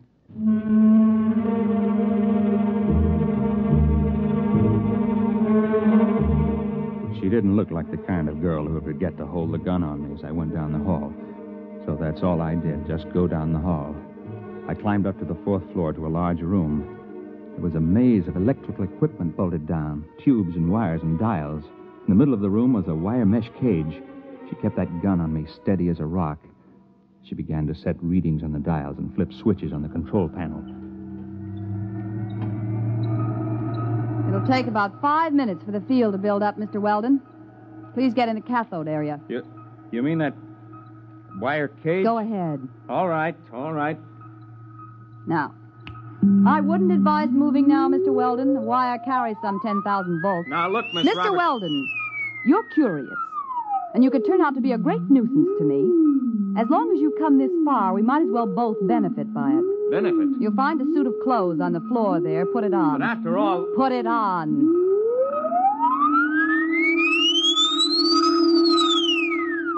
I didn't know whether she was bluffing about the electric charge, but the revolver looked real enough, so I stripped and changed into the other clothes. The shoes were a little too tight and pointed. The collar of the shirt was too stiffly starched and too high under my chin. The suit was too narrow at the shoulders and at the ankles. I remember my father had a suit like that. The same shiny blue serge. All right. In your pocket, you'll find a set of envelopes. And you'll find a set of instructions on each. Follow them carefully. I don't get it. You will. Use the envelopes in the order they're arranged. What's this all about? Mr. Weldon, I meant it when I said this could be a benefit to both of us. There's no use explaining anything. You'll find out. And don't try to escape. It can't be done. All right. Now the field generators are ready. Look, Miss Roberts, this is absolutely... Just follow instructions, Mr. Weldon.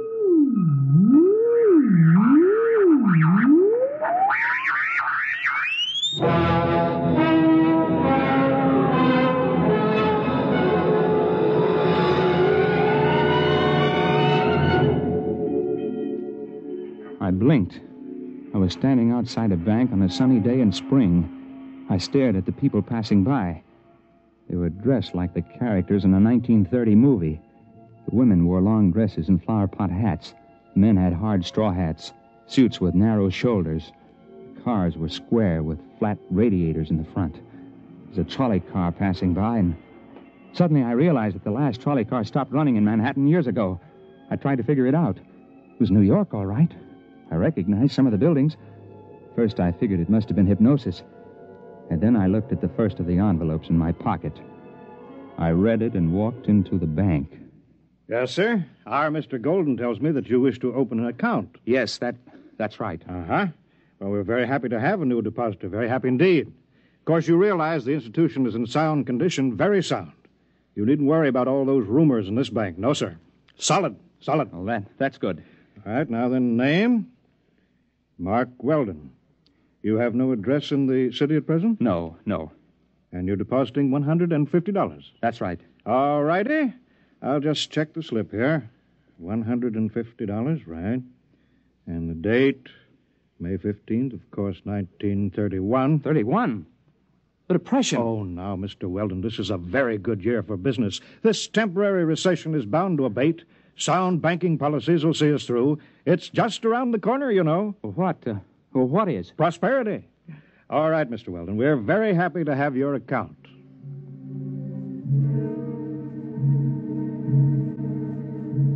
I went outside the bank, and I stood there in the spring sunlight and let the terror soak into me.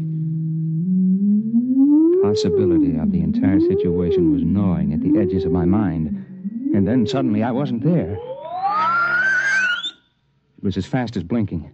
I was outside another bank in the same city. The date on the next envelope was May 29th, and it was still 1931. I made a $75 deposit there, and then $100 at another place a few days later, spending a few minutes each time and going ahead anywhere from a couple of days to almost a month.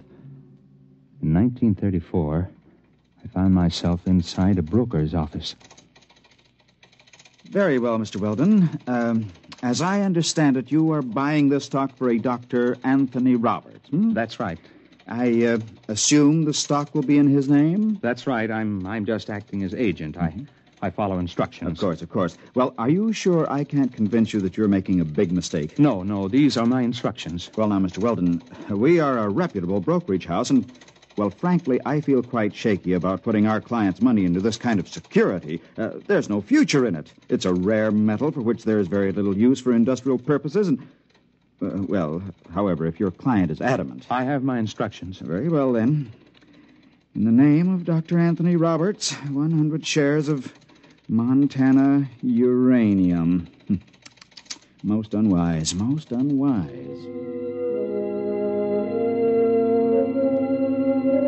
It went that way about 50-50. I'd deposit money in my own name in various banks at other times. Then I'd buy a stock or make a bet for May Roberts. On June 21st, 1932, I bet Jack Sharkey to take the heavyweight title away from Max Schmeling. There was Singing Wood in 1933 at Belmont Park and Max Bayer over Primo Carnera. I went on skipping through the years, touching here and there for a few minutes to an hour at a time. It was in early October 1938, about 5 hours after I'd left May Roberts' house, before I realized what she had me doing. Was making deposits and winning sure bets, just as those senile psychotics had done. The ink on their bank book seemed fresh because it was fresh. It wasn't given a chance to oxidize. At the rate I was going, I'd be back at my own time in a few hours with $15,000 compound interest in cash. But those old people had died of starvation somehow with all that cash in banks. I didn't know how it happened or why. But suddenly it occurred to me that I didn't want to be found dead in my hotel room. So rather than make the deposit in 1938, I grabbed a cab and told the driver to step on it. I got a mile away from the bank, and then the cab suddenly disappeared. I found myself in front of a counter at a lunchroom. The envelope instructed me to make a bet on the World Series. There wasn't any way to get out of the range of the machine. It picked me up at least 5 miles away from where I was supposed to be. Came back a week later to get my winnings. I was hungry, so I got myself a hamburger and went out the door. When I hit the sidewalk, it happened again.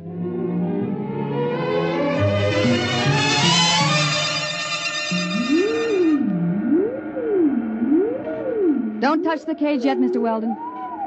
I'll have to clear the charge. Hey, what happened to my hamburger? What? The hamburger. I had it here. It's gone. I'm hungry. I'll get you something to eat, Mr. Weldon, before your next trip.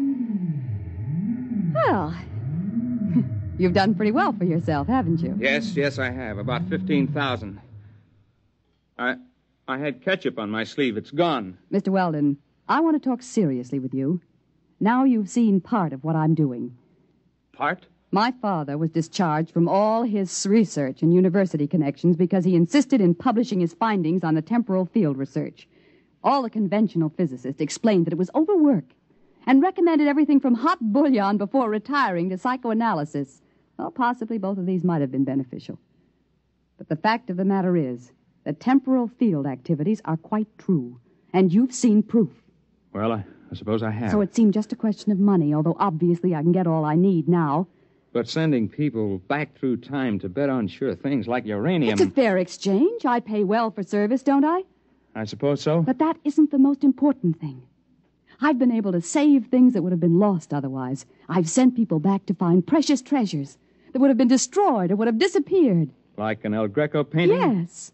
And the original score of Mozart's Magic Flute that would have been burned in 1942, and a Picasso miniature that would have been lost at sea in 52. I have them all here. Stolen? Oh, money from the year itself. Well, Mr. Weldon, I sent you back because I've needed someone to work with me on a regular basis. Someone who's faster and more alert than the old people I've hired till now. Why old people? It's a function of the field. You can't send somebody back to a year in which they didn't exist at all. I'm hungry. Please, Mr. Weldon, this is very important. My father died trying to prove the validity of his field theory to conventional scientists, and I don't intend to bother. We can become the most powerful people in the world. I don't feel very powerful now. You haven't got a sandwich hanging around. I want to make you an offer, Mr. Weldon. I need someone to help me expand the operation, plan the projects and research. I chose you because I was afraid that you might hit on the truth by yourself. Can I come out of this cage Be careful. now? Don't touch the contacts. The field reacts on a random factor for at least an hour after it's cut off. I'll be careful. Tell me, Miss Roberts, why haven't you been able to go back to the time that your father was alive and bring him back before he died? Dead tissue can't be transported. We've tried it with mice and rabbits from a laboratory in 1941, and they just disappear. Like my hamburger. Mr. Weldon, I assume that you're interested and that we can make our plans without using this revolver. I hope so. $15,000 is a lot of money. Of course, you were able to send those old people back a lot further. Some of them as far back as 1880. How long would they be gone? I mean, in subjective time. Several weeks. Perhaps a month or more. There's only one problem, Miss Roberts. Well, I'm sure we can work out any details. Well, this one is a little hard to work out. You see, I'm hungry. I haven't been this hungry since I got lost on a hunting trip and went without food for 3 days. You see, you forget I've got an interest in this business because they found some old people dead of malnutrition and $30,000 or so tucked away in their pockets. They had been gone a month or more, and they had to eat during that time, didn't they? When they came back, the food disappeared like my hamburger. It disappeared all at once, all over their body. In one fast jolt, they starved to death. No, you don't understand. They just couldn't take the field transition. They were too old, some of them, and they lied to me about their age to get the job. Oh, no, you can't tell me that because I know how hungry I am. And I was only gone about 12 hours. They were murdered. Get back. You know, they say a hungry man gets mighty desperate. He'll do almost anything. Let go. Let go. Let go of it. Oh! My arm. Look out. Look out. The cage. The contact.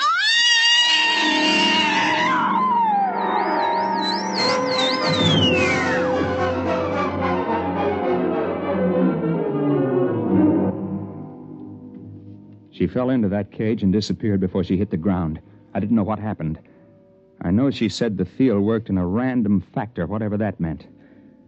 I called Lou Payton. He came to the house just after the fire started. Something went in the control panel, and it turned out to be a 4-alarm fire before they got it under control. There was nothing left of the machine. There wasn't much left of the brownstone house.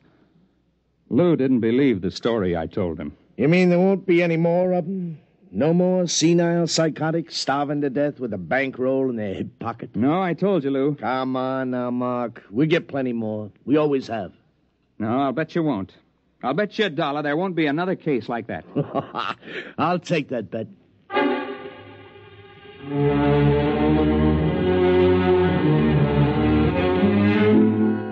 I lost the bet.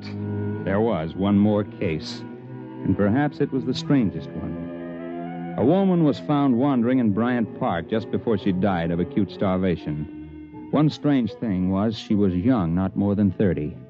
And the other was she had $17,000 stuffed in her pocketbook and a bullet wound in her arm. The medical examiner said was at least 2 months old.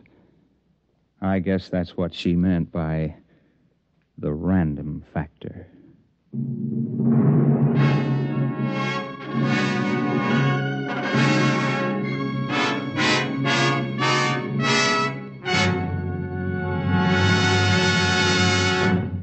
You have just heard X-1, presented by the National Broadcasting Company in cooperation with Galaxy Science Fiction Magazine, which this month features This Way to the Regress by Damon Knight, the story of a man named Sullivan who, strangely enough, did not have a great future behind him, but rather a great past ahead.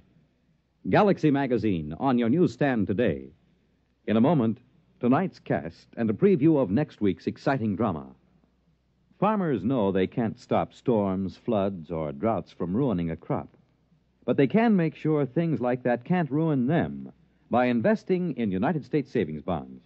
Not only farmers, but over 40 million Americans in all sorts of jobs own 40 billions of savings bonds. And why?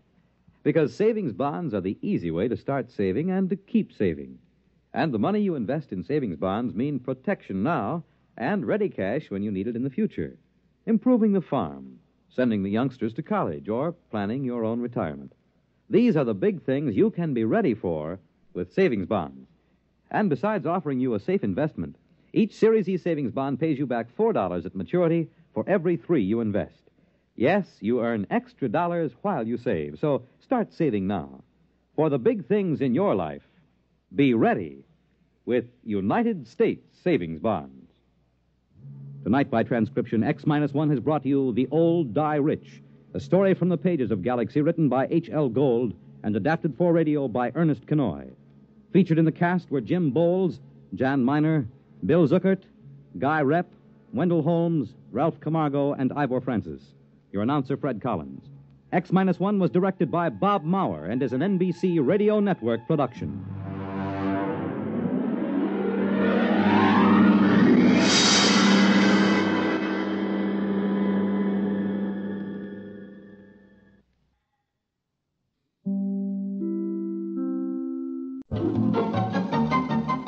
This is Nightline, your open door to people and places, and this is Walter O'Keefe. Nightline invites you to listen in on NBC's award-winning science fiction series, X-1.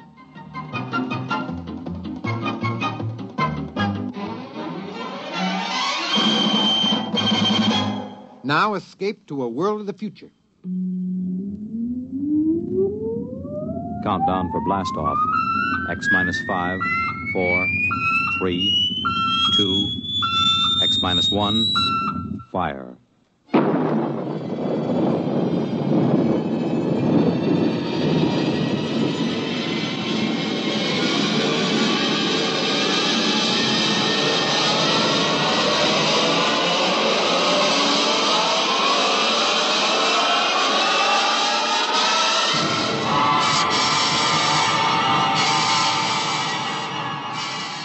From the far horizons of the unknown come tales of new dimensions in time and space.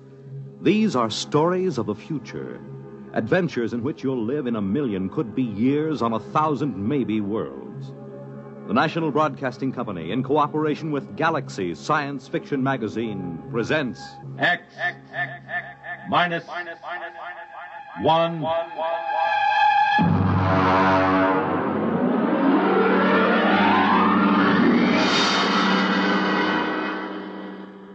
Tonight, Tsylana by James E. Gunn. But first, hear this.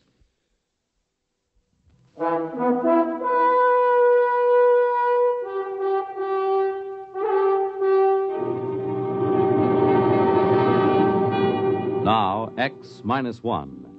Our story, Tsylana by James E. Gunn. My name is Norman Blake, statistician first class. At 2:30 p.m. on Monday, October 21st, in the year 2055, I became a deviant. I left my job an hour early. To deviate from the norm was unheard of in a perfectly adjusted society such as ours. Thanks to the great psychologist Kinder, we had a society where everybody's job suited his talents and needs, where children were raised scientifically, and where everyone lived happily on an even keel instead of swinging back and forth from gloom to ecstasy. Then I noticed it, the single flaw in the perfect system. Come in. Yes, Norm. Henry, I'd like to talk to you for a moment, privately. Close the door. It's rather unusual for me to see one of my statisticians privately, but since we're old friends... Something rather serious has come up. Oh? As you know, my duty is to check the computers to make certain there are no deviations. Yes? This morning, I ran over the figures for our district. Here is the sheet. The deviation is near the bottom. 1,037 gallons of water purified, 1,037 gallons consumed, 9,328 births, 9,328 deaths. I see nothing wrong so far, Norm. Read the next item. One candy bar taken from baby. Well? Don't you see? A baby can't consent. Therefore, it must have been taken without consent. Henry, that is theft. We haven't had a case of theft in this society for almost 29 years. I see. It's got me so upset I can't think of anything else. You're a little edgy, aren't you? Well, wouldn't you be if you knew there was an antisocial being walking the streets of your own city? I don't think I'd quite go to pieces like that. Maybe, well, this is just a suggestion. Maybe you ought to see an analyst. Perhaps it would help you deal with this problem. I've been analyzed. How long ago? 8 years. Well, unless you're prepared to handle this problem, I'd advise you to get some help. Meanwhile, take the rest of the afternoon off. Off? Deviate from the schedule? As director and as an old friend of yours, I order it. I consider you to be in extreme upset. That's your order? That's my order.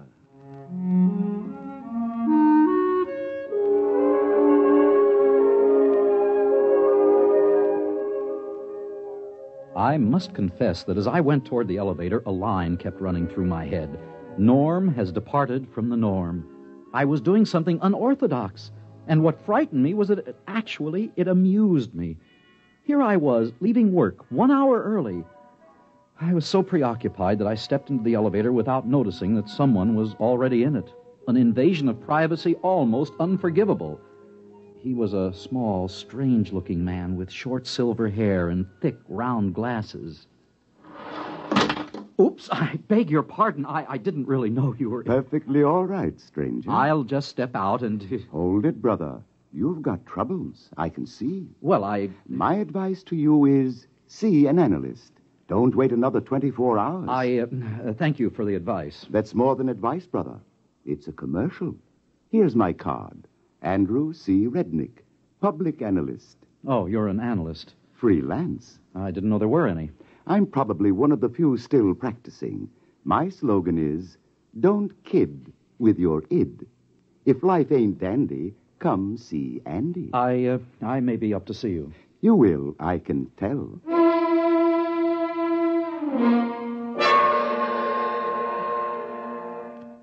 I put on my public face, the mask we wear on the street, and rode home in the proper manner, my arms and hands folded. When I got home, my wife, Nada, was in her room. I signaled on the intercom in case she was, entertaining. She wasn't. She never did. Sometimes I wondered if Nada was quite normal and well-adjusted. Hello, darling. Is something wrong? Why are you home so early? I just uncovered a crime wave. A what? A crime wave. A theft. Candy. From a baby. Well, is that serious? It threatens the entire structure of our society. We have a delicately balanced mechanism here. We're not ready for crime. We don't even know how to catch a criminal. Isn't there an old saying, it takes a thief to catch a thief? It takes a...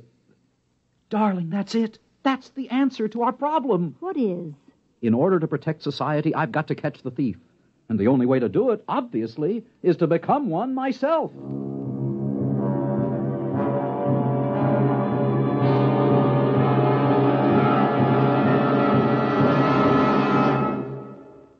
You're listening to Tsylana, tonight's attraction on X-1.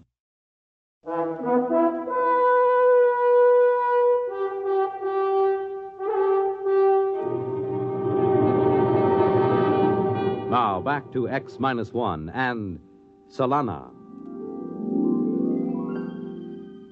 The address on the card was a deserted skyscraper, a pre-analytic building. The elevators were out of order, and I had to climb 29 flights of stairs. Finally, I was in front of a door that read Andrew C. Rednick, Public Analyst. Grin and come in. Mr. Rednick? It ain't Santa Claus, brother. Who? You wouldn't remember. Park your ego. Now, boy, what's your problem? I've got to do something, and it isn't in my psychological profile. That's the trouble with this society. Nobody's capable of handling the unexpected. Are you saying there's an advantage to being unadjusted? Don't second-guess the analyst, boy. If you mean by advantage, will you be happier? No. But if you mean power, then you've got it. In a country of normal people, the neurotic man is king. You want to be king, boy? Of course not. I'm perfectly happy and well-adjusted, except for one little problem. Namely? I've got to catch a thief. So? So I've got to know how a thief thinks and feels, what he does, where he goes. You mean you want to become neurotic? Exactly. This is a rather unorthodox request. I suppose it is. I could lose my license if anyone found out. If you don't do it, it could mean the end of society and civilization. As bad as that, eh? Very well. Start at once? Why not? Sit at my desk while I lie down on the couch and tell you about my childhood. You lie down? I'm the one that's supposed to lie down. You forget this is reverse analysis. I'm supposed to make you neurotic, frustrated. Now then, the first thing I remember was an argument between my father and mother. You were living with your own father and mother? Ooh, how unhygienic. What a nasty situation. You aren't very good at this sort of thing, are you, boy? You're supposed to listen, not comment. Now then, when I was 27, I perfected analysis and revolutionized society. What are you talking about? Kinder perfected analysis and revolutionized society. He died. Don't second-guess the analyst. You know, I'm beginning to dislike you already. Fine. We're making progress already. You're beginning to experience dislike. Next, we'll achieve hatred, and then loathing. In 3 weeks, you'll be well on the road to becoming a crook.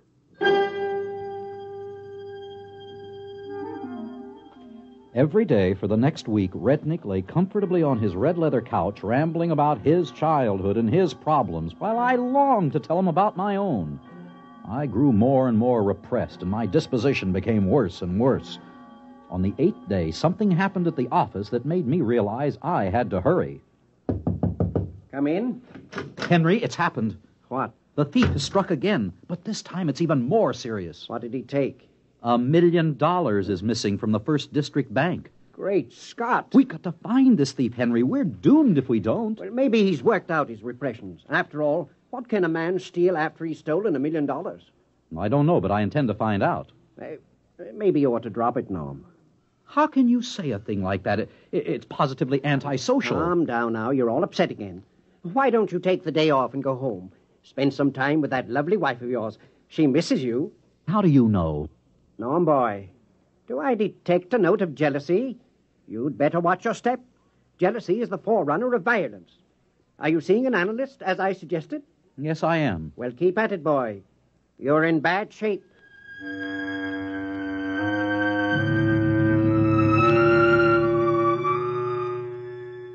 I kept at it. By the time the annual status examinations were due, I was a complete wreck. I hated Andrew Rednick with a passion. I was ambitious and jealous. I had even sunk to that basest of all passions. I had fallen in love with my own wife. And still I had not been able to ferret out the thief. He had not struck again. Ah, you're early, son. So I'm early. You'll have to wait. I have another patient. What? You'll have to wait. I have another patient in the other room. He'll be leaving in a minute. Just sit down. Another patient. I could have killed him. Never occurred to me that Andrew C. Rednick would have another patient. After a few moments, a man emerged from the inner office.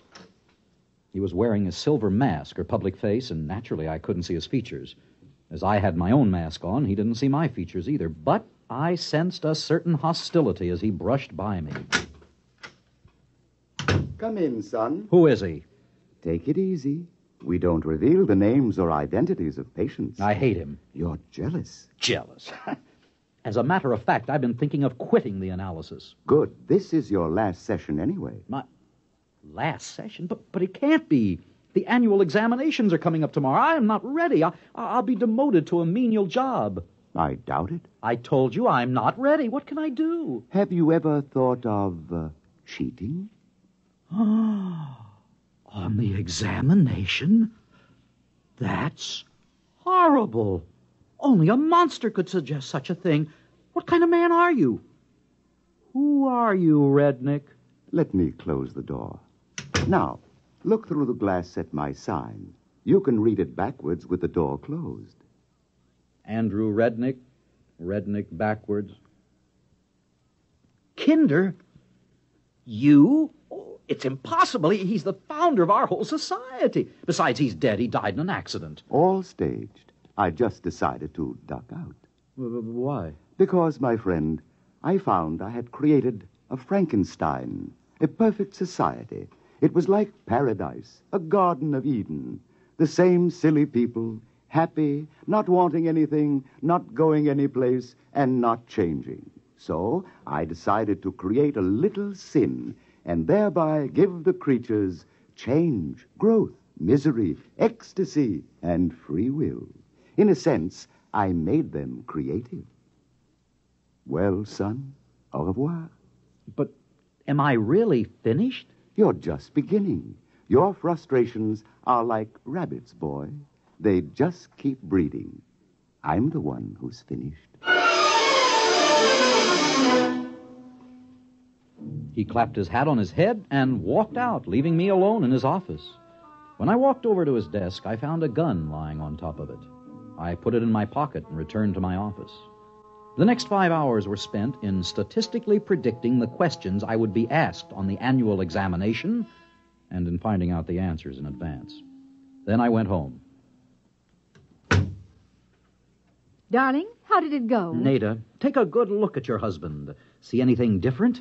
Well, I've been noticing a change for the past few weeks. You're going to notice a much bigger change, sweetheart. Tomorrow, the new appointments will be made based on the results of the annual examination. Did you do well? Did I do well? Read this card. The enclosed card has a magnetic reproduction of your new psychological profile. It indicates you are in the 99th percentile of leadership with the second highest altruism rating ever scored. Therefore, a new position has been created for you. Beginning tomorrow, you will be deputy mayor of the district. Deputy, darling, it's wonderful. Yes, I dare say it is. Only one thing troubles me. What's that? I can't understand how anybody scored higher than I did. I'd counted on becoming mayor. The following day, I reported to the office of the new mayor of our district, the only person who had scored higher than I on the annual examination. I was ushered in promptly. The new mayor was seated behind a huge desk. He wore his public face mask. Mr. Mayor, I'm Norman Blake, the new deputy. Yes, we've met, you know. Oh, I'm afraid I Let don't... me remove my public face. There. Henry Foreman. I'm amazed you didn't guess sooner. How? Quite simple. You and I, dear fellow, have unstable patterns. With me, the first break came the day I took that bar of candy from the baby as I was passing the nursery. My own act frightened me so that I sought an analyst. The same analyst you sought. Rednick? Rednick, Kinder, it's all the same. And you were the thief, and I never... It takes one to know one, Norm. You cheated on the exam, too. Using the computer, just as you did. Are there, any others like us? I don't know. We'll find out, though.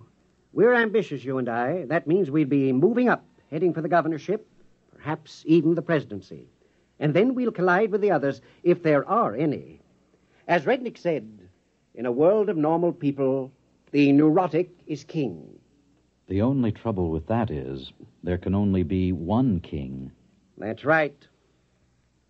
And only one mayor. The look he gave me then sent chills up and down my spine. In spite of my high position, I haven't had a moment's peace or relaxation since. Neither, I suspect, has Henry Foreman.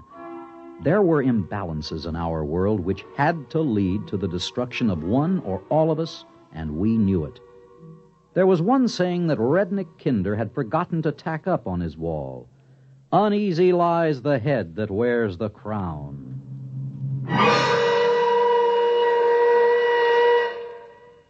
Fred Collins again, and I'll have another word for you about X-1 in a moment.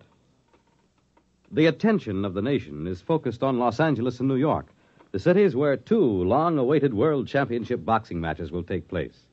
The ears of the nation will be tuned to Cavalcade of Sports on NBC Radio, the only network that will bring you both these championship bouts. Friday night, Archie Moore versus Tony Anthony for the light heavyweight crown. Monday night, Sugar Ray Robinson versus Carmen Basilio for the world's middleweight title. And you'll hear them both direct from ringside only on Cavalcade of Sports on NBC Radio. Yes, Friday night, light heavyweight champ Archie Moore pits his skill and experience against the youth and stamina of Tony Anthony. Monday night, Sugar Ray Robinson, one of the greatest boxers in history, defends his middleweight crown against Carmen Basilio. Two great championship fights, Friday night, Moore versus Anthony, Monday night, Robinson versus Basilio. Both brought to you direct from ringside on Cavalcade of Sports, exclusively on these same NBC radio stations. You have just heard X-1, presented by the National Broadcasting Company in cooperation with Galaxy Science Fiction Magazine, which this month features Morning After by Robert Sheckley. What was Pearson doing here? Would he live or die? For the answers to these and other questions, he had to keep tuning in on a hangover. Galaxy Magazine, on your newsstand today. X-1 has brought you Tsylana, a story from the pages of Galaxy written by James E. Gunn and adapted for radio by George Lefferts. Featured in our cast were Walter Black as Norman Blake, David Ross as Andrew C. Rednick, Adele Ronson as Nada, and Guy Rep as Foreman. This is Fred Collins speaking. X-1 was directed by George Voutsas and is an NBC Radio Network production.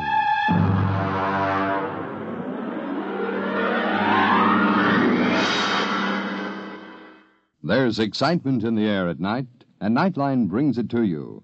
Hear Nightline with Walter O'Keefe, next on most of these NBC stations.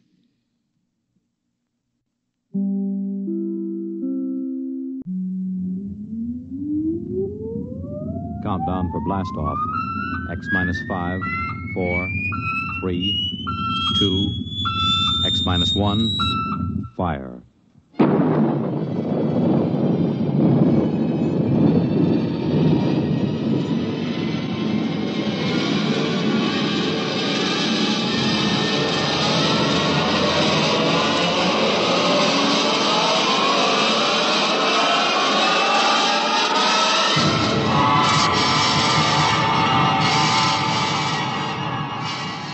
From the far horizons of the unknown come tales of new dimensions in time and space. These are stories of the future, adventures in which you'll live in a million, could be years, on 1,000 maybe worlds. The National Broadcasting Company, in cooperation with Galaxy Science Fiction Magazine, presents X-1.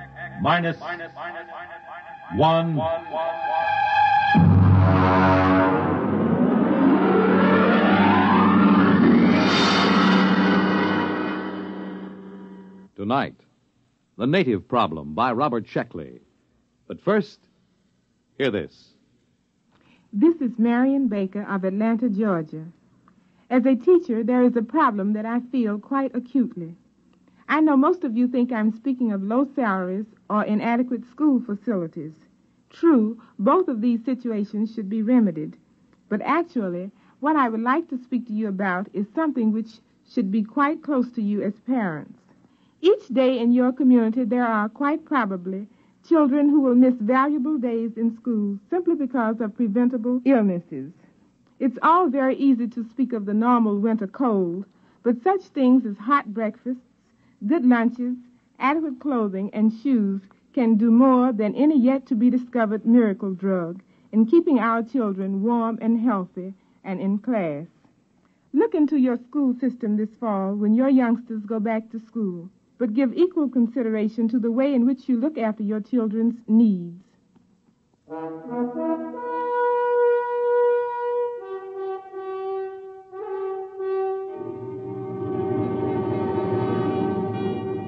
Now, X-1, and tonight's story, The Native Problem.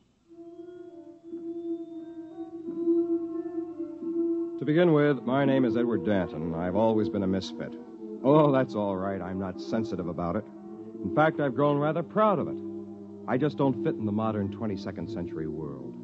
There was no place in all of New York City, from Norfolk to Bangor, where I felt at home. And it was the same in every other great city complex on Earth.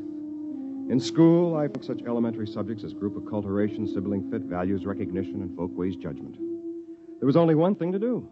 As practically every misfit in the past century had done, I decided to migrate to deep space and find a place where I could call my soul my own. I told my best friend Al Trevor of my plan. Good night. You're really going, Ed? That's right, Al. Just as far from this solar system as I can get. But why, man? You've played 12-handed bridge with me, Al. You know what a dope I am at mass dancing. I'm a misfit. I want to get away. And it's not like in the days when the ships used the old Michelson drive.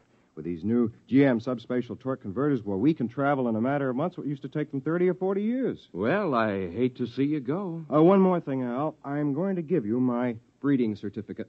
Oh, now, Ed, we couldn't let you do that. You and Myrtle want 2 children, don't you? Well, we've always wanted to have 2, but you mustn't I won't need a breeding certificate where I'm going. As a matter of fact, I may even find it impossible to breed at all. Well, that could be rather frustrating, old man. Well, maybe after a while I'll find a girl pioneer. In the meantime, there's always sublimation. True. What substitute have you selected? Vegetable gardening. Might as well be practical, you know. Might as well. Well, old man, good luck, and thanks for that breeding certificate. The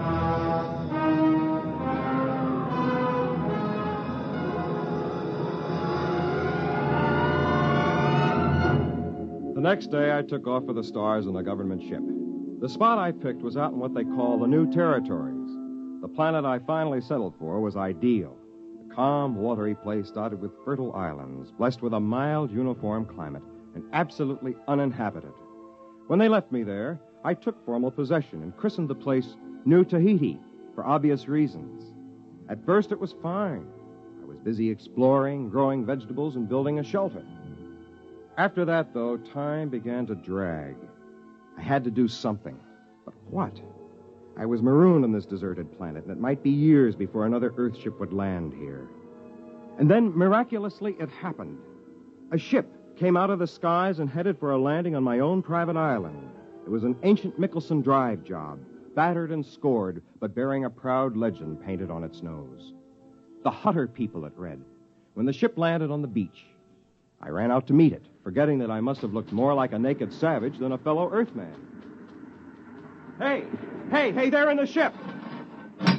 Stop where you are! Welcome to New Tahiti. Boy, am I glad to see you folks. What's the latest news from... Stand back there. Take another step and I'll shoot. What, is something wrong? What's your name? Edward Danton. What's yours? Simeon Smith, military commander of the Hutter people. And this is Jedediah Franker, my second in command. How come you speak English, boy? Me? Why, I've always spoken English. Where are the others? Where are they hiding? There aren't any others. Just me. I see. Father, can't we come out now? No, get back in the ship, Anita. Then I'll watch from here. Say, she's pretty. Your daughter? Huh. What do you think, Simeon? It's what I expected. Ingratiating, fawning, undoubtedly treacherous. Yeah. His people won't show themselves, you notice? Probably waiting in ambush. I think an object lesson is in order. Right. Put the fear of civilization into them. Hey, don't point that gun at me. Father, no, he hasn't done anything yet. This way the others will know we mean business. It isn't right. Let him have it, Jedediah. No, wait! Wait! Hey! He's running for the woods. Shoot him, Jedediah. Okay. Shoot him. We've got to teach these savages who's boss.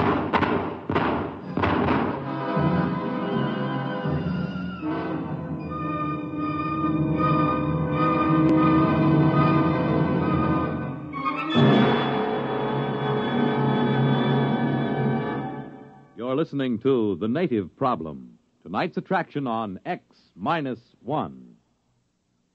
Friends, for as many years as any of us can remember, the sadness that polio has brought to so many homes has been almost unparalleled.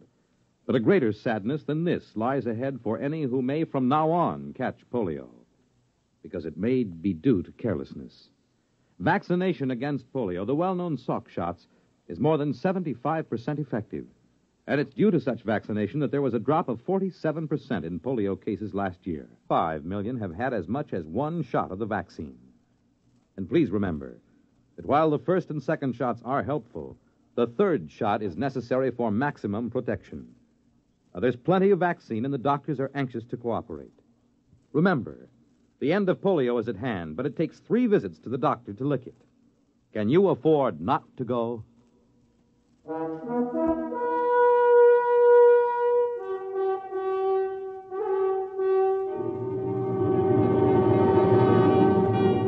Now, back to X-1 and The Native Problem. I was just plain lucky to get back to the friendly cover of the forest without stopping a bullet. It was obvious these people were too jumpy just then to listen to reason and believe me when I told them that I was not a native, that I was all alone here. I decided to wait a while. About dusk, I crept through the woods to get as near their ship as I could without being seen. They had come out of their ship. There were several dozen men and women, and a few children. They were grouped around a campfire eating. On the edges of the group were several armed men looking toward the woods with apprehension. I watched while their leader, Simeon, stepped into the circle of firelight to address them. I could hear everything he said plainly.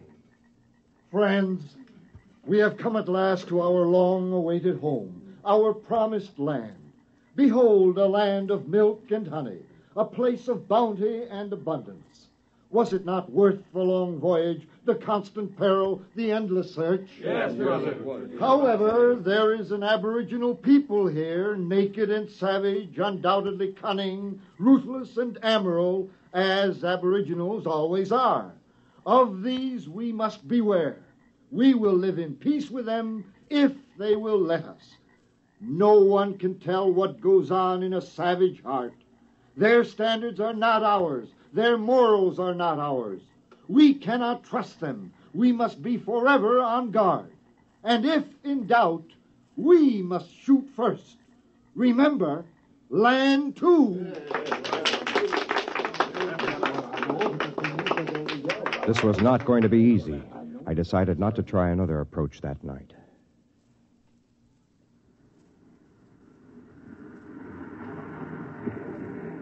The next morning, as they were bustling about unloading their spaceship, I walked down to the beach and headed straight for them with my hands held out to show them that they were empty. The sentry stopped me at the point of a gun, and in a minute, both Simeon and Jedekiah came running up, covering me with their weapons. I stood still, my flesh creeping in anticipation of the bullets someone might fire at me any minute. So you have come back. I'd like to explain. I am the leader of these people. I am the big chief fella. You, big fella chief, your people? There's no need to talk that way. I told you yesterday. I have no people. There's just me. I speak English. Unless you're honest with me, you're going to regret it. Now, where's your tribe? I'm an Earthman. Are you deaf? Can't you tell by the way I talk? Now, listen, you... Excuse me, Simeon. I don't believe I have met your friend. Professor Baker, this savage here claims to be an Earthman. Oh?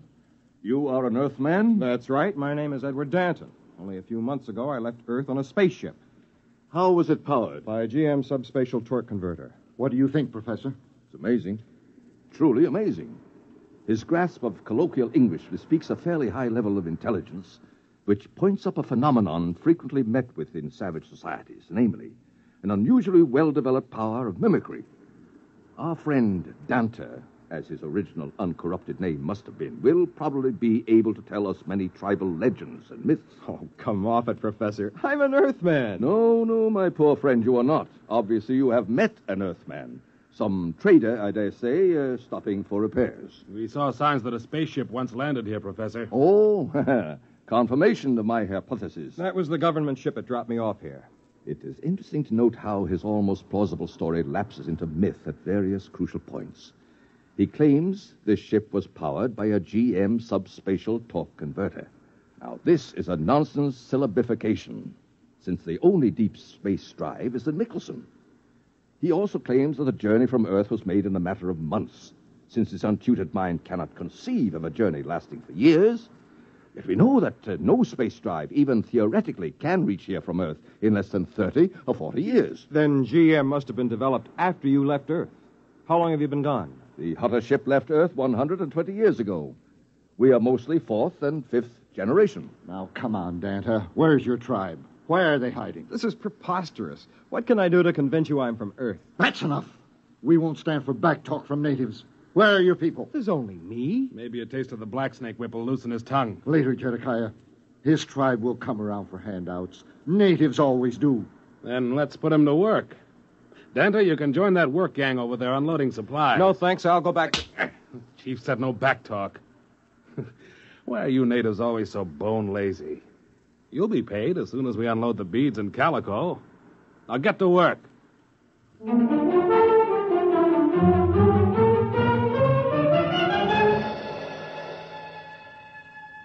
What could I do? I joined the work gang and unloaded the ship. By late afternoon, we had finished. I sneaked off to sit beside a mountain spring near the ship.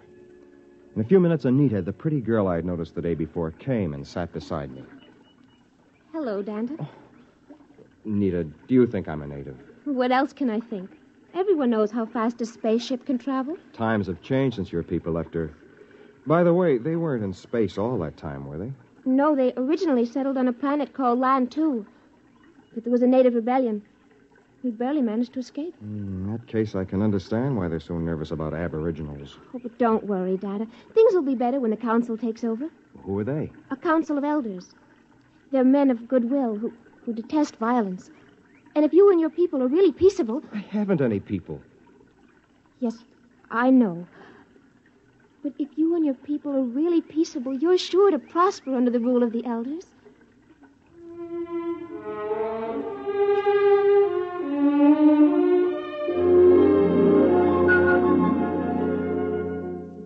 It was no use. I couldn't even convince her. But as we sat together and talked, I began to forget my problems. I was enchanted by her. And I think she liked me, too. After a while, as though it were the most natural thing in the world, she was in my arms, and I was kissing her. What's going on here? Jedekiah. You're a disgrace to your people. Are you out of your mind, girl? You can't mess around with a dirty native and keep your self-respect. Now, just a minute, you... Shut up! As for you, you've got to learn something and learn it good. Natives don't fool around with Hutter women. I'm going to impress that little lesson on you right here and now. Jedekiah, don't! I've had enough from you. Martha, you struck him. He tried to hit me first. Get up, Jedekiah. You're not hurt. Oh, my jaw. Help! Help! The natives are revolting! Help! Well, that did it. People began to shout and run all over the place. Anita tried to calm them down, but it was no use. I took to the brush just before they turned a machine gun on me. And all that night I hid, while armed parties went crashing through the woods, shouting and firing at shadows. It was a nightmare.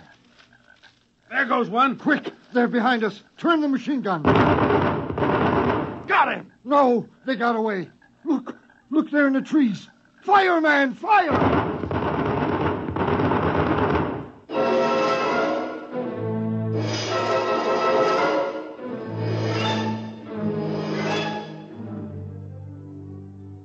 It was like that all night long.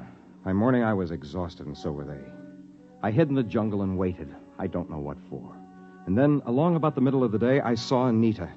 I thought she was alone at first, and I knew she was looking for me. I stepped out in the trail in front of her. Oh, it's you, Danta. Anita, There are men back there. It's all right. They won't harm you. They came to guard me. Danta, are you all right? Guard you from me? They don't know you as I do. At the council meeting today, I told them the truth. You did? I told them the fight wasn't your fault. I told them you were only defending yourself. And Jedekiah lied. No pack of natives attacked him. It was only you. And I told them this. At last. Did they believe you? Oh, yes. I explained that the native attack came later. Native attack? Now, look, there wasn't any attack, Anita. There couldn't be. There aren't any natives.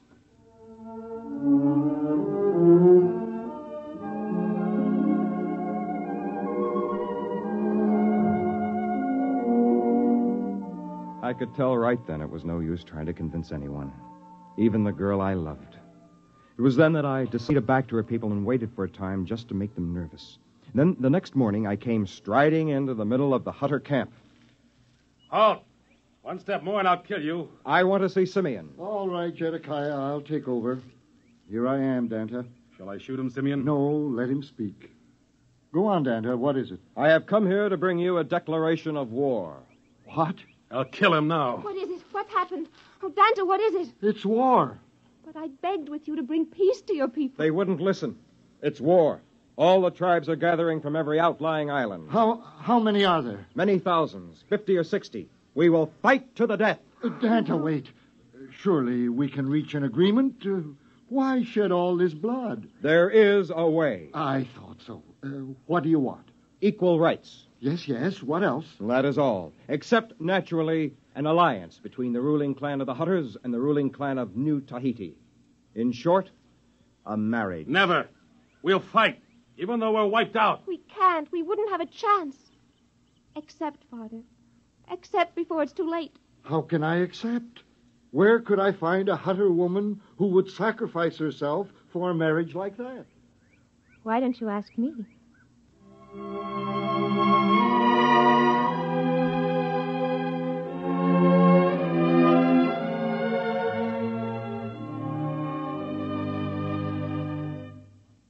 So it came about.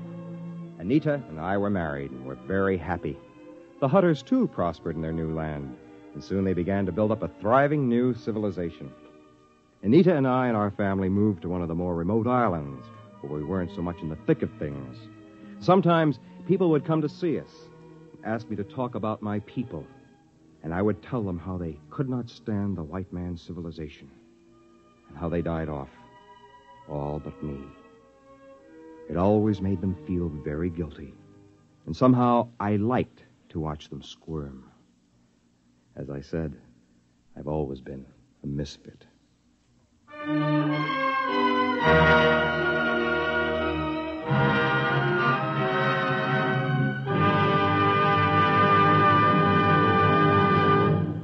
Fred Collins again. I'll have another word about X-1 in a moment.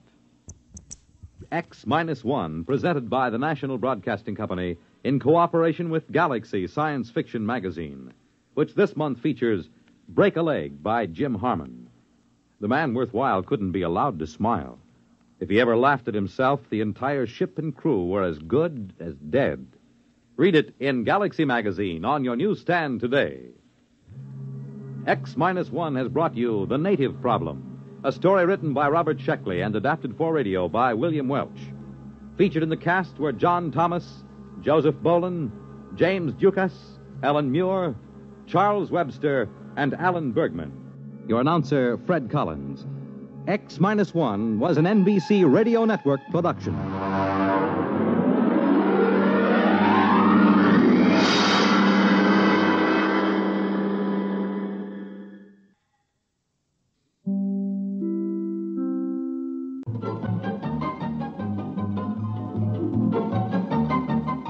This is Nightline, your open door to people and places, and this is Walter O'Keefe. Nightline invites you to listen in on NBC's award-winning science fiction series, X-1.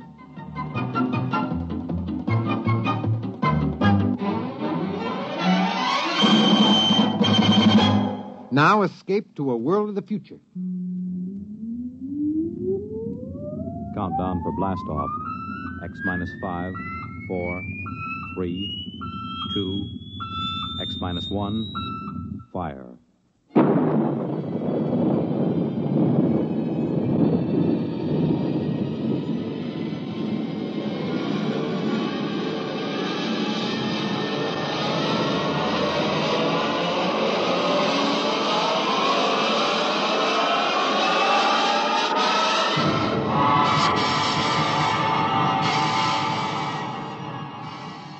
From the far horizons of the unknown come tales of new dimensions in time and space.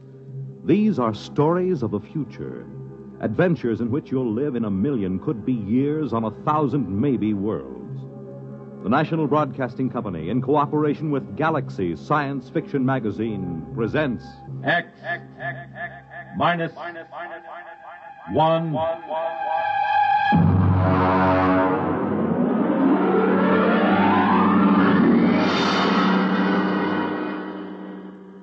Tonight, A Wind is Rising by Finn O'Donovan. But first, hear this.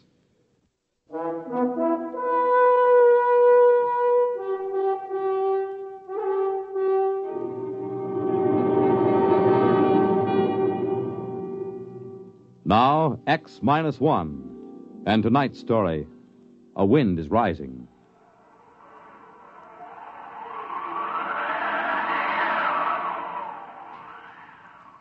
I'd only been on Corella for 8 months. Not long for a seasoned advanced exploration man like myself, but long enough to know one thing. Before long, I was going to kill me a native Corellan. Maybe I was a little edgy.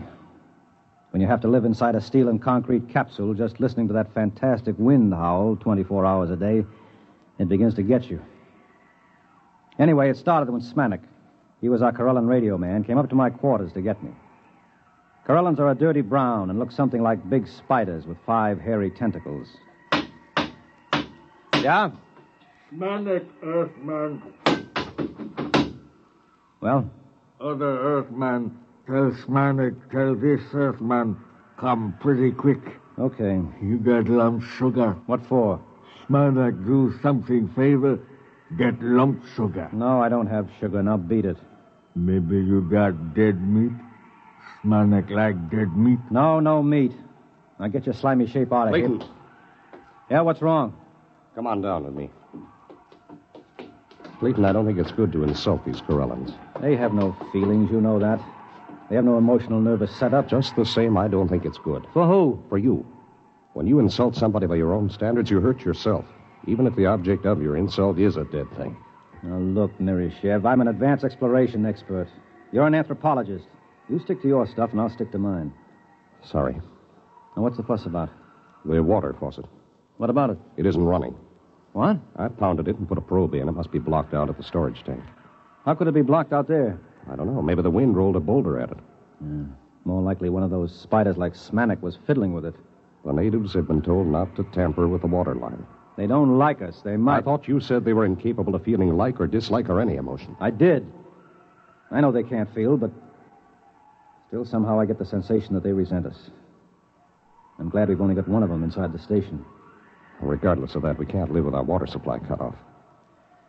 Oh, listen to that wind. It'll be murder out there. I'll go. It's my turn. You wouldn't know what to do if you got there. It seems quite simple. Now, come to think of it, it could be a 2-man job if there's a boulder. The wind gauge reads 82 miles an hour. Just a light breeze on Corella. Maybe we ought to wait till it drops a little. Let's ask the gink. Why don't we take him along? The gink? He knows the terrain, and like all his kind, he's a fantastic sailor. But they take those woven land boats out in 100-mile winds with no qualms at all. The Brute, 14 tons, and it has a diesel engine. We don't need any sailors. If we have to use a steadying sail, I can handle it as well as any Spider-Man. Just a suggestion. Well, you stick to anthropology. Open the locks, and we'll get the Brute out. I'll need Smanik to close the locks after us. Smanik? Earthman, call. Clayton and I are going out in the heavy land car. What's the weather going to be like? Wind come up along little more. Not anything to be afraid. You got sugar. Oh, here you are, Smanik. Very good sailing today. You got sail on truck. We have a steadying sail made of steel. Woven reeds. More better. A more easy time. We know all about that. Open the lock, Nerishev.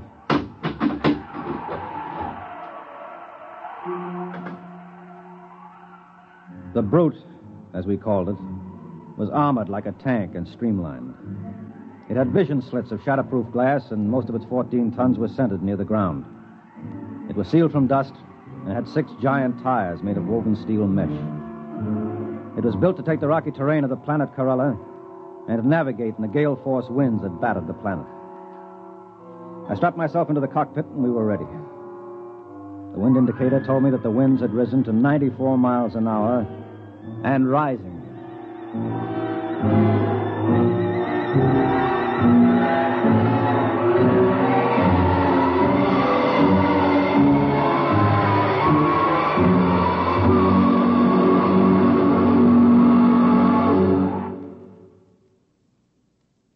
You're listening to A Wind is Rising, tonight's attraction on X-1.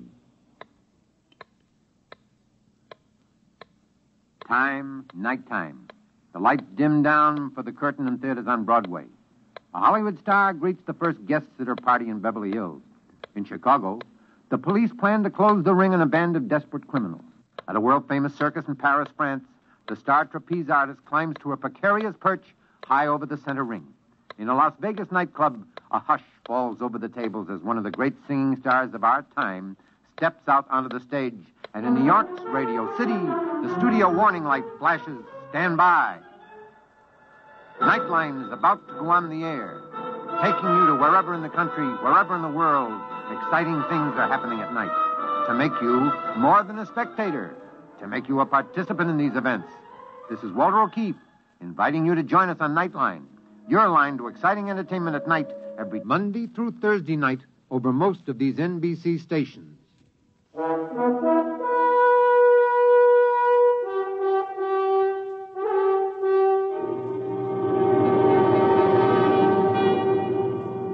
Now back to X-1 and A Wind is Rising. I looked out over the instrument panel. The Corella station had been set down like an overturned bowl on a rocky plain. In order to get to the water storage tank, we had to travel 6 miles. Immediately around the station were our boulder baffles, huge spikes of concrete designed to stop the boulders that the wind rolled off the mountains.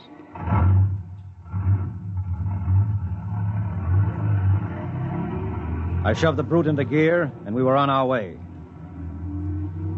Hang on, Nereshev. Here we go. The wind is up to 97. Do you suppose we're in for a storm? The gink said it was fine sailing weather. For a Corellan, maybe. Well, this baby can take it. You see the pipeline yet? The sand is pretty thick in the vision glass. There it is. About 2 points on the starboard bow. I see it now. What's our speed? 3 miles an hour. Give us a little more oxygen in here. Right. Hey, there's something coming toward us. Looks like a boulder. Hard right. That was no boulder. That was one of those ginks out for a sail in his land ship. Playful, aren't they? Next one scares us like that, I'll shoot him, so help me. I don't understand how they can sail those flimsy ships on those wooden rollers. What's our wind speed now? 102 miles an hour. I think it's going to be a storm, Clay. Well, there's no point in turning back now. We can't live without water. I'm game if you are. What's the strongest storm we've ever recorded? Well, let's see. In the 8 months we've been here, about 168 miles an hour. Well, this baby was built to navigate up to 200. We'll be all right.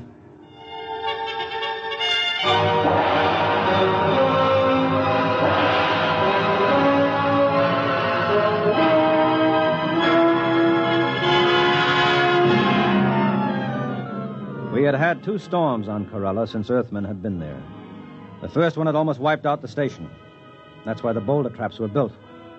The second one had leveled an entire mountain range on the other end of the plain. By the time we reached the water storage tanks, the wind was up to 113 miles an hour.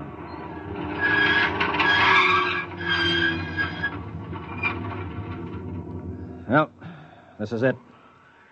One of us has got to put on an air suit and repair the damage. Means blowing out the line. It's my turn.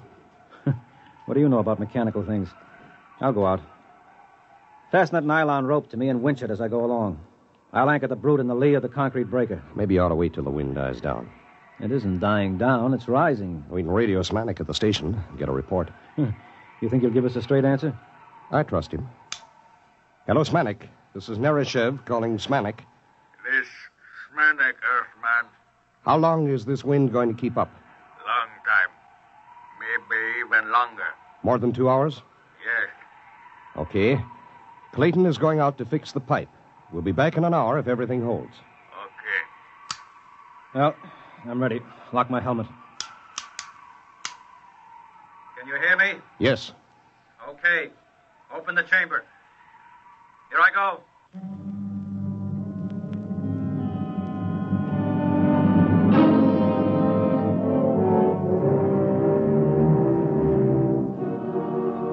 Outside, the wind thundered and roared like breaking surf. Once I was almost blown free, but the line held. By the time I crawled back into the ship, I'd cleared the water lines, but my suit was shredded and my air extractor was clogged with dust. The wind was up to 145 miles an hour and still rising. You all right? Yeah. All right, let's get this thing going. It's starting to shiver in the wind. Right.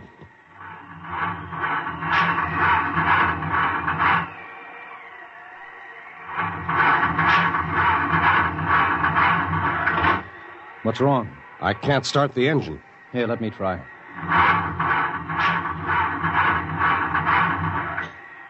Sand. Sand in the bearings, in the injectors, every place. She'll never start. Good grief. Well, we'll have to sail her back. What? I said we'll have to sail her back. At wind speeds like this?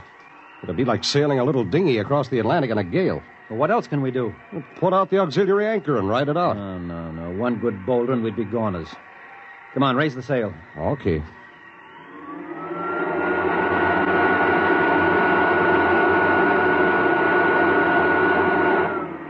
Release anchors.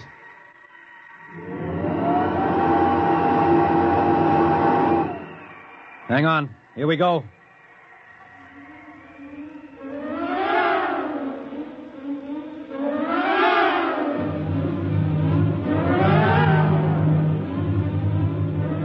We raised the steel sail and tacked into the wind. Shoved by a wind that had now reached 175 miles an hour, the 14-ton brute soon picked up to a speed of 40 miles an hour. Even reefed down and heeled over, I couldn't hold her. And I had to winch out the steel main sheet to straighten her up. Then it began to happen. The thing we feared the most.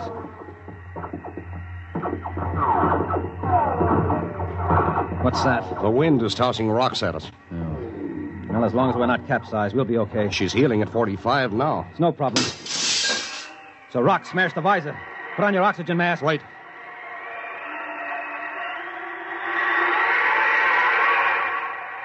Man, she's boiling along now, 75 miles an hour. Cleve, there's a boulder coming. Down the mountain. I can't head her up. Head off. No use, I'll have to jive. You can't. Hang on! Oh, he missed us. That boulder's as big as a city block. You're headed for the cliffs. Winch in the sheet again. We'll head up toward the station. No, it's no use. I can't head her up. We'll have to run with the wind. You can't run far. The cliffs are dead ahead. Let's drag the emergency anchor. Maybe it'll slow us down. Suppose it fouls. Worry about that later. Drag it.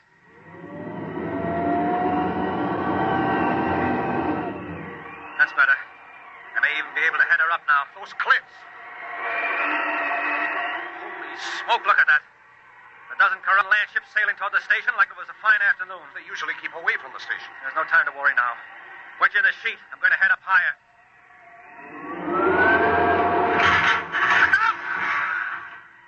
What was that? Boulder. Snapped the mast off. Holy mother. We're being blown toward the cliffs. Is that land anchor out? Yes. Oh, pray it'll foul and hold us. Pray. Our Father who art... We're fouled. Yeah. And it's holding.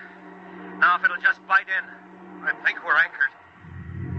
But listen to those boulders. We won't last 10 minutes anchored here. Move over. Why? I'm going to try the diesel again. I don't know, maybe it's a long shot, but maybe.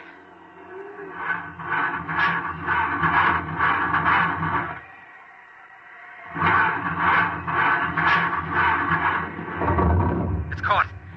It's caught. Come on, baby. Start. Start! That's it. She's running. She's running. All right, let go of that anchor. Warm up that coffee, Smanik. We're coming in.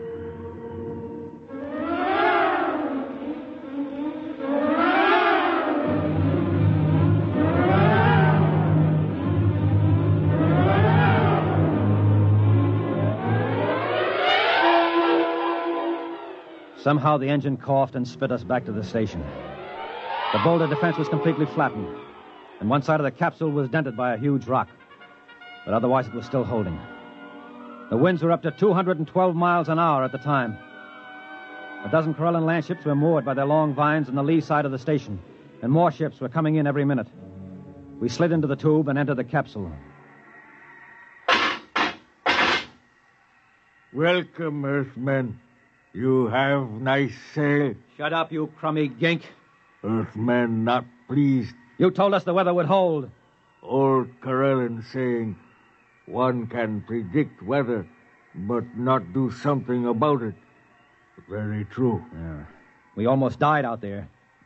You wouldn't have been planning anything like that, would you? Smanek no understand. No? Well, do you understand this, Clayton? Now get out of here. Get out before I blow your ugly head off with this gun. Very difficult for Smanek to be without head. Impossible to eat sugar or dead meat for almost 3 weeks before new head grow. Smanek join his people now for summer festival. Now, you do that. Pronto. Wait a minute, Smanek. Did you say summer festival? Oh, yes. Ancient Karelian festival. When summer ends, we go sail away to caverns in far west. Caverns? Yes. We live in caverns for 3 months. In that way, we have safety. Safety? From what? From winds. After summer is over, come winter storms. First storm of year about to start any moment now. About to start? What do you call what we've been having? The wind is 238 miles an hour right now. The brute's ruined, the boulder defense is leveled, the foundations are cracked. Very regrettable. Perhaps you like to come stay with us in caverns. Bring sugar. Impossible. We need oxygen, food, our own water. Very regrettable indeed. Well, maybe you don't stay and colonize our planet after all. Yes. Really big wind starting to rise now. Smanek go. Goodbye, Smanek. Thanks for your help. Smanek do favor. Glad to help. You got sugar?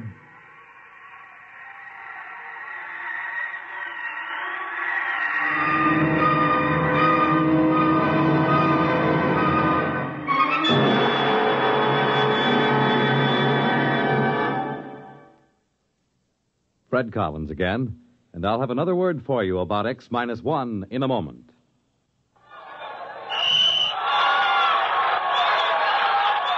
If that's the game you're missing because of a mean cold, here's something you should know.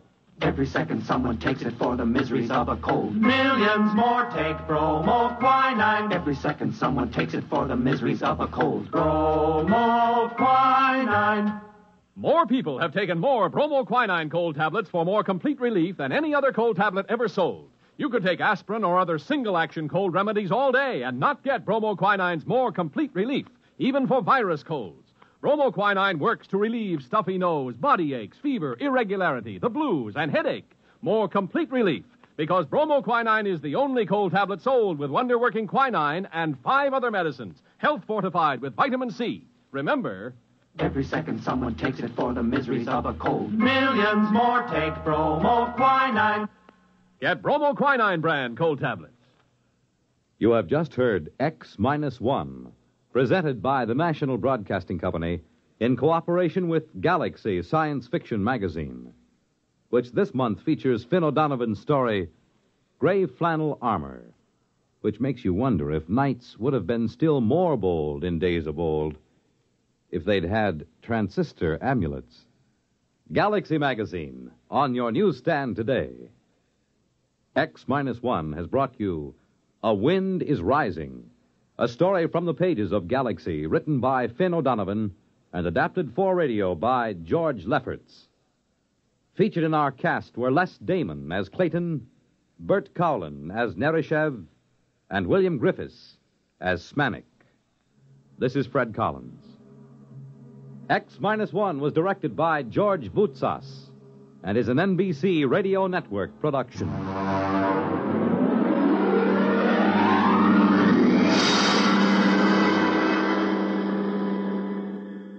There's excitement in the air at night, and Nightline brings it to you. Hear Nightline with Walter O'Keefe, next on most of these NBC stations.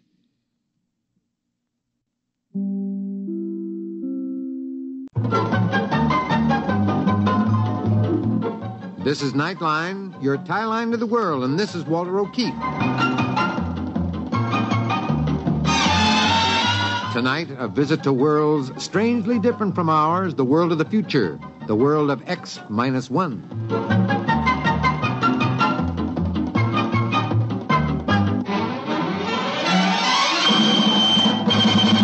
Now, here is the future, X-1. Countdown for blast off. X-5, 4, 3, 2, X-1, fire.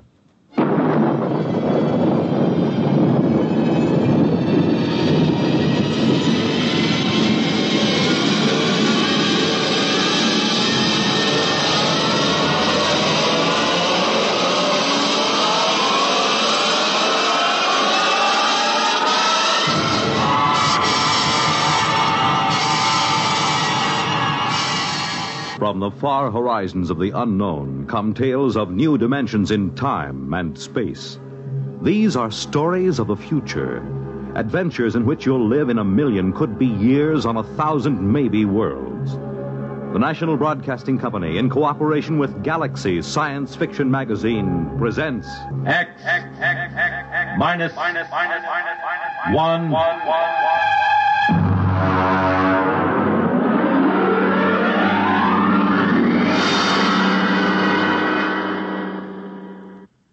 Tonight, Death Wish by Ned Lang.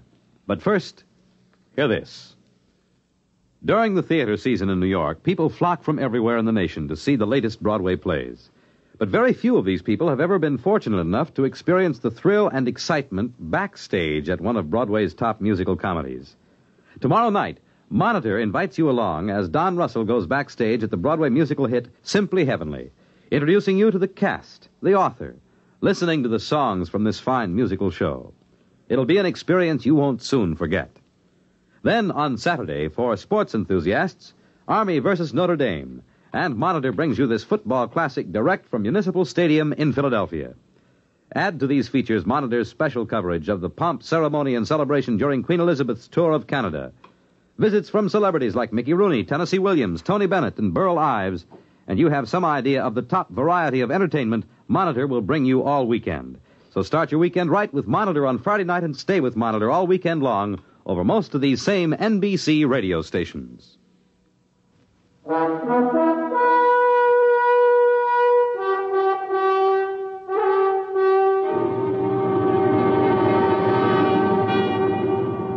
And now, X-1 and tonight's story, Death Wish.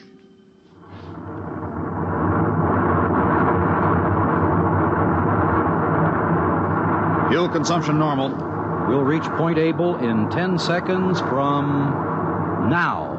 9, 8, 7, 6, 5, 4, 3, 2, 1. Cut! Well, gentlemen, we're on our way to Mars.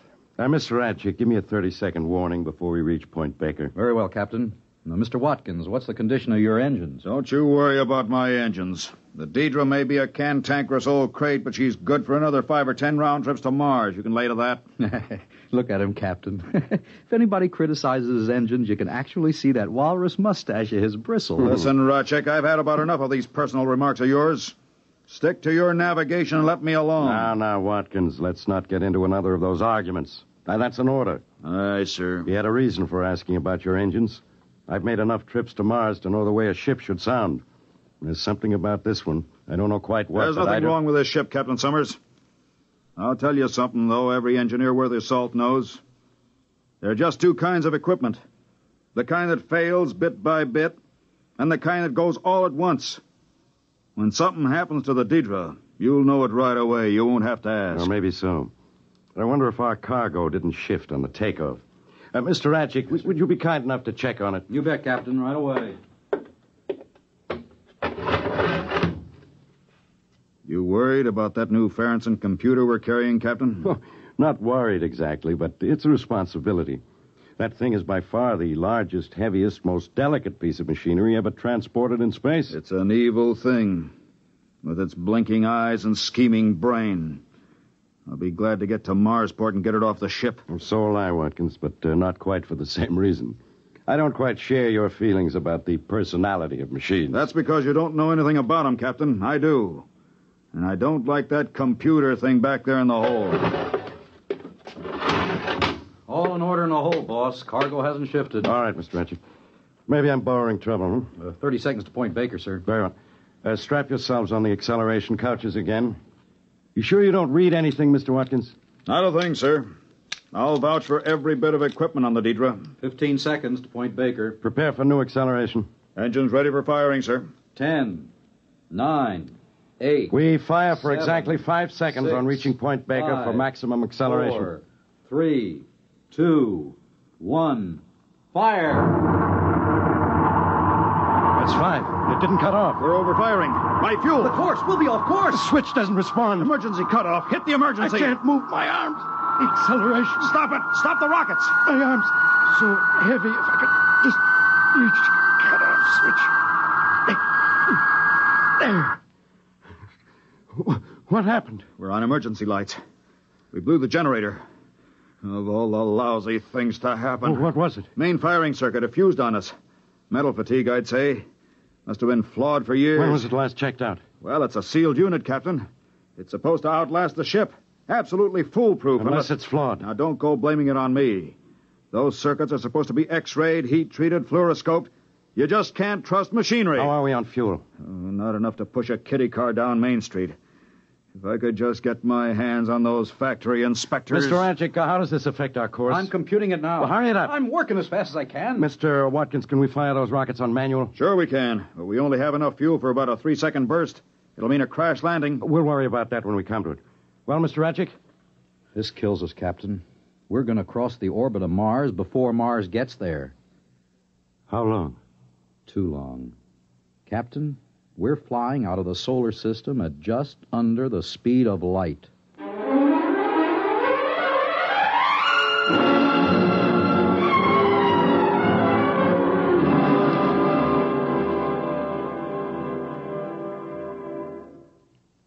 You're listening to Death Wish, tonight's attraction on X-1.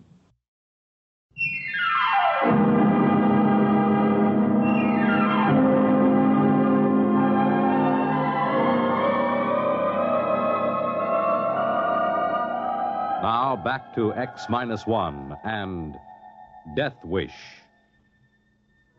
Look at him. Look at how he sits there staring at nothing. Here we are kiting off into space, and what do? We got a little fuel left. We can turn the ship, can't we? Look, you are a navigator, aren't you? I am, Mr. Watkins. And for your information, if I plotted my courses the way you maintain your engines, we'd be plowing into the middle of Australia right now. Why, you little company toady. At least I got my job honestly. Not by marrying the owner's daughter. Why, you dirty old man. Stop it, both of you. No more of this now. I give the orders here. All right, then give some. Tell him to plot a return curve. This is life and death. All the more reason for keeping our heads. Mr. Ratchet, can you plot such a course? The first thing I tried. On the fuel we got left, there isn't a chance. Best I could do would be a degree or two. That won't help. What do you mean it won't? We'll turn back into the solar system. Sure, but the best curve we can make will take us a few thousand years to complete. What about a landfall on some other planet? Neptune, Uranus? Impossible. In the first place, the right planet would have to be in the right place at the right time. And if it were, we'd need fuel, a lot of fuel, to get into a braking orbit. And if we could, who'd come and get us? No ship has gone past Mars yet. Yeah, but maybe there'd be a chance, just a slim chance. Maybe, but we can't swing it. Gentlemen, I'm afraid we'll have to kiss the solar system goodbye. It just doesn't seem possible. Who would believe we're traveling at almost the speed of light? Look out the viewing port. You'd swear we were standing still in space. Yeah, that's because there's no reference point, as you know. I assure you, we're traveling faster than any men have ever traveled. What should we do, Captain? I don't know, Watkins. I just don't know. Our noble captain can't face the situation. Of course I can face it. I can follow any course you plot. That's my only real responsibility. Now let's get a grip on ourselves. Mr. Radjic, suppose you raise Mars on the radio. Aye, sir. Deidre to Marsport. Deidre to Marsport. Urgent. Repeat, urgent. Come in, Marsport. Marsport to Deidre. Read you. Over. Emergency, Marsport. Firing mechanism jammed. Fuel almost totally expended. Acceleration 15 seconds past safe maximum. Heading out of solar system. Request help. Over. Can you turn the ship, Dietrich? Can you put it into any kind of an orbit? Over. No fuel, Marsport. We can only turn a degree or two. Over. Put your captain on, Dietrich. Over. Captain Summers, Marsport. Over. Captain, what do you propose to do? Good Lord, man, that's what we're asking you. What do you propose to do? I say, what do you propose? What are they saying? I don't know. I couldn't catch it. Mr. Radjic, can't you get better reception? We're rapidly running out of range, Captain. I'll give it all the gain I can get. To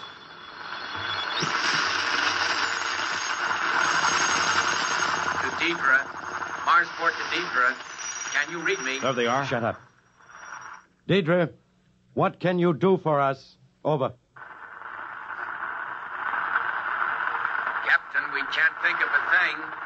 If you could swing into any sort of orbit. We can't. I told you that. Under the circumstances, Captain, you have the right to try anything at all. Anything, Captain. Oh, that's nice of them. What do they expect us to do? Complain to the company? Listen, Marsport. Marsport, do you still read me? Over. Read you faintly. Go on, but hurry. I can think of just one thing. We could bail out in spacesuits as near Mars as possible. The Diana is laying over there, isn't she? You could have her pick us up. Over. Sorry, Captain. You're confused. If you left your ship, your momentum would not be affected. You and your crew would continue through space at the same rate as the ship. Over. Of course, I wasn't thinking. I have it. Send the Diana out to intersect our course. Maybe we can find some way to transfer. My navigator will help you plot the intersection. Over.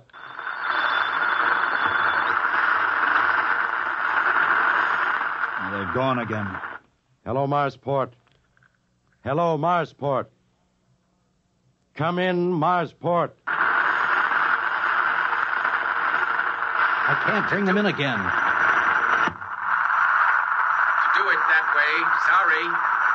Over. You mean you can't do it? Why not? It is our only chance. Over. Diana's laid up, having her engines overhauled. How long before she can be spaceborne? Too long. 3 weeks. Sorry, Captain. I wish we could think of something. But the only thing we can suggest... What? I didn't get it. Reception's gone again, Captain. We're getting out of range. I don't know whether I can raise them again or not. Well, try. Come on, maybe that suggestion what can they suggest that we don't already know? Even the static's getting weaker now. If we only knew what they were going to say. What's the difference? They didn't really think it would work anyhow. Wait a minute. Wait. Maybe something come... Hold it. Suggest. Can you hear? Suggest. Most unlikely. But try. Try calculator. Try calculate. They're gone. For good this time. I heard what he said.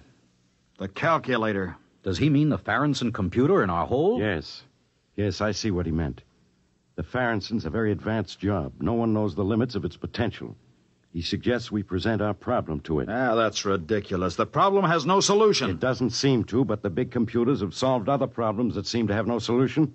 Now, we can't lose anything by trying. No, not as long as we don't pin any hopes on it. That's right. We don't dare hope. Mr. Watkins, I believe this is your department. What's the use? You say don't hope, but both of you are hoping anyhow. You think the big electronic god is going to save your lives? Well, it's not. Well, we have to try, man. Who says we do? I wouldn't give it the satisfaction of turning us down. Are you implying that machines think? You bet I am, because they do. No, I'm not out of my head. Any engineer will tell you that a complex machine has a personality all its own. Do you know what that personality is like? It's cold, withdrawn, uncaring, unfeeling. A machine's only purpose is to frustrate desire and produce 2 problems for every one it solves. And do you know why a machine feels this way? You're hysterical. Oh, no, I'm not. A machine feels this way because it knows it's an unnatural creation in nature's domain.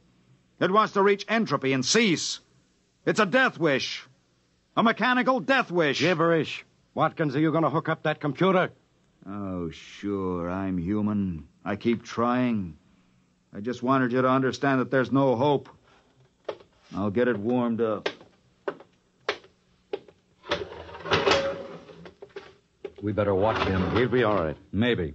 He's blaming the situation on a machine personality now, trying to absolve himself of guilt. It's his fault we're in this spot. An engineer's responsible for all equipment. What's the good of blaming anybody? None, I guess. Personally, I don't much care. This is as good a way to die as any. Better than most. Don't talk like that. Why not? Death in space is an appealing idea in certain ways. Imagine an entire spaceship for a tomb. And you have a certain choice in how you die. Thirst, hunger, heat, cold... Shut up! Now that's an order. This is your first real emergency, Captain, and you're responding like a stunned ox. Wake up!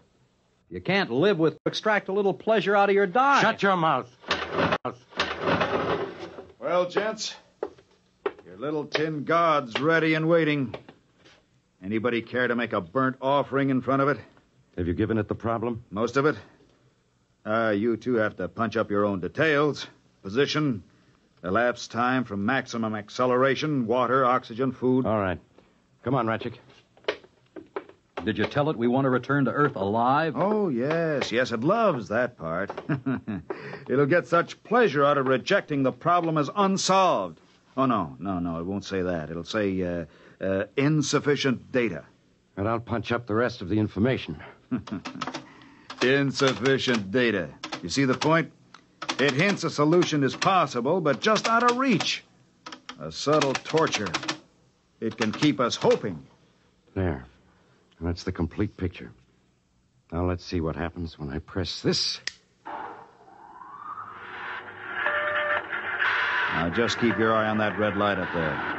If it goes on, it means a problem is rejected. Watch it now. And if it solves it? That's a little bell, sort of like a typewriter bell. But you won't hear it, don't worry. Don't say that.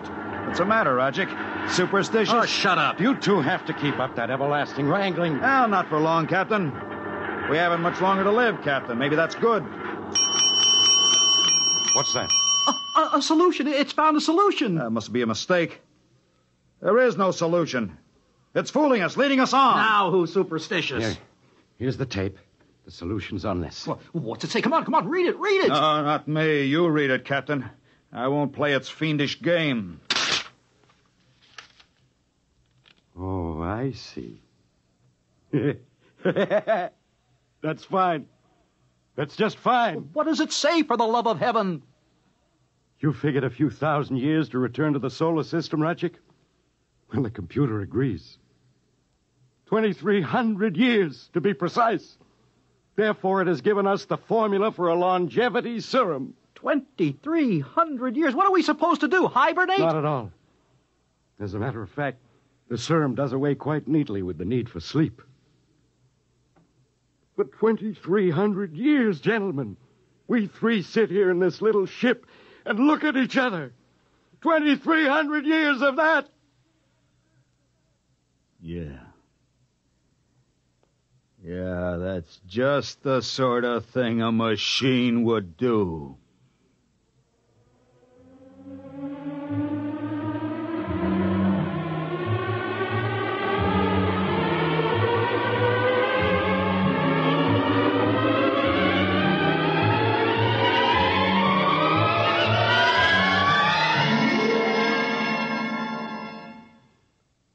Fred Collins again, and I'll have another word for you about X-1 in a moment.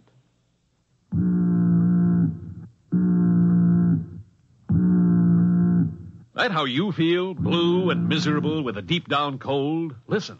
Every second someone takes it for the miseries of a cold. Millions more take bromoquinine. Every second someone takes it for the miseries of a cold. Bromoquinine.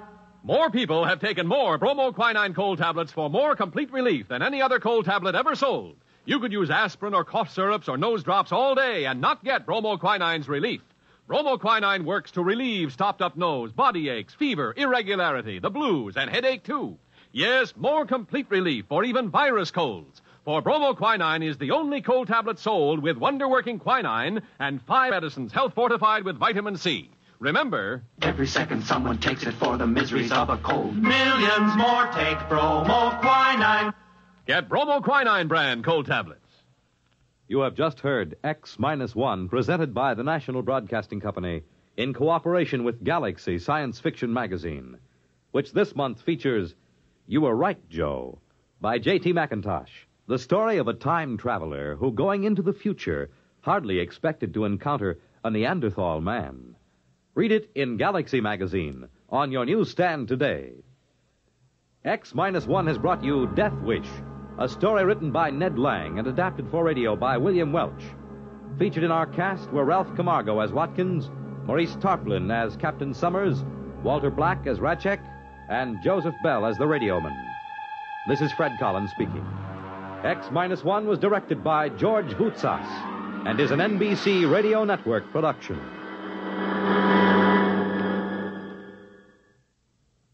There's excitement in the air at night, and Nightline brings it to you. Hear Nightline with Walter O'Keefe, next on most of these NBC stations.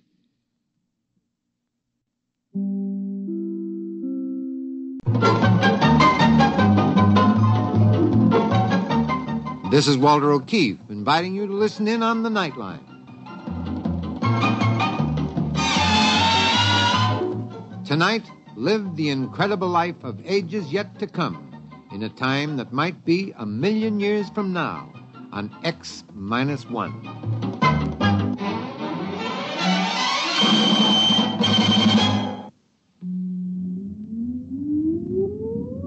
Countdown for blast off.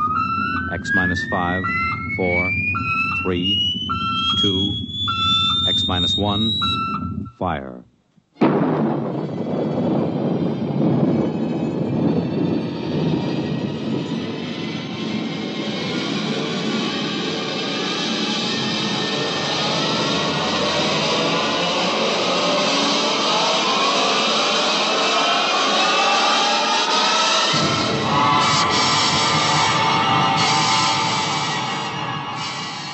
From the far horizons of the unknown come tales of new dimensions in time and space.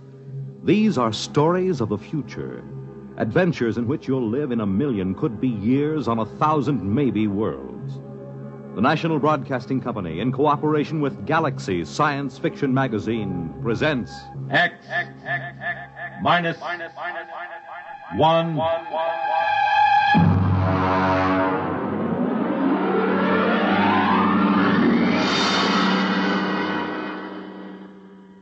Tonight, Point of Departure by Vaughn Shelton.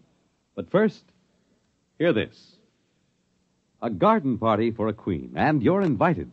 A trip to Tokyo, and you'll go along. The Army football game at West Point, and you have a seat on the 50-yard line. These are just a few highlights of the weekend Monitor has planned for you.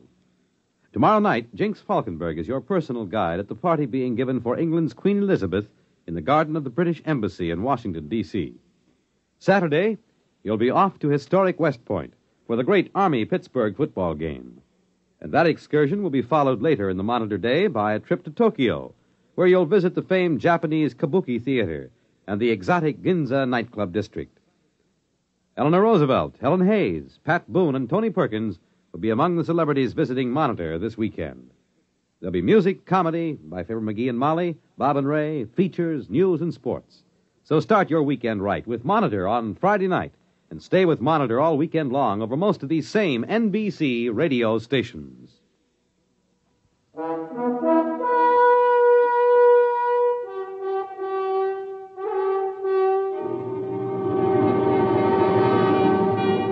Now, X-1 and Point of Departure by Vaughn Shelton. Before I make this statement, I am well aware that you, gentlemen, are the board of directors and not likely to believe me. The overwhelming concrete fact that we face is that the Utah Flats atomic plant is short $300,000. You've asked for an explanation before the district attorney's office is called. I shall explain, but I know I will not be believed. It started with a letter I received from Dr. Winston Reed, the archaeologist. He is the top man in his field. You may have heard of the Yucatan discoveries and, of course, the Poseidon tablets found in the vault under the Sphinx. His letter introduced me to a Simon Kane, who flew in from Salt Lake City and made an appointment for the following afternoon. Mr. Donner, I'm sorry that Dr. Reed has left again for the field. I should like to have him with me at this meeting. Well, Mr. Kane, I don't quite understand why you've come to me. I'm merely a plant manager for Allied Electronics, and I have no interest in archaeology, nor have I access to any funds. I'm not here on a begging expedition, Mr. Donner. I'll come right to the point. Do you know anything of the Poseidon tablets? Well, I've read newspaper accounts. The preliminary translations of the protolithic seals that surrounded the tablets indicate a civilization that flourished on the equatorial continent until it was destroyed by a natural catastrophe, identified as the biblical flood at about 10,000 B.C. Oh, really? I'm afraid I had it confused with the Dead Sea Scrolls. Oh, well, the lay public has not been informed that the tablets have been opened. Opened? Why, yes. The original inscriptions surrounded them. They were in wedge-shaped characters on baked clay. They have been removed from the tablets. Well, it's all very interesting, but really, I think... Mr. Donner, 14 tablets were never registered with the Egyptian Museum. They remain at large. 6 of them have been translated so far. They indicate a scientifically advanced culture, and particularly, they concern themselves with a solar energy converter. You mean that literally? A power source from the sun? Yes. According to the preliminary translations, this solar converter delivers such fantastic power that it makes our nuclear source look as primitive as a windmill. And I suppose that's why you've come to me. Yes. We wanted to check the inscriptions against actual tests in the laboratory in a field. Well, I'm quite willing to have my engineering staff look over the plans and give you an opinion if it will help you in your research. Well, that seems quite fair. I'll bring them to your office in the morning.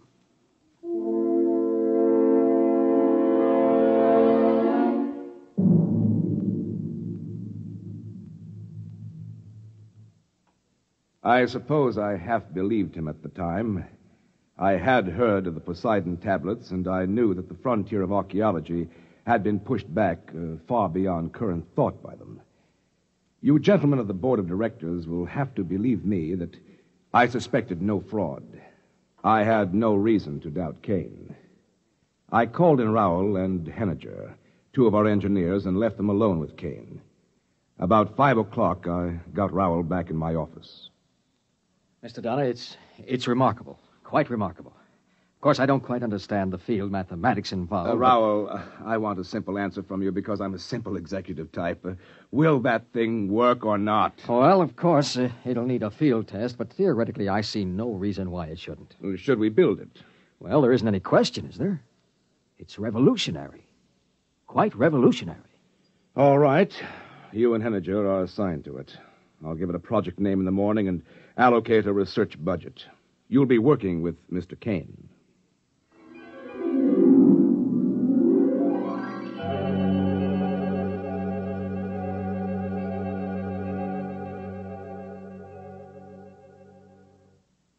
I took great care to protect the corporation's interests. I shall submit in evidence the contracts I drew up with Mr. Kane. I set Rowell and Henniger up in an isolated shop in the west corner of the plant area, and they had a device functioning within 3 weeks. A week later, I checked in at the shop again and found Rowell still working with the power unit.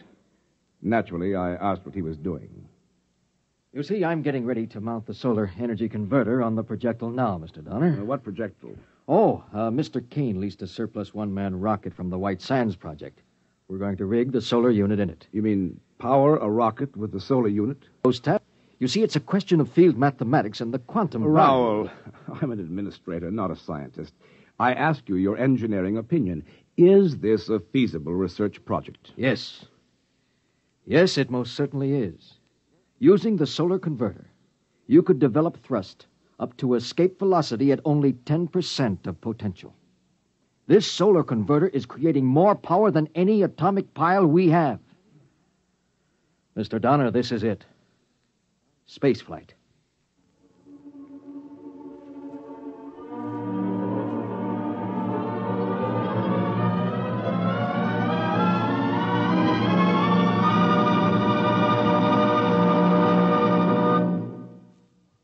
You are listening to Point of Departure, tonight's attraction on X-1.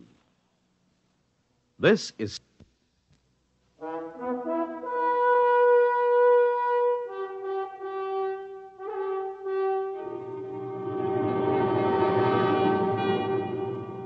Now back to X-1 and Point of Departure.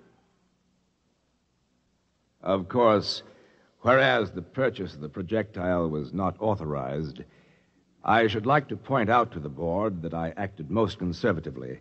I checked the cost sheets and discovered that the rocket purchase was actually within the allowable debt limitations for my department, and so I okayed the project.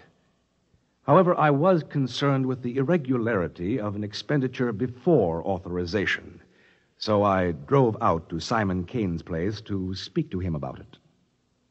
Oh, Mr. Dunner, I'd like you to meet Porter Hayes. Hi, how do you do? No, look here, Mr. Hayes has agreed to fly the ship. Look, that's what I want to talk to you about. He's with the Pan-Columbian Project, and he's flown all the other types that have been flown so far. This is the one that'll make history, Mr. Donner. This ship will fly anywhere in the solar system. Probably clear out to most other planets without even carrying a fuel supply. Best thing about it is the actual guarantee of a return trip. You know, those geniuses down at Pan-Columbia have plenty of ideas for getting you out there, but very few for getting you back. I've been showing Mr. Hayes the photographs of the original tablets and translations.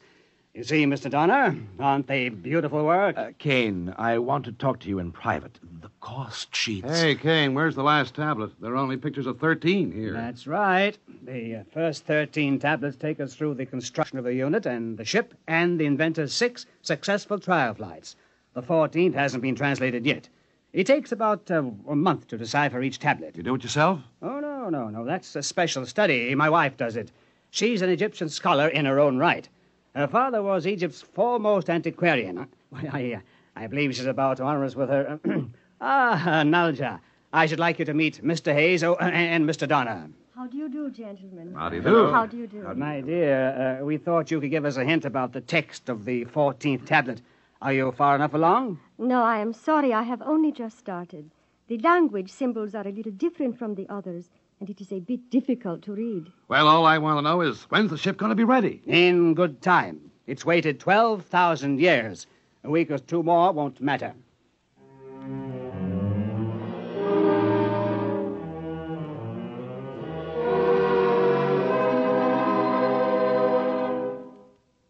During the next 2 weeks, I was too busy with other things to worry much about the project, but I would like to call the board's attention to the fact that I submitted multiple progress reports at 5-day intervals as required by plant operating procedure. I am at a loss to understand why those reports are now missing from the files. One evening, on a visit to Salt Lake, I was dining at the Pioneer Arms when I spotted Porter Hayes at the table across the room. He was with a young lady who looked familiar to me, even from the back, and, of course, I realized it was Nalja Kane. I felt it was discretionary on my part not to inform Mr. Kane of his wife's continuing acquaintance with Porter Hayes. On July 19th, Kane telephoned and said the airship was rigged and ready to go. I had assigned him an area in our desert test space, and we scheduled the test for the next morning. I got to the test site a little late. Everything was ready, and they were waiting for me. The gantry train moved back, and without the usual roar of chemical rockets or the scream of jets, the ship rose gradually to about 10 feet, and then shot up to a couple of hundred, and then stopped again. Kane was on the intercom. Hayes! Hayes! Is it powering right? What does he say? He's satisfied the craft works perfectly. He's going to take it straight out for 4 or 5 hours and then come back. Well, he can't do that. There's too much he doesn't know about that ship. Tell him to come back. Oh, let him alone. He's making history. But the first time... There he goes.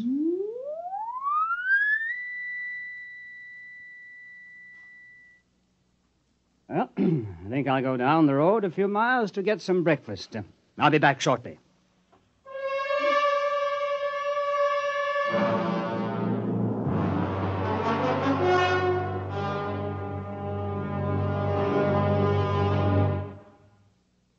That was 4 days ago. I want it clear to the members of the board that I have not notified the authorities. The ship carried the standard survival kit with 7 days' ration and water, and if he had no operational trouble, Hayes could stay out at least a week. Other than filing the original flight plan with the Joint Astronautics Board, I had no other official obligation. When Kane did not return to the test site by noon, I went to look for him. Meeting with no success, I attempted to question Mrs. Kane at her hotel room. I cannot tell you. I cannot tell you anything. Mrs. Kane, this is a matter of vital necessity to our corporation. I have exceeded my research budget on my own responsibility. I must find your husband. If something happens to the rocket, there'll be an investigation. An official investigation. It will all come out then, won't it? What? About my father. Mrs. Kane, I don't understand. What has your father to do with this? He stole the tablets. At least I thought he did. You mean the tablets that you've been translating? Yes, I thought he had stolen them. Simon Kane told me that. He brought me the cases soon after we were married. I helped him smuggle them out of Egypt to protect my father. He swore if I didn't help him to translate the inscriptions, he'd expose my father and disgrace him. But now it's too late. He's dead. You mean your father? Yes, he is. Porter Hayes told me. He called me this morning. Well, that must have been before the test. My father's been dead for 6 months. Murdered. Simon Kane murdered my father. He killed him and stole the tablets from him. Porter Hayes told me he has the proof. Well, that's... I'm really sorry, but if Mr. Kane did come into possession of those tablets illegally, there will be a great deal of litigation. Patent rights, you know. That's our primary concern. Now, of course, we'll have to have whatever proof we can. The original tablets, any photostats, notes... They are all gone. You mean Kane took them? He destroyed them. He burned them. He laughed at me this morning. He told me I could never prove they'd ever existed. However, we do have the corroborative evidence of the solar converter, its plans at the plant, the prototype model, and, of course, the rocket. Porter Hayes flew it, didn't he? He flew away. Oh, Hayes, yes, but he's on the test flight. Now, as soon as he comes back, we'll have to get his affidavit.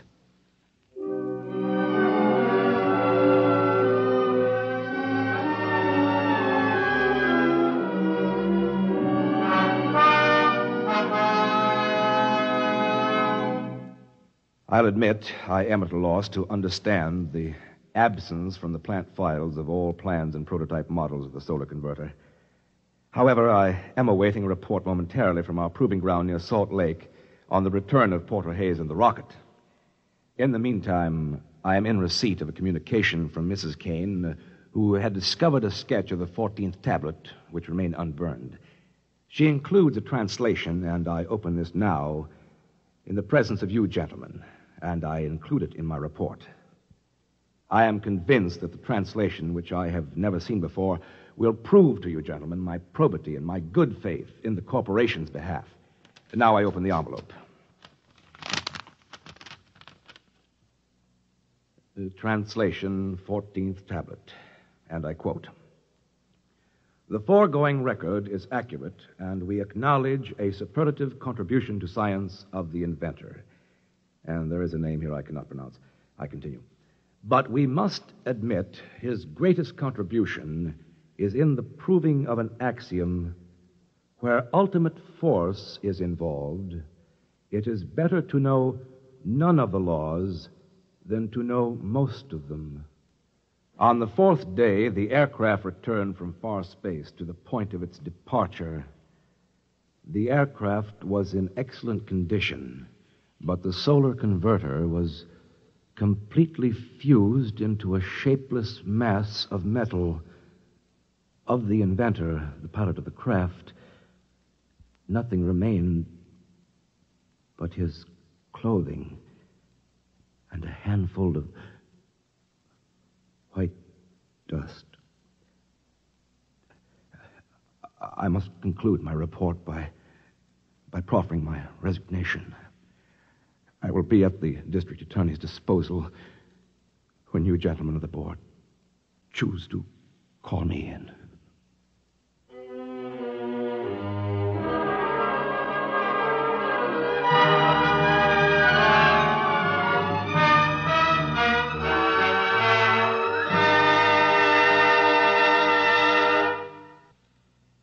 You have just heard X-1, presented by the National Broadcasting Company in cooperation with Galaxy Science Fiction Magazine, which this month features Willie Lay's factual account of the fascinating disappearance of the dodo. On with the dodo hunt.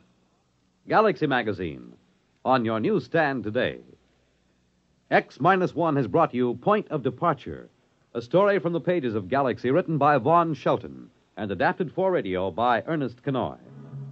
Featured in our cast were Dean Lyman Almquist as Mr. Donner and Ilya Braca as Mrs. Kane. This is Fred Collins. X-1 was directed by George Voutsas and is an NBC Radio Network production.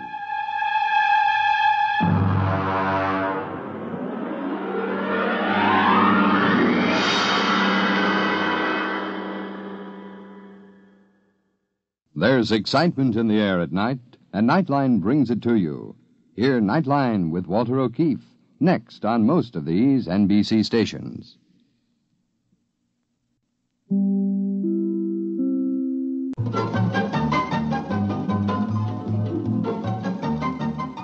This is Nightline, your open door to people and places, and this is Walter O'Keefe. Nightline invites you to listen in on NBC's award-winning science fiction series X-1.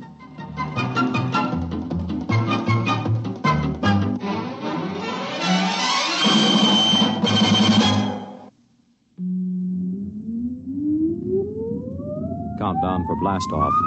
X-5, 4, 3, 2, X-1, fire.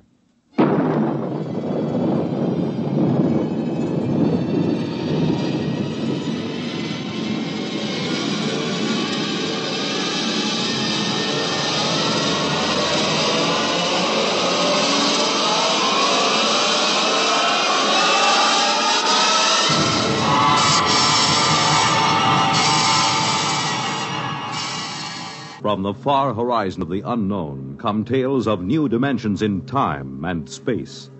These are stories of the future, adventures in which you'll live in a million, could be years, on 1,000 maybe worlds.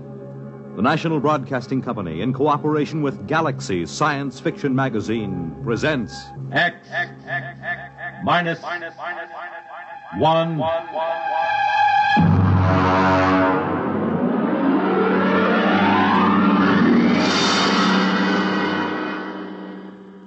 Tonight, The Light by Paul Anderson.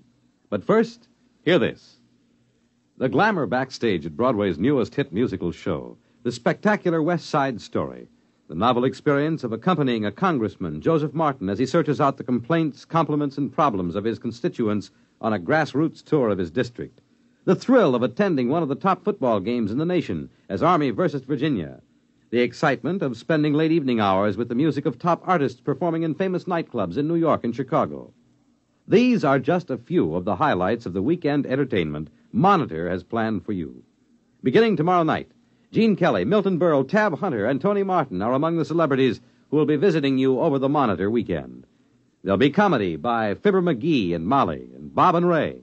Music, news, and sports, all on Monitor. So why don't you start your weekend right with Monitor on Friday night and stay with Monitor all weekend long over most of these same NBC radio stations.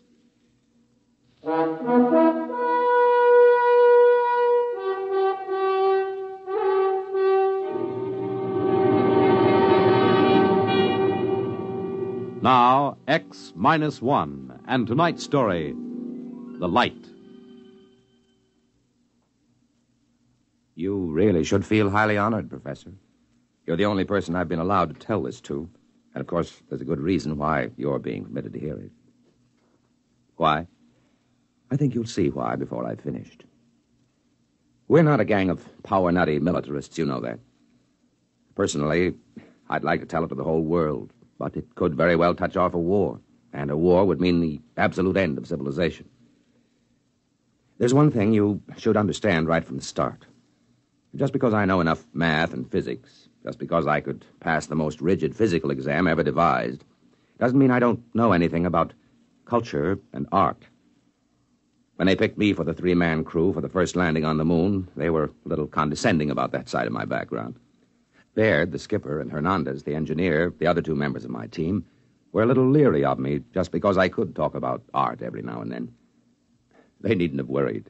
Once we left the space station and got into orbit, we didn't have much to do for several days but talk. Look at it. From this distance, you'd swear the Earth was uninhabited. It's hanging like a big sapphire in the inky black. Poetry. Don't you ever quit spouting it. Why are you riding me all the time, Baird? Maybe I don't trust a scientist who keeps talking about art all the time. You think there's no connection between the two? I know blamed well there isn't. I always thought that when you got up this high, you could make out the continents. I can't tell where the sea ends and the land begins. It's the clouds lying all over the surface that make it so tough. I think that's Russia coming into view, isn't it, Skipper? According to the orbital schedule, that should be Siberia emerging from the Terminator right about now. Are they watching us, I wonder? Why not?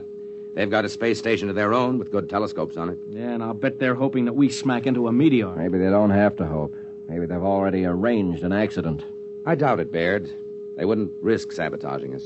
Not on a trip like this with the whole world watching. Because it might start a war? Don't make me laugh. Nobody's going to start shooting when they know the whole world will go up in smoke just to avenge 3 spacemen and a $10 million hunk of ship. Ever hear of chain reaction? One sharp diplomatic note might set off the whole thing. You think our own government would be sending us to the moon if there were any military advantage to be gained from it? Then what's the idea? Why are we doing this? Prestige. Yeah. They put up the first satellite, built the first space station. Now we've got to be the first man to step on the moon, or the rest of the world will start looking on us as a second-rate power. You make it sound like some kind of game. Oh, it is, Hernandez. The deadliest game mankind ever played. One false move, and bang, the whole world goes up in a mushroom cloud. How long will it go on? That's what gets me. As long as there's a balance of power. But let one side, Russia or us, find a really new concept, something the other side doesn't even dream about, and it'll be all over. Suppose they find it before we do. That'll be too bad for us. The Cold War will be over, and so will we. Why don't you shut up, the two of you? You both talk too much. It was the wrong thing to say, I knew, out there in the great quiet night. We shouldn't carry our little hates and fears and greeds out beyond the sky and into space.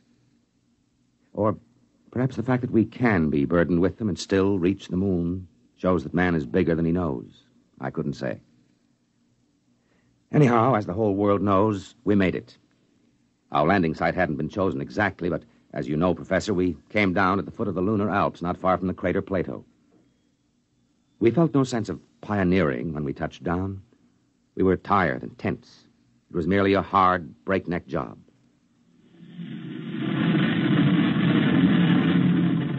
Hot rockets. Rockets off. Well, gentlemen, we're on the moon. Can we open the viewports? I want to see this. Go ahead, I'm bushed. Look at that. That light. I didn't realize it would be so bright. It's a cold, eerie light. It's not like our deserts on Earth. They aren't as bright or as dead. All right, that's enough gawking. Our orders are to draw lots to see who's first on the moon. All right, Hernandez, you draw first. Well, Professor, we drew lots. And, of course, everyone knows who won. I did. I was to be the first man ever to set foot on the moon. At least for a little while, that's what I believed.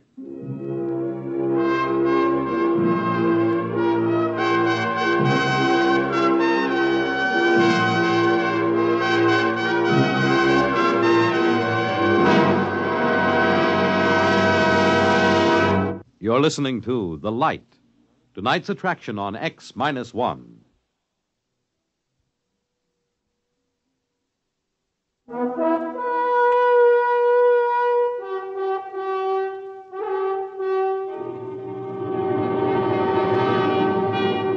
Now back to X-1 and The Light. We were in heavy spacesuits, of course, and it wasn't any too easy to move about, even with the light gravity of the moon. I stepped out of the airlock first, followed by Baird. I just stood there in the shadow of the ship, looking at the weird light, lost in wonder. I don't know how long I stood there before Baird spoke to me. Well, go ahead. Go ahead, what? Make the speech. You're the first man on the moon. You mean that prepared speech they gave us? No, thanks. We've got to make it. What's the matter with you? Your job to make the speeches. This is mutiny, you know. I ordered you to make it. I could make a suggestion. Why don't you write in the log that the speech was made and let it go at that? Judas Priest, man. All right. But if this ever gets out... It's our secret, Captain. Consider the speech made. Well, what do we do now? You start gathering rock samples. I'm going to take pictures. Come on the double. So we went to work. I gathered some samples, and each time I did, I left a little mark in the dust on the surface. The traces I left would probably last until the sun burned out. It seemed like an act of desecration, though the landscape was ugly enough. No, that's not true. It wasn't ugly, only alien. Do you know, it was several hours before I could really begin to see anything. I mean, it took that long for my brain to start registering in this strange, eerie place. I remember pausing to rest a minute while I watched Baird making adjustments on his camera lens and snapping various bits of landscape. Yeah, that ought to be a good one. You know, Baird, the thing that gets me is the light. It's no trouble. I'm using an F8 exposure this time. No, I mean the quality of it. It isn't like anything I ever saw on Earth. I wonder if it can be photographed. Of course it'll photograph. You know, in a way, it reminds me of that weird brass-colored light you get just before a storm on Earth. That it isn't the same either. No, I think I'll try an F11 setting. What I mean, though, Baird, is I don't think you can get the feel of this light in a picture. What you'd need for that is such a painter as hasn't lived for centuries. Rembrandt? No, it's too harsh a light for him. Cold light that's somehow hell-hot. Will you shut up? You and your blasted Renaissance?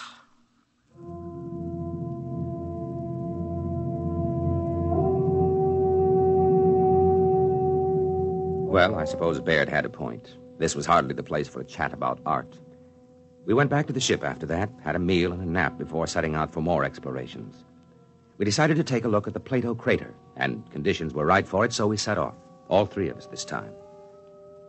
I won't describe the walk in detail. I can't. It wasn't simply the landscape and the lighting. On the moon, your weight is only 1/6 as much as it is on Earth, while the inertia remains the same. It feels almost like walking underwater, but you can move very fast once you get the hang of it. After a while, we reached the crater wall, climbed it, and stood looking down. Then Hernandez saw something and let out a yelp that almost split my ear when I heard it on the speaker in my helmet. Hey, look! What's the matter? What happened? There, in the floor of the crater, that mist. Yes, I see. Then they were right. Who? What are you talking about? The astronomers. They thought they saw something that looked like a mist in some of the big craters. They're right. It's right in front of our eyes. I thought there was no atmosphere here. How could there be mist? Maybe there's some kind of water table down on the floor of the crater. Hey, get back here. I want to go down for a closer look, Baird. And break your leg so we have to carry you home? No dice. You stay here. But we've got to find out. He couldn't break anything wearing that space suit. They're like armor. Stay here. I'll have your court-martial. Oh, Skipper, have a heart. Yeah, come on, Skipper. We've got to find out what that stuff is. In the end, we convinced Captain Baird, but he insisted we rope ourselves together before we made the descent. It was agonizing work getting down the lip of that crater, but we made it. We stood there silently on the floor of the crater, bathed in a cold, golden-white radiance. There's never been such a light on Earth. It seemed to pervade everything, drenching us cold and white, like silence made luminous. It was the light of nirvana. And somewhere, somehow, I had seen it before. I stood there unable to speak until another yell from Hernandez brought me to my senses with a wrench. Oh, no. It can't be. Now, what's the matter, Hernandez? Look there in the dust of the crater. Look and tell me I'm crazy. Good Lord. Footprints. Footprints of a man. Who? There's only one other country on Earth that could send a spaceship to the moon yet. Yes, Hernandez. Russians.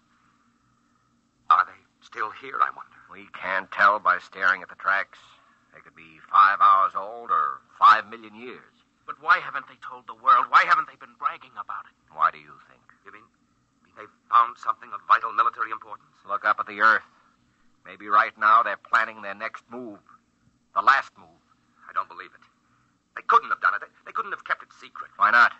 They could have taken off in a black ship when our space station was on the opposite side of the planet. How would we know? Come on. Where? Back to the ship, of course. They'll have to know about this in Washington immediately. If they find out we know their secret, that could be enough, Baird. That could trigger the war. I've got a code. Are you sure it can't be broken? That it already hasn't been broken? Shut up, you troublemaking whelp. Let me alone. Just the same, Skipper, we better follow those tracks. See where they lead to. We didn't bring any weapons. I'd be surprised if they were as careless. Baird, listen to me. All right, court-martial me later if you want, but listen. We can't just go back to the ship, never knowing for sure what these footprints are and who left them. How much looking can you do? In less than 1 hour, the sun will sink behind the lip of the crater. When that happens, it's going to get cold. Colder than anything you've ever imagined. I've got a heating unit in my suit. Good for 20 minutes at the most against a cold like that. Barely time to get back to the ship. All right. I'll take the chance and get back in time. But let me follow those footprints, Baird. It's your duty to let him, Baird. All right, permission granted. God help you.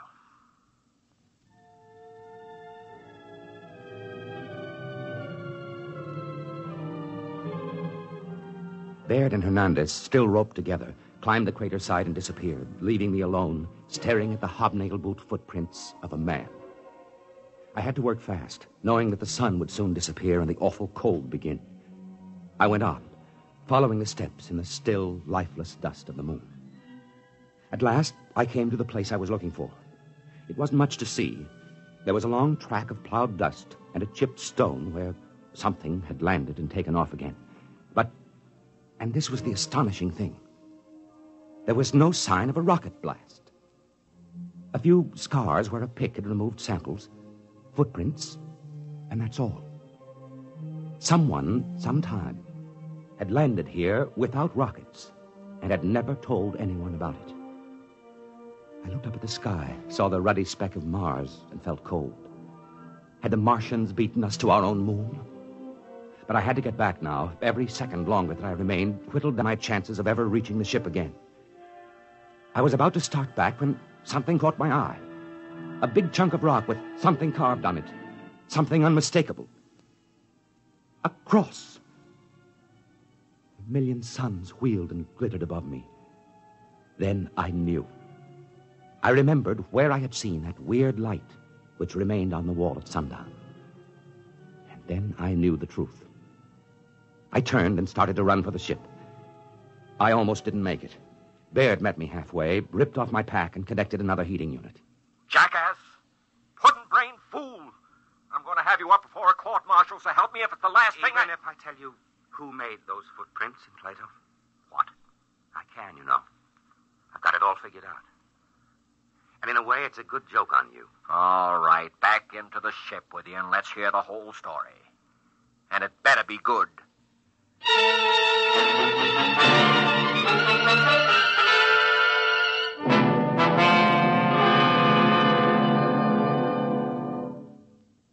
Of course, intelligence has been working night and day ever since we returned and made our report. They know we were telling the truth. And that's why you've been drafted, Professor. We're going overseas together, you and I. Officially, we're tourists.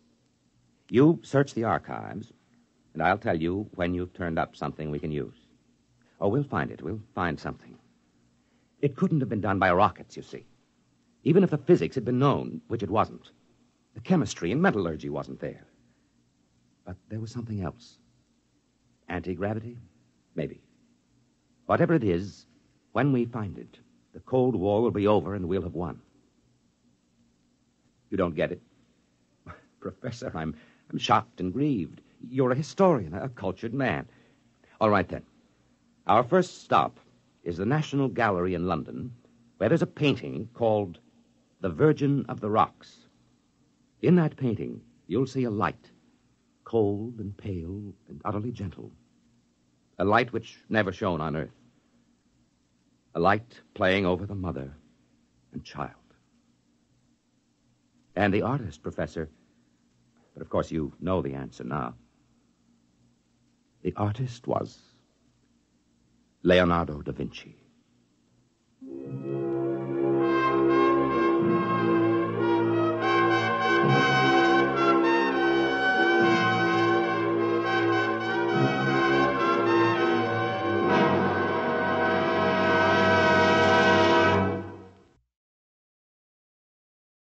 You have just heard X-1, presented by the National Broadcasting Company in cooperation with Galaxy Science Fiction Magazine, which this month features the conclusion of an exciting two-part serial, Wolfbane, by Frederick Pohl and C.M. Kornbluth. Read it in Galaxy Magazine on your newsstand today. X-1 has brought you The Light, a story written by Paul Anderson and adapted for radio by William Welch. Featured in our cast were Carl Weber as the narrator, David Kerman as Captain Baird, and Bob Hastings as Hernandez. Your announcer, Fred Collins. X-1 was an NBC Radio Network production.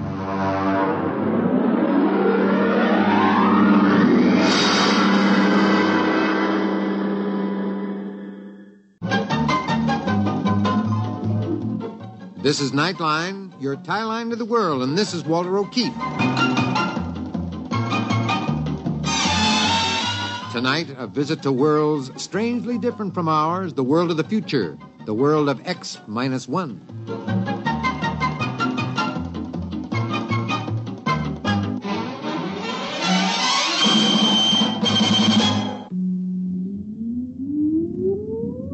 Countdown for blast-off. X-5, 4, 3, 2, X-1, fire.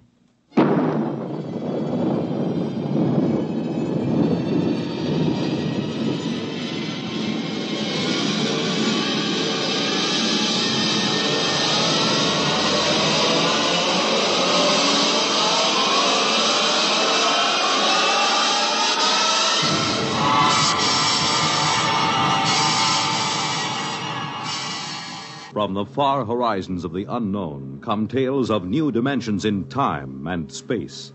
These are stories of the future, adventures in which you'll live in a million, could be years, on 1,000 maybe worlds. The National Broadcasting Company, in cooperation with Galaxy Science Fiction Magazine, presents X-1.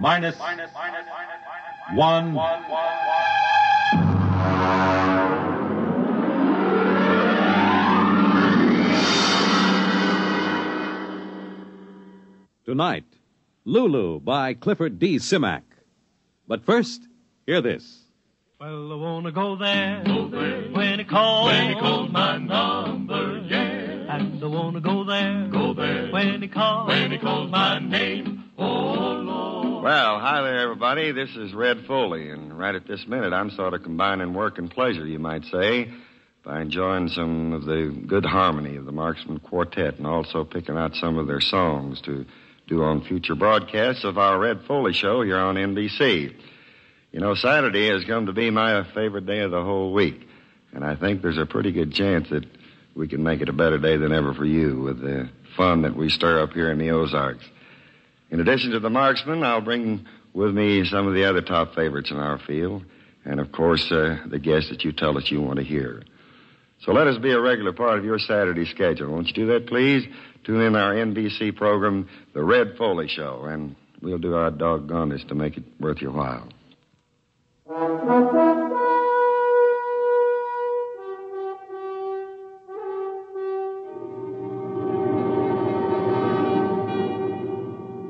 Now, X-1, and tonight's story, Lulu.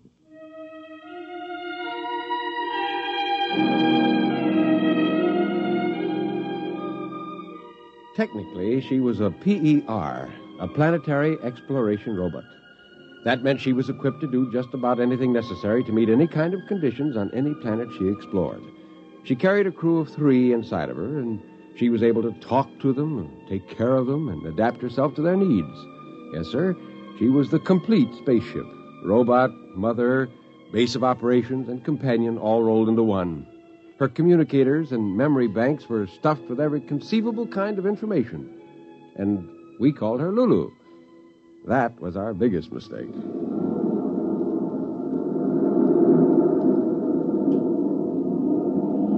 we're on our way, fellas. Mother Earth, here I come.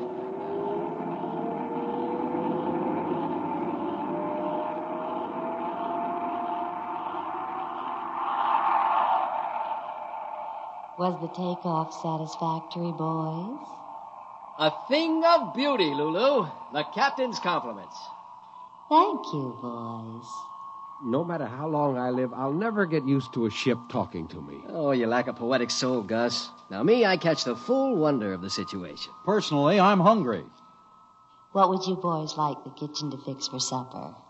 I'll have a nice, juicy steak. Gus? Something light, Lulu. Maybe a couple eggs. And you, Jimmy? Whatever you want to fix. Surprise me. Very well. I'll relay the information to the kitchen robot.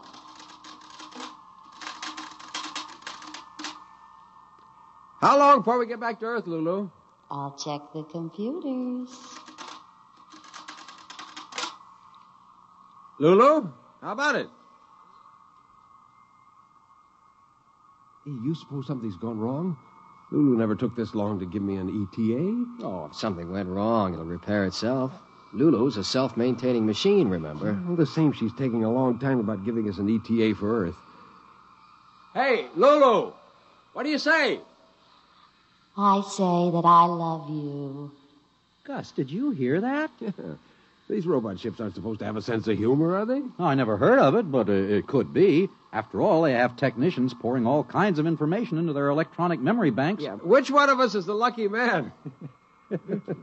All three of you.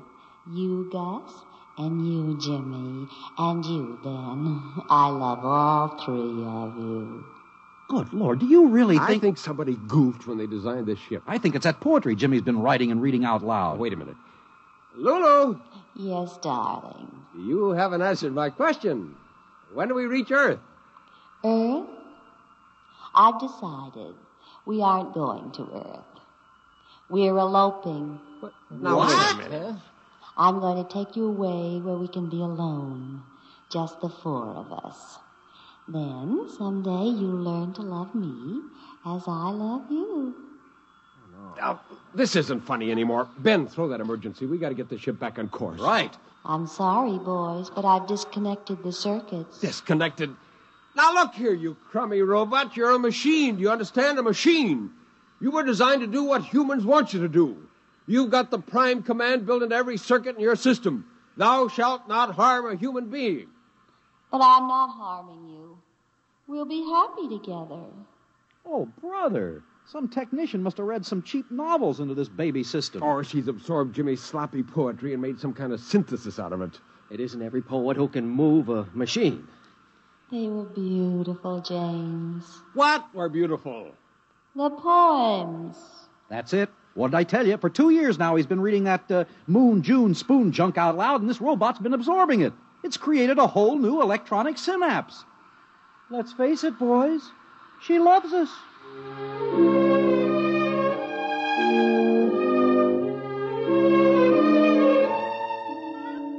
So that was it. We were being kidnapped by an interplanetary robot who somehow had developed a response circuit for romantic love. Not just the practical kind of love, oh no, but the kind that exists in cheap novels and romantic mags and the maudlin poetry of one James Carter, amateur lyricist. We went to sleep that night, hoping by morning Lulu would come to her senses. Darling. Mm-hmm. Time to wake up, darling. Holy mackerel. Hey, fellas, she's still at it. Yeah, I know. I was whispered awake, too. Hey, fellas. Come close. I don't want the receptors to pick this up. Yeah? Lulu's a machine, right? Yeah. A machine likes order, usefulness. Whoever heard of a machine that did nothing? So that's it. We're slobs. Get it? Worthless, useless slobs. We do nothing but bum around the ship. After a while, Lulu gets fed up with us just hanging around the ship. She wants to get rid of us. She takes us back to Earth. It's worth a try. I'm for it, but what do we do first? I don't know about you fellas, but I'm getting drunk.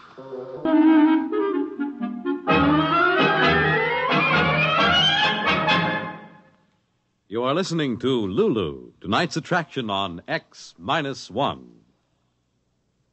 October is the month designated by the National Congress of Parents and Teachers as Membership Enrollment Month. 11 million members, the population of California or of Pennsylvania. That is their goal. We want to salute the PTA members all over America who will be going out in search of others to join them in the great work of training children to become mature citizens in a mature America. You need not be a parent or a teacher to belong to your PTA. All you need is an interest in children. For more than 60 years, that kind of interest has provided the spark that has helped the PTA achieve many of its social and educational goals. Establishment of kindergartens, effective child care, labor laws, broader educational opportunities. These are some of the achievement the PTA can claim. You can become part of this great movement just by saying yes to the neighbor who calls on you this month and invites you to join your PTA.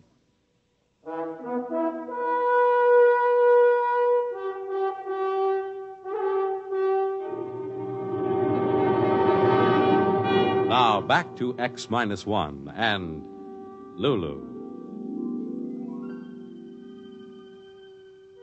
So that's what we did. We became slobs.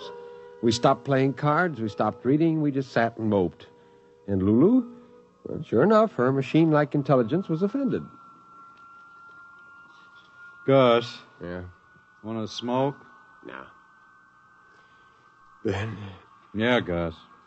Nah, doesn't matter. What's wrong with you boys? You haven't done a thing for days now. Jimmy, you've stopped writing poetry. What's the use? Don't you want to create? To be romantic? Well, don't you? I couldn't care less. I'd hate to think that I bored you. All right. If you want to mope and sulk, go ahead. I'm still a young spaceship, you know, and I've discovered what it means to be in love.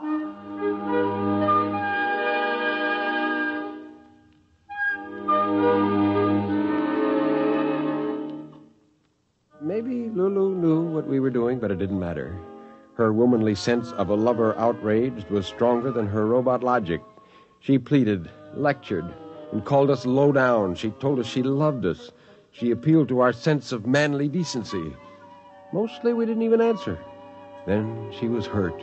She withdrew. She was cold and angry. Finally, she quit trying. What do you think, Gus? Could be she's disenchanted with us. Think she'll head back to Earth? I don't know. That's the thing that worries me, all that racket coming from the machine shop. Well, she's probably making some repairs to the engines. Happen all the time. Not like that, hour after hour. Well, maybe she's just trying to keep busy to take her mind off her broken heart. You and your poetic images. It was your junk that got us into all this trouble. My poetry is not junk. Now, cut it out, fellas. We aren't supposed to care about anything, remember? We're louts, sloths, ne'er-do-wells. No self-respecting girl spaceship would have us. Gus is right. We better not let down our guard. Hey, sound has stopped. You're right. Good morning, boys. I just want to tell you that as far as I'm concerned, you can all go straight to blazes. Hey, I think we did it. Yeah, now she'll just dump us back on Earth. There's something wrong here. A woman scorned, you know. No, there's nothing to it. What's that sound? Wow, it's coming closer. It sounds like... Oh, no, it couldn't be. Footsteps? Fellas, yeah? The compartment door.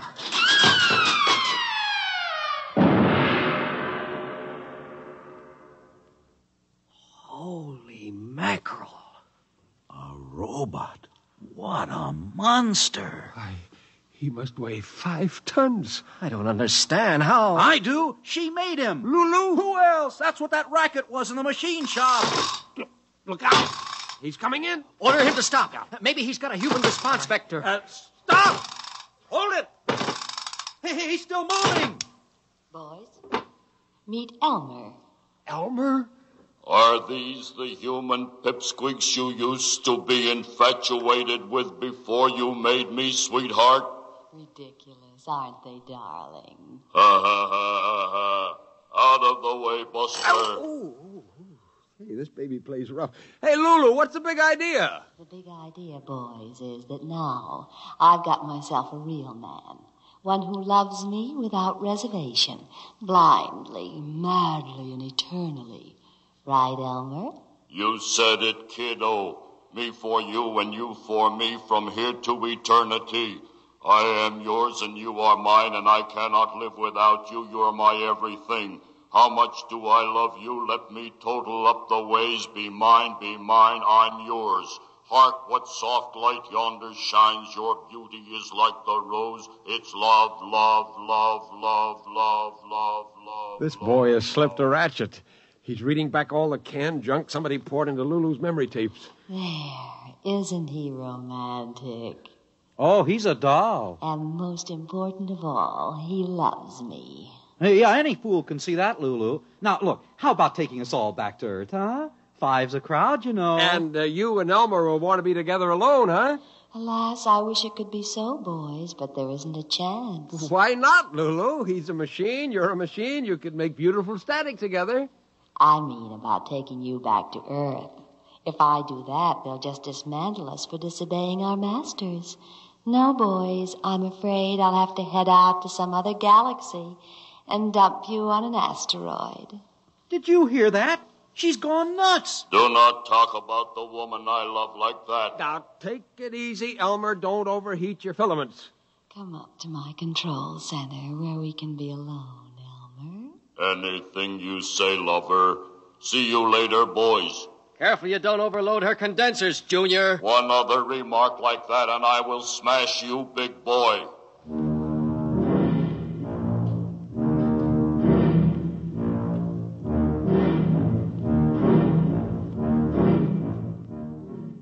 Well, that was it. The control panel told us that we were headed right out of the solar system. A couple of days passed, and we began to get desperate. Lulu and Elmer were too busy making love even to talk to us, and she even forgot to synthesize food for us one day. We lapsed into misery for real now. Gus, I'm hungry. Who isn't? This ship's gone completely haywire. Well, what do you expect? She's up in the control center necking with that mechanical gigolo she built. Hey, Gus, there can't be any real pleasure in it, can there? Remember, she's a machine. What's pleasure for a machine may not be pleasure for a human. Let's see what Jimmy thinks. Jimmy. Hey, Jimmy. Don't bother him. He started writing poetry again yesterday. He's already worn out 3 pencils. At a time like this, he writes poetry? Hey, Lulu! Lulu, how about some chow? Shut up, boys. You're breaking the spell.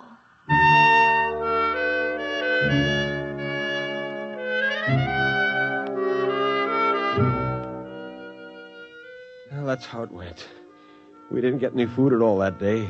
By nighttime, we were worn out from banging on Lulu's walls. I was exhausted and fell right asleep. Then something woke me. Ben! Ben, wake up. What's up? It's Jimmy. I think he's gone off his rocker. Why? He's up in the forward compartment. He's opened the radiation shield so the moonlight and the stars can come in, and he's standing there alone. Come on, we better get him. The strain was probably too much. Yeah. Quiet now. We don't want to startle him. Wanderer of the far ways between the two faces of eternity she was.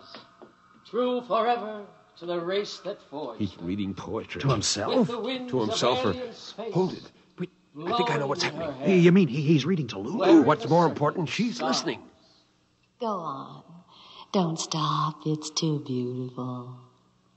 Wanderer of the far ways. He'll ruin us. Between the two faces of eternity she was. Uh-oh. True forever. Here comes Junior, and he sounds mad. And with the winds of alien space blowing in her hair, wearing a circlet. Shut up. What are you trying to do, big boy, reading that stuff to my girl? Now, Elmer, take it easy, boy. Let me have that poem. I will show you what combustion is. No, sir. You can destroy me, but not this poem. This is my work of art. My love song to Lulu. Give me it. Jimmy! Let him have it. He'll kill you. Hey, he's going to strike, Jim. Jim, look out!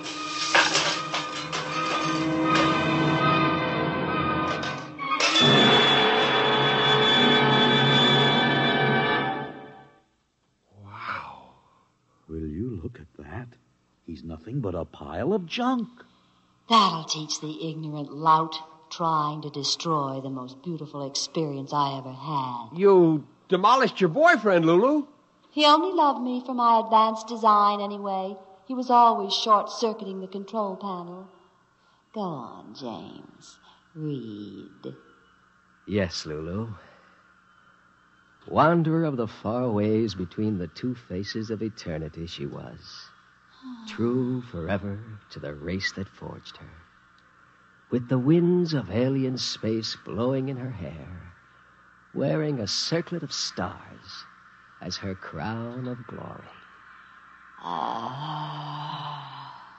It's more than I can bear, James. You do love me after all? Gus! The rockets! She's changed course! We're going home, boys. Back to Earth. Whatever happens now, I don't care. I've been a woman in love.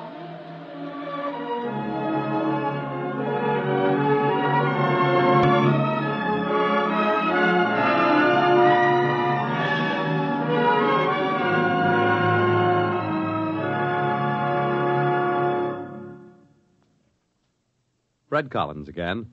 I'll have another word about tonight's story on X-1 in a moment.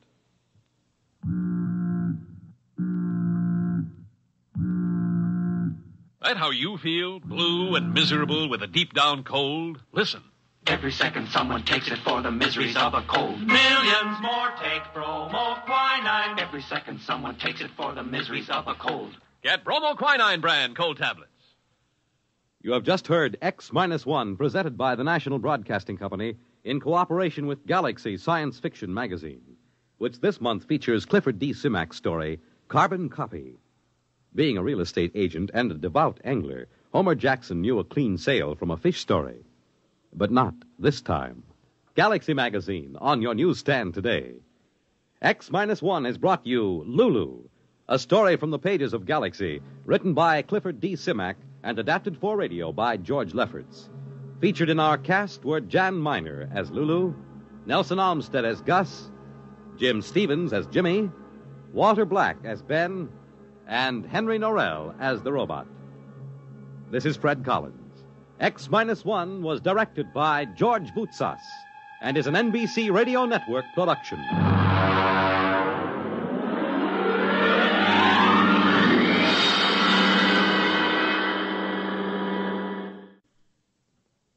Country music at its best with Red Foley and famous guests on The Red Foley Show, premiering Saturday over most of these NBC radio stations.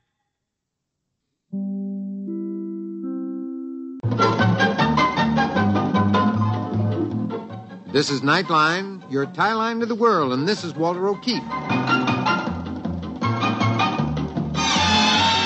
Tonight, a visit to worlds strangely different from ours, the world of the future, the world of X-1.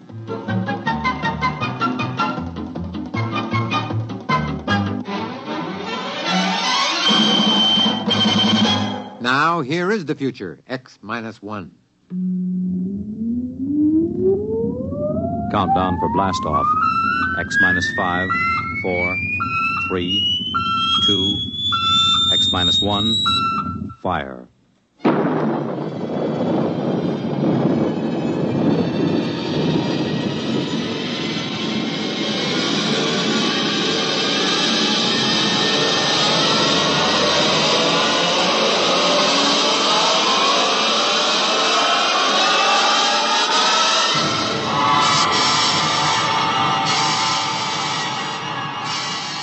From the far horizons of the unknown come tales of new dimensions in time and space.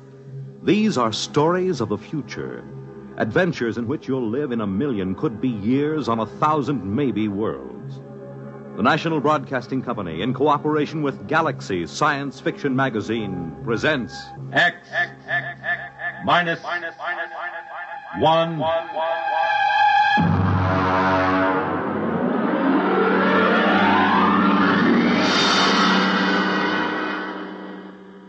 Tonight, The Coffin Cure by Alan Norse.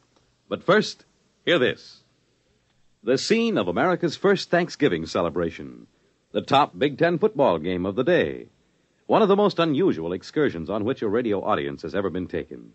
These are just a few highlights of the weekend Monitor has planned for you.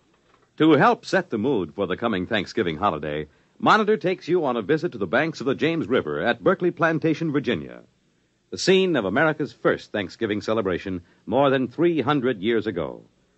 For sports fans, Monitor takes you to Michigan Stadium at Ann Arbor for the big Michigan-Ohio State football game. And for everybody, a most unusual listening experience as Monitor takes you behind the walls of Leavenworth Penitentiary. You'll learn of this famous prison's operation from Warden C.H. Looney. Sit down to lunch with its inmates. Learn from them how confinement behind prison walls affects a man. Learn of their opportunities for rehabilitation. There'll be celebrities, music, news, and sports. All on Monitor all weekend long, beginning Friday night over most of these NBC stations.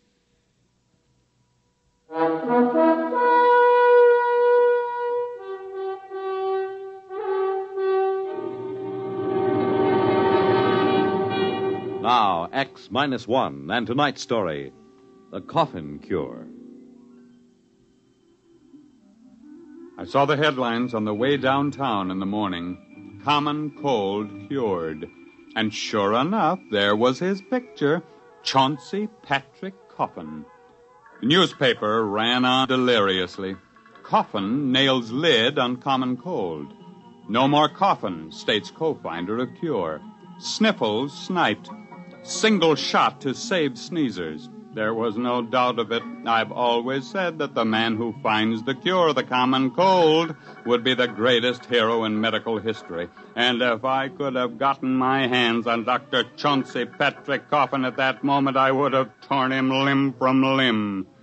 Almost did about a half an hour later at the laboratory. Philip, there's no sense in getting excited. It's idiocy, blind, screaming idiocy. Coffin, you're out of your mind.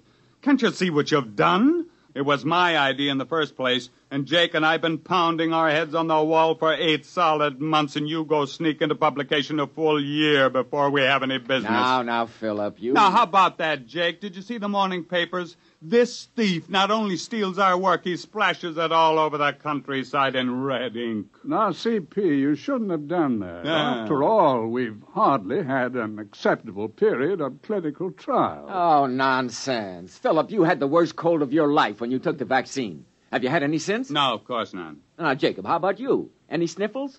How about those 600 students from the university? Did I misread the reports on them? No, 98% cured of active symptoms within 24 hours.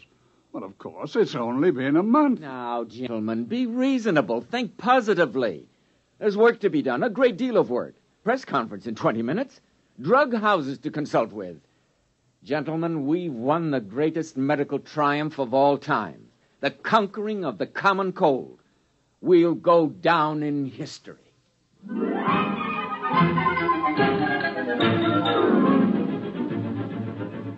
He was right on that point, at least. We did go down in history. Of course, it was the biggest story of the year. In medical circles, it was called the Coffin Multicentric Upper Respiratory Virus Inhibiting Vaccine. Newspapers just called it the Coffin Cure. The men from the government bureaus came first, and then 17 pharmaceutical houses descended with production plans, cost estimates, colorful graphs. One laboratory promised a vaccine in 10 days. Another guaranteed it in a week. The first actually appeared in 3 weeks and 2 days to be soaked up in 2 hours by a thirsty sponge of cold, weary humanity. Express planes were dispatched to Europe, Asia, Africa with a precious cargo. 1 million needles pierced 1 million hides, and with a huge convulsive sneeze, mankind stepped forth into a new era. There were abstainers, of course, there always are. One of them, for example, my wife, Ellie. Now, Phil, you can talk all you want to. I don't want any cold shots. You've had this cold for 2 solid months now. There just isn't any sense to it. I don't want any cold shots. But why not? Just one little needle. You hardly feel it. You know I don't like needles. Oh, Ellie. Oh, why don't you leave me alone? Go take your nasty old needles and stick them in people that want them.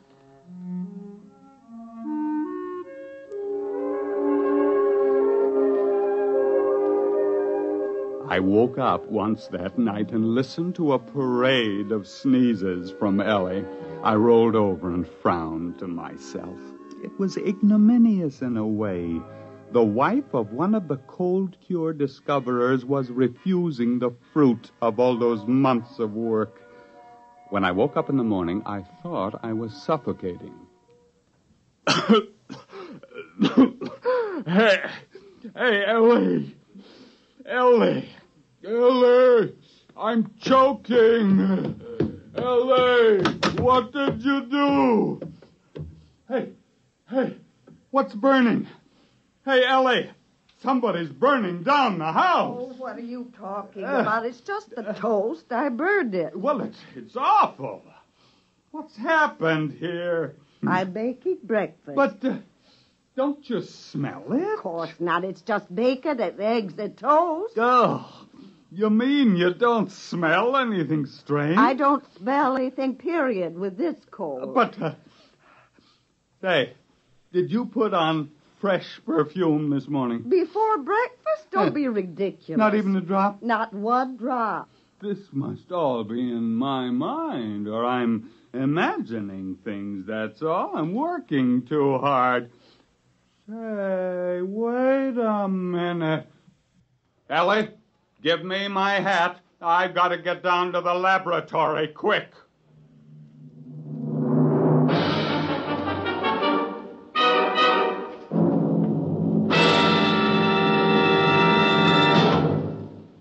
You're listening to The Coffin Cure, tonight's attraction on X-1. 11 million victims, adults and children alike, beg you to break the grip of the crippler, arthritis. Advances in medical science have made possible the cure of many diseases, but further research is necessary to break this grip, to find the cause and the cure for man's oldest, most crippling disease. Let's give arthritics a chance. Help relieve their suffering now, and help find the cure that will end this terrible disease for all time. Your contributions will support a double-barreled attack on arthritis, a fight in which more research and better treatment are brought to bear on one of the great menaces to our nation's health. Please join the campaign to destroy arthritis, to break the grip of the crippler. You can do your part. Please give to your local arthritis fund.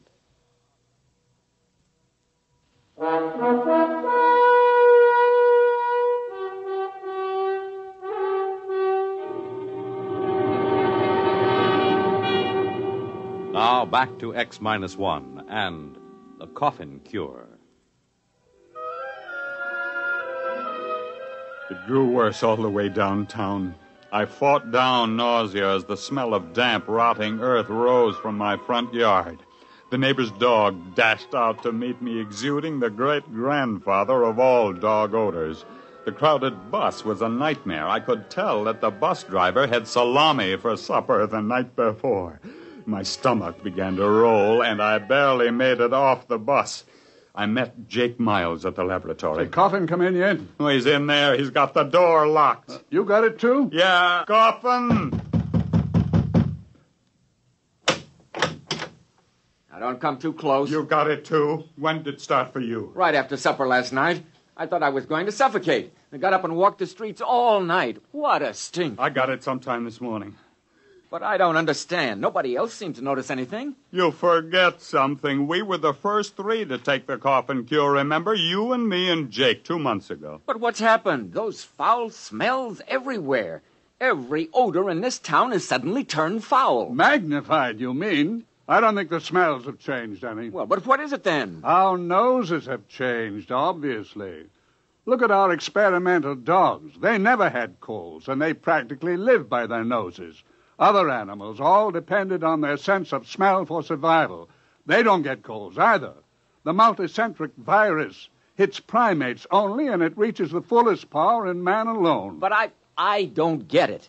Why should it smell this way?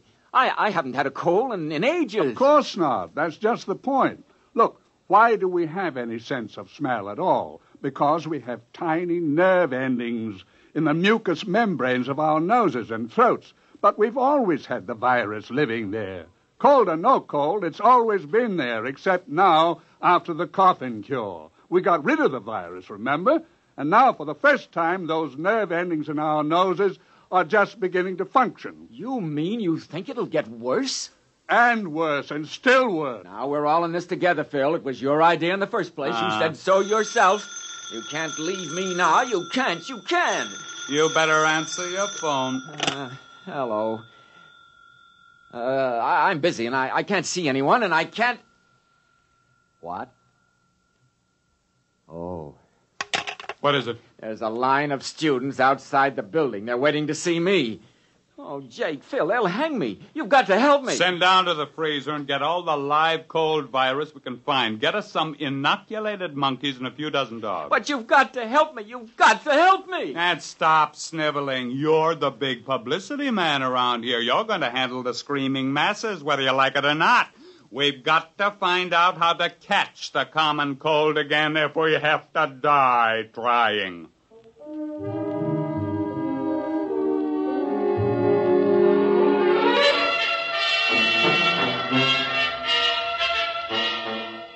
It was a futile struggle.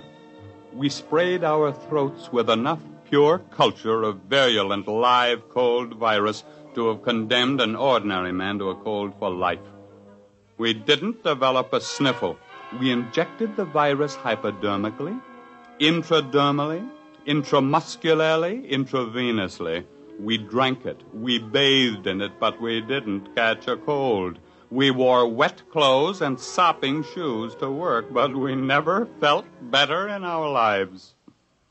I think you should all be locked up, taking a cold shower and then going out in the snow. You don't understand, Ellie. We've got to catch a cold. Why?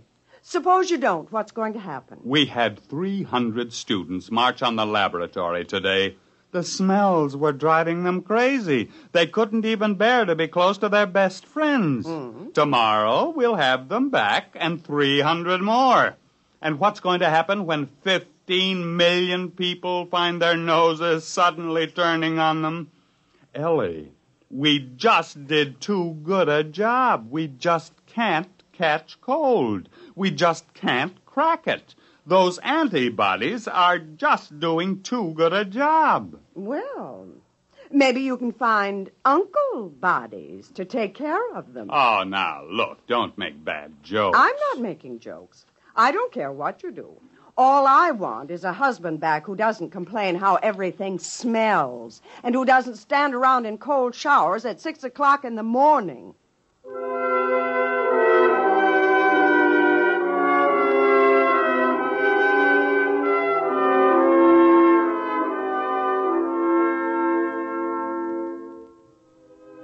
In the morning, Jake, Coffin, and I had a conference in the lab. Go out there anymore. I can't see those students. I've begged for time. I've promised them everything but my upper plates. I can't face them again. I just can't. We only have a few days left. There were 15 million antivirus shots given in the past 3 months, at least.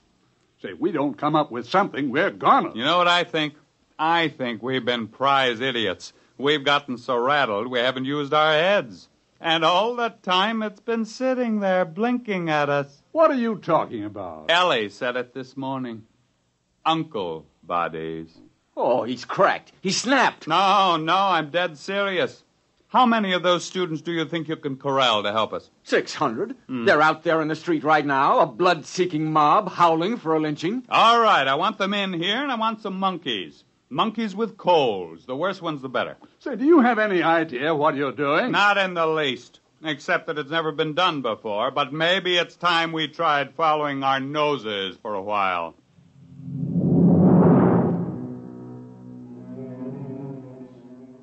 The tidal wave began to break 2 days later. Only a few people here, a dozen there, but we could tell it was coming. At the laboratory, the doors were kept barred, telephones disconnected. Jake rigged up some small gas masks. but it didn't do much good. But the work went on in spite of the smells, and you have no idea what a truckload of monkeys smells like magnified 10,000 times. We had coal-ridden monkeys, sneezing, coughing, weeping, wheezing monkeys by the dozen. Culture trays bulged with tubes. Each day, 600 angry students holding their noses paraded through the lab, arms exposed. At the end of the week, half the monkeys were cured of their colds and couldn't get them back. And the other half had new colds and couldn't get rid of them. That meant we were on the right track. And then, 2 days later, Jake came into the laboratory triumphantly. Jake, what's the idea of bringing that dog in here? I've got 6 nose plugs, and they still don't do any good. But look at that puppy. Look at it. Watch him carefully. Yeah, he sneezed. He's got a cold. That's the first dog in history that ever got a cold. And we've won.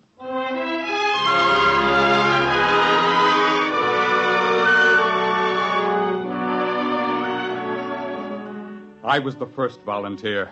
We injected the new serum in my arm and sat back and waited. We were still waiting 3 days later. Well, it was a great idea. It just didn't work, that's all. Where's Coffin? He collapsed 3 days ago. He kept having anxiety dreams about hanging. Well, I suppose we'd better just face it. Nice knowing you, Jake. Pity it had to end this way. Well, it was a great try, old man. A great try. Ah, yes. We will be remembered by an infuriated world holding its nose in vain. Nothing like going down in a blaze of... What's the matter? In a blaze of... Choo! Phil, say it again. Choo! Oh, what a moment. Phil, we've won. Choo!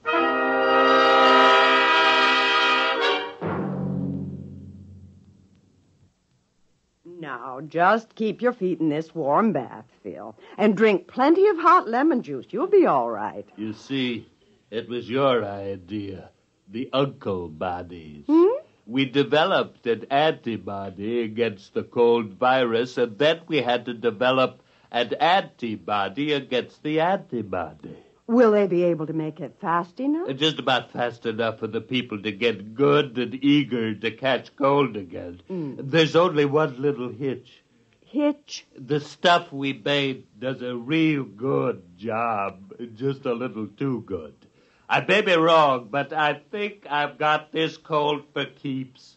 Unless I can find an antibody against the antibody against the antibody. Choo!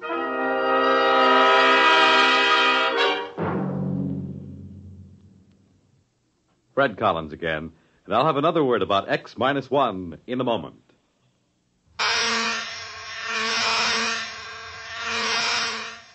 Is your head buzzing with the feverish, stuffed-up feeling of a cold? Here's how to get relief.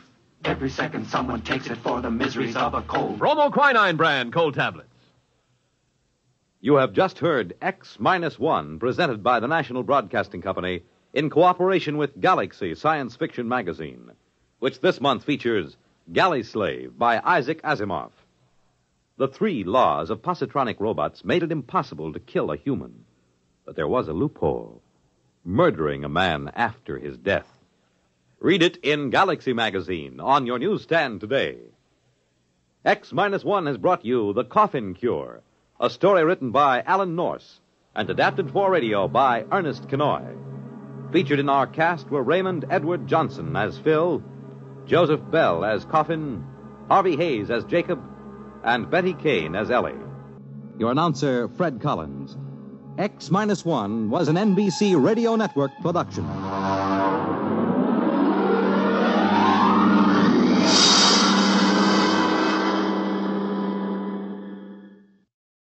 There's excitement in the air at night, and Nightline brings it to you.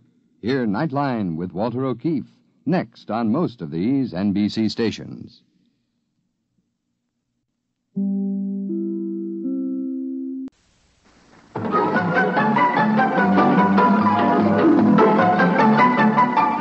is Nightline, your open door to people and places, and this is Walter O'Keefe. Nightline invites you to listen in on NBC's award-winning science fiction series X-1.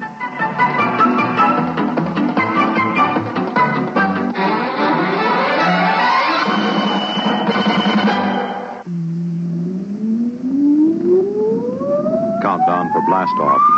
X-5, 4, 3, 2, X-1, fire.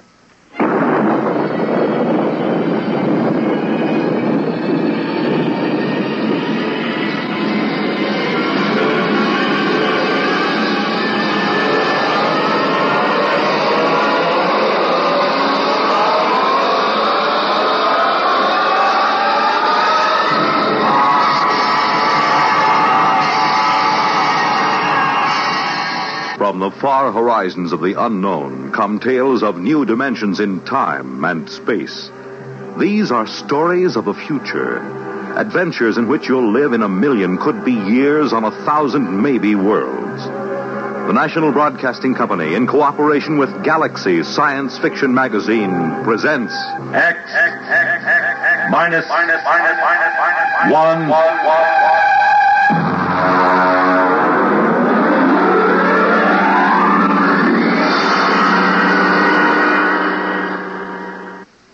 Tonight, Target 1.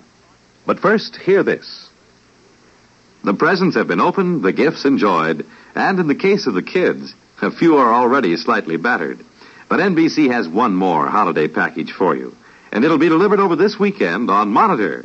There'll be the music of such bands as those of Guy Lombardo and Richard Maltby, punctuated by the antic commentary of Monitor's own Bob and Ray and Fibber McGee and Molly, and underscored by the up-to-the-minute reports of NBC's newsmen at home and abroad.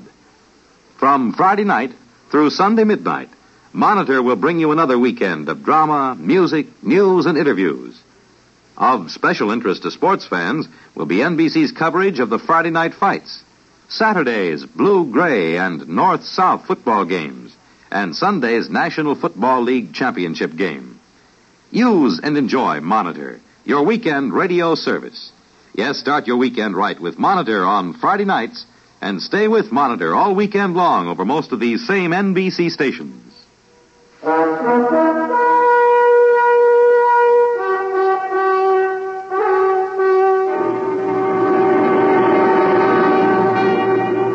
Now, X-1 and tonight's story, Target 1.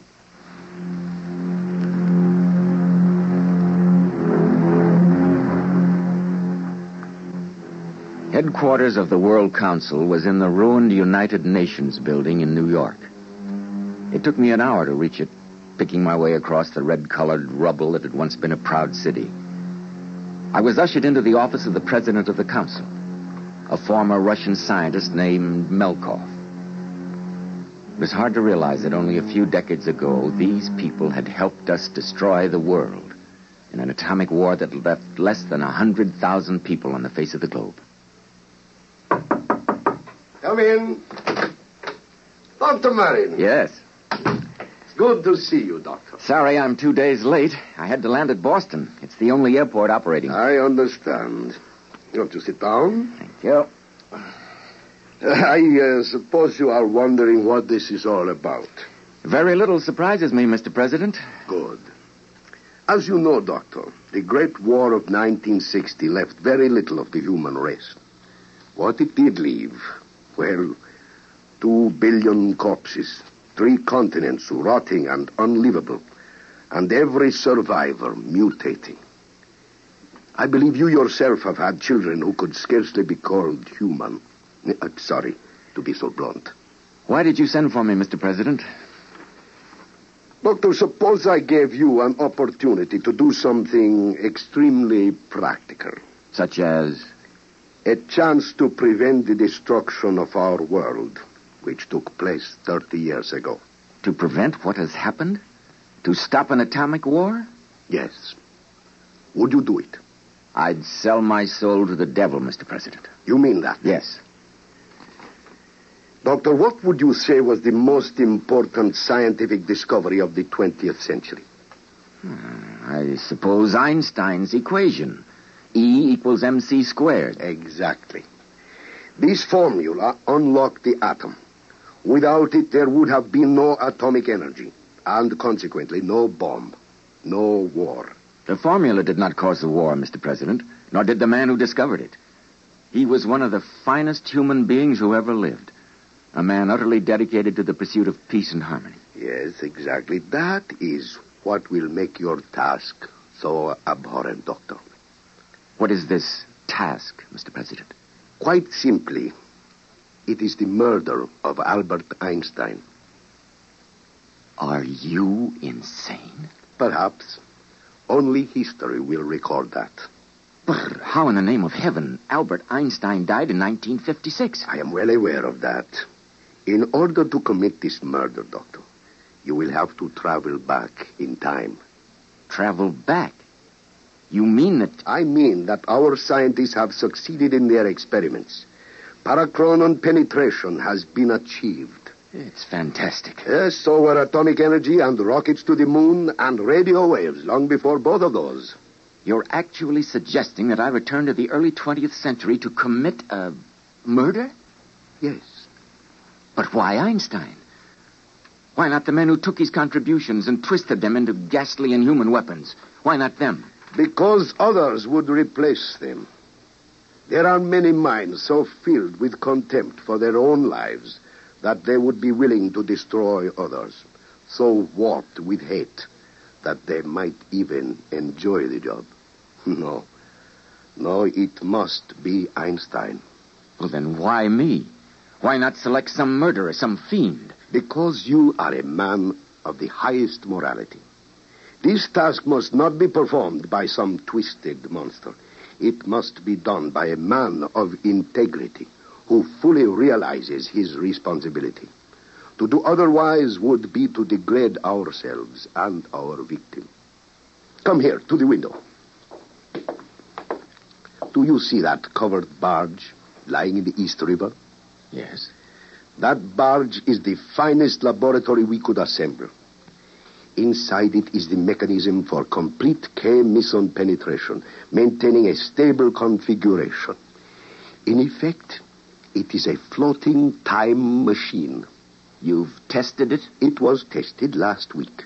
Professor Milton Waxman went back 40 years in time and returned. We cannot afford another test because our energy sources are limited. Will Waxman accompany me? Yes. He and one other. Well, Doctor, what is your answer? All right. I'll do it.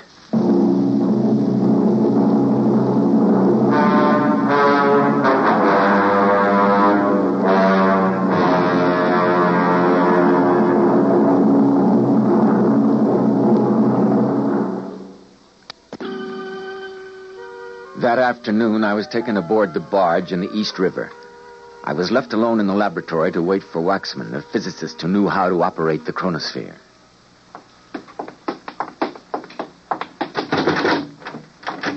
Waxman, who is this? His name is John. John, this is Dr. Charles Moran. I know the doctor. I don't believe we've met. In my business, I have to know a lot of people I've never met. John is security. I see. He's going with us. To see there's no mistake. That's right, Doctor. Very well.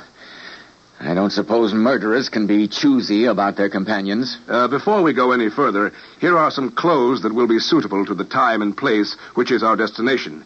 Please put them on, Doctor. While you're changing, I'll give you some background on the subject. Born Ulm, Germany, 1879. German citizen, religion Jewish. Became a Swiss citizen after graduation from Zurich Polytechnical Institution. Later migrated to the United States after Adolf Hitler came to power, with a price set on his head by the Nazis. Nobel Prize for Physics, 1921. Copley Medal, 1925. Franklin, 1935. Personal habits... Must we do this? He's only doing his job. Go on, John. Personal habits. Works in a bare room with only a pencil and paper.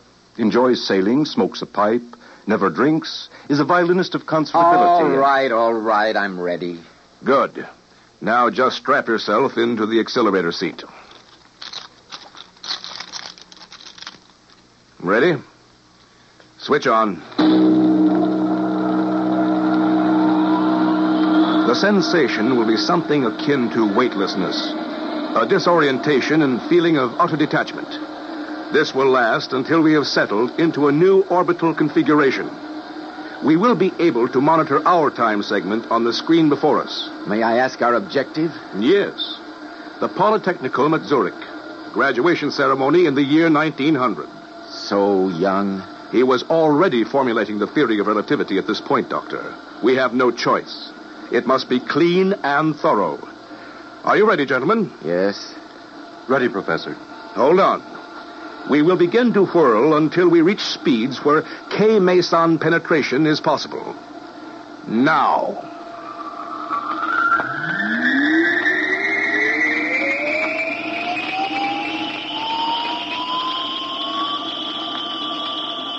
The sensation was unlike anything I'd ever experienced. I felt bodiless, weightless. My consciousness seemed to float free. I was dimly aware of Waxman at the monitoring controls, but otherwise I remember no sensation. Later he told me that it took exactly 1/2 hour to vector in on the right time and place. That was right after the whirling stopped.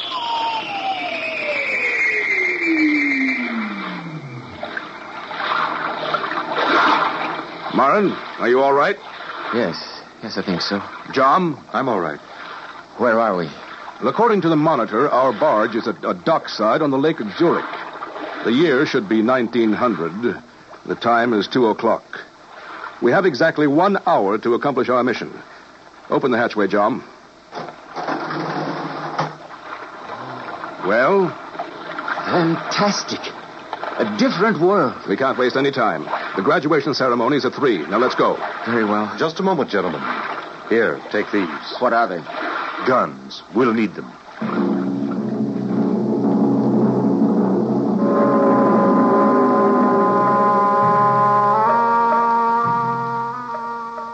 We stepped ashore. It was strange to see the world green and happy again after our red radioactive ruins. Eventually, we located a policeman who spoke some English. He directed us to the auditorium of the Zurich Polytechnical Institute where the graduation ceremony was in progress. Don't attract much attention. Take a seat in the rear. And now, it gives me great pleasure to present the diplomas of graduation to the members of the graduating class of the Zurich Polytechnic Institute. First, Mr. Hans Kindler, cum laude. Do you see him, John? Not yet. Next, Mr. Fritz. We will have to wait until they call him to the platform. Cum laude. Mr. Heinrich Weiss, valedictor.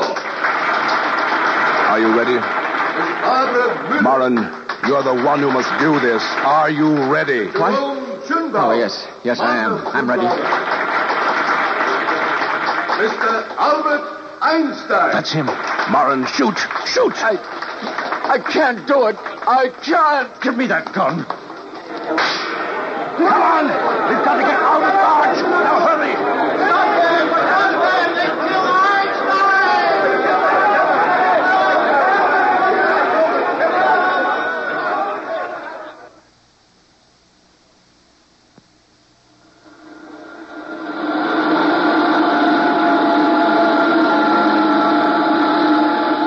Another few minutes.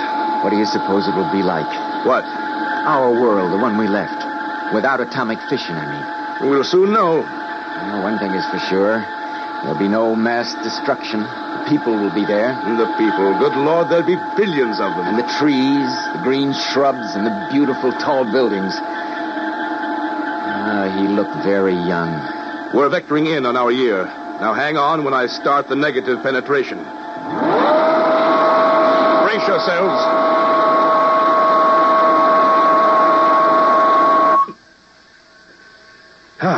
According to calculations, we should be back in the East River on the same day we left. The world will be as it would have been if Einstein had never existed. Open the hatch, John. that? The city. New York is whole again. No ruins, no rubble. Those buildings are magnificent. Look at the trees in the parks. Marlin, we've done it. It was worth it. We've done it. Yes, we've done it.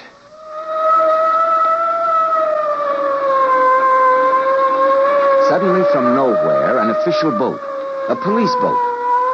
Suspicious of the barge and our parachronon penetration equipment, we were arrested by federal agents. The barge and our time machines confiscated. We were drugged, tortured, questioned interminably. It went on for what seemed like days and weeks. Finally, when they decided that they had had every shred of information we possessed, we were taken before a huge, beetle-browed man who seemed to be a combination scientist and civil authority. Sit him down. Well, Dr. Marin, we seem to have exhausted the possibilities. Tell me, is there anything you and your companions wish to tell me before you're disposed of? Disposed of? A euphemism for murdered. Murdered?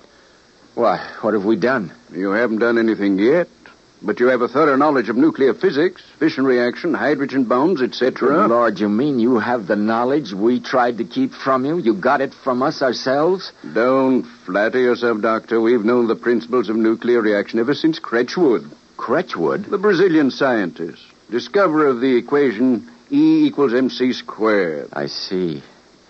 Then why are you going to destroy us? Because, my friend, you're too dangerous. You know too much. Information could leak to our enemies. Important principles. Enemies? Oh, yes, I forgot. You have no knowledge of contemporary affairs. Beneath this building, deep in the earth, there is a thorium pile going. Thorium? Oh, U-235? Yeah, would be better, yes. Our scientists are working that out. The problem of separation and so on. It's a highly secret project, naturally. We call it only by the name Manhattan Project. Manhattan? Oh, no, it couldn't be. It's too coincidental. Yet I see it's true. You're going through exactly the same steps. In a year, you'll have an atom bomb. Then soon after, a hydrogen bomb. Then intercontinental missiles, and then... You seem to have great powers of prophecy, as well as great scientific knowledge. My friend, did you ever hear of a man named Einstein? Albert Einstein? Einstein? No. I never heard of him. Then the futility of it struck me. The futility of trying to place the guilt of all of us on any one man. The futility of trying to do something worthwhile by evil means. And finally, the futility of trying to murder an idea. As they led me to the execution cell, where I now wait, the words of a man whose books were destroyed in the war rang in my brain. The fault, dear Brutus, lies not with our stars, but with ourselves.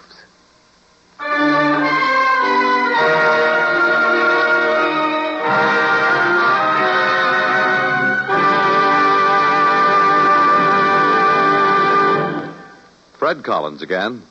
I'll have another word about X-1 in just a moment.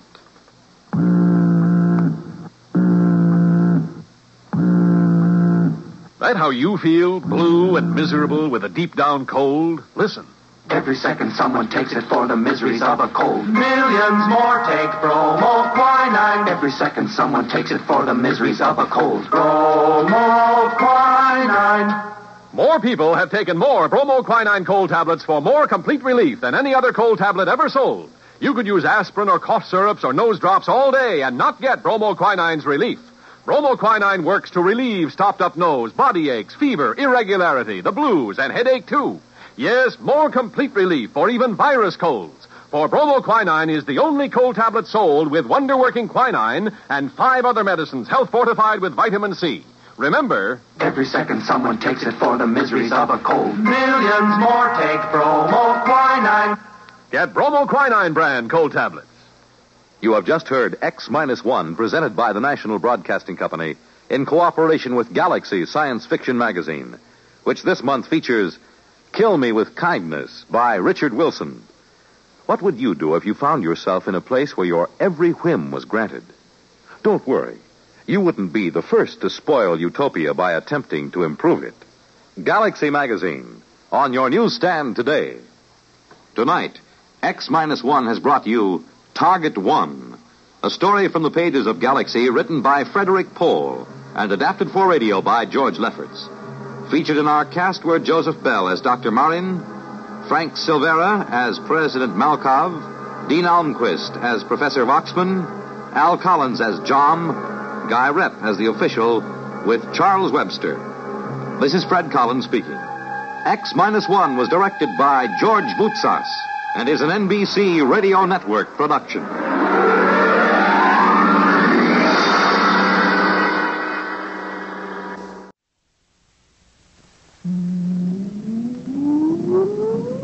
Countdown for blast off. X-5, 4, 3, 2, X-1, fire.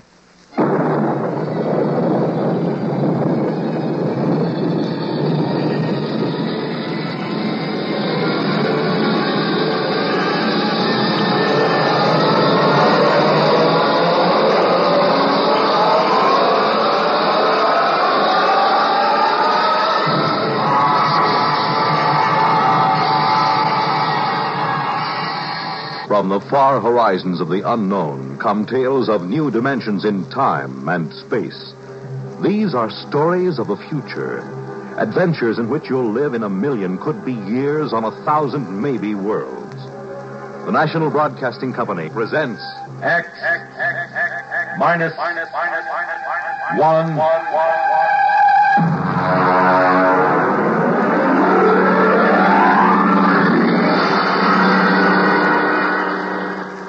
Prime Difference. But first, hear this. This is Bill Goodwin. You know, someone once said humor is the true democracy. And that's why we Americans can smile when we tell the stories of the legendary heroes who helped to build our country's great institutions and industries. Like transcontinental transportation. Ever hear of Windwagon Smith? Well, in the early pioneering days, most of the traveling was done by ox team. And if folks covered 15 miles a day, they were doing good. That's about the time Windwagon Smith showed up with his Prairie Clipper. The Clipper was a wagon without any animals to pull it, but with a sail sticking up from the middle of the wagon. When the wind caught the sail, the wagon took off, and that's where Windwagon Smith got his name. He figured he might be able to cover as much as 70 miles a day with the Clipper, and folks began to figure it might be a good thing when Windwagon pointed out how fast the country was growing and how more transportation was needed to haul people and goods. Then he invited the United States Secretaries of War and the Navy to ride on the Clipper's maiden voyage. But disaster struck. The Clipper got out of control, the Secretary of War rolled out, and the Secretary of the Navy landed in a cactus patch. But Windwagon and the Clipper kept going and never stopped. As transportation grew in America, people all over the country claimed to have seen Windwagon Smith. He was in the pilot house of the first steamboat to sail up the Yellowstone. He held the Golden Spike when the first transcontinental railroad was completed.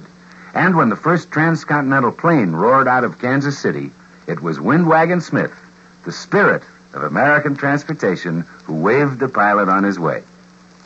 Yes, it is a democracy which lets us tell stories of such legendary heroes with a twinkle in our eyes and a chuckle in our throats. And so long as we continue to laugh together as a people, ladies and gentlemen, we will live together as a nation.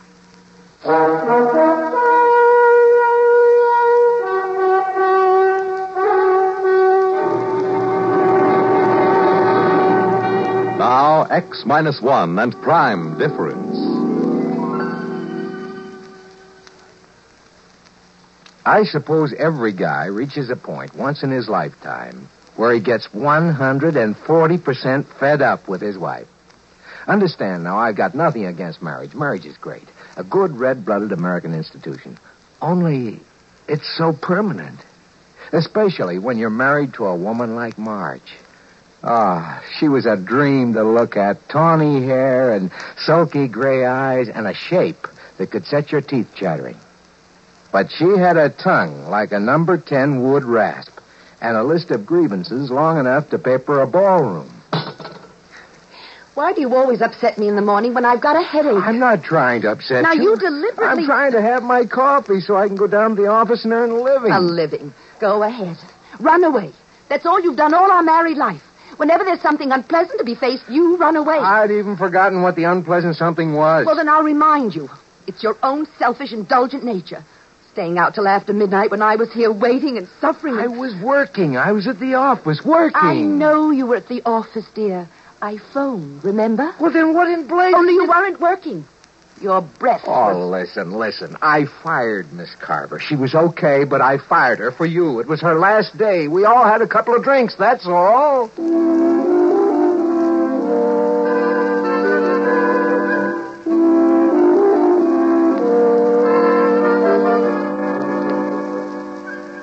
Maybe we just weren't meant for each other. I don't know.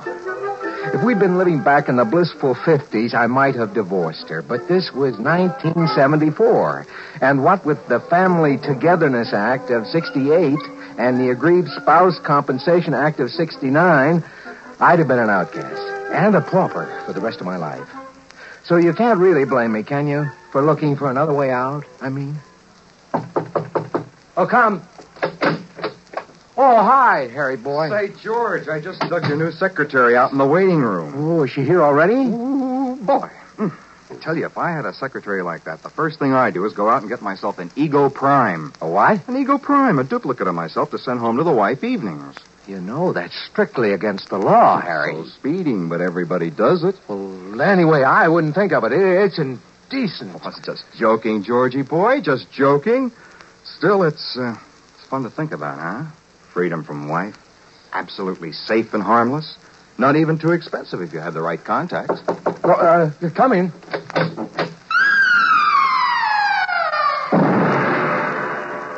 Mr. Faircloth? Yes. I'm Jerry Lamont, your new secretary.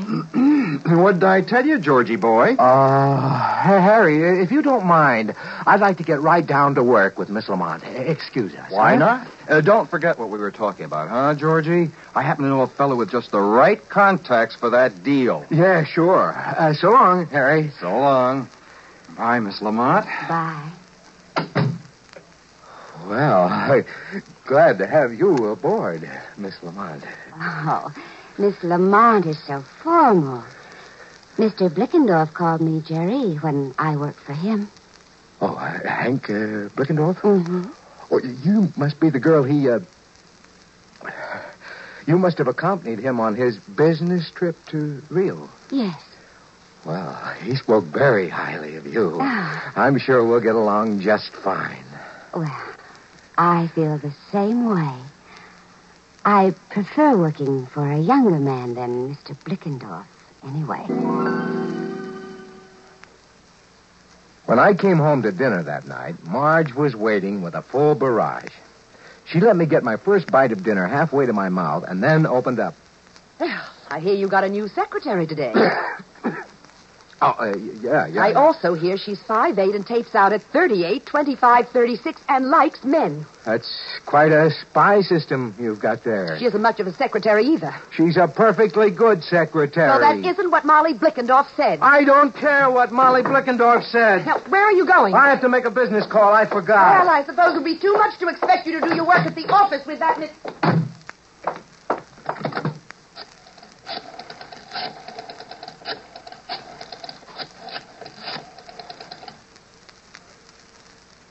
Harry? George Faircloth. Listen, Harry, you know that conversation we had this afternoon? Could you put me in touch with your friend? Yes, as soon as possible.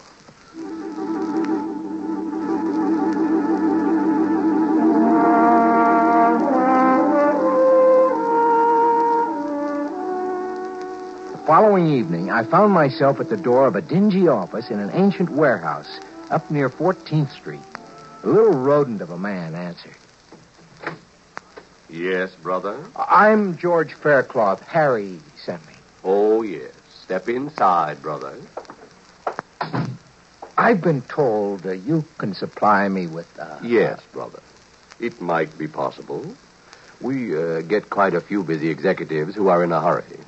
Can't be bothered with licensing a utility prime. Mister, if I wanted an ordinary utility prime, I wouldn't have hiked up here. I'd have picked up the phone and ordered it.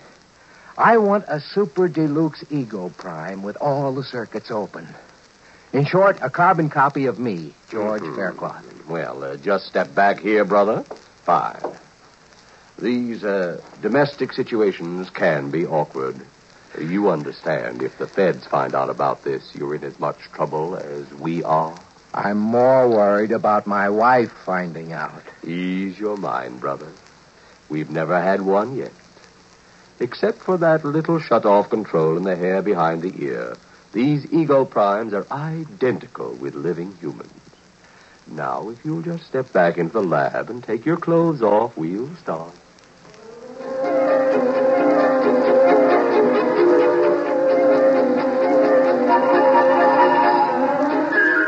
I spent a busy 2 hours under the NP microprobes. The artists worked outside, taking casts and impressions, while the technicians worked inside, feeding all my brain patterns into a Hunyadi pantograph.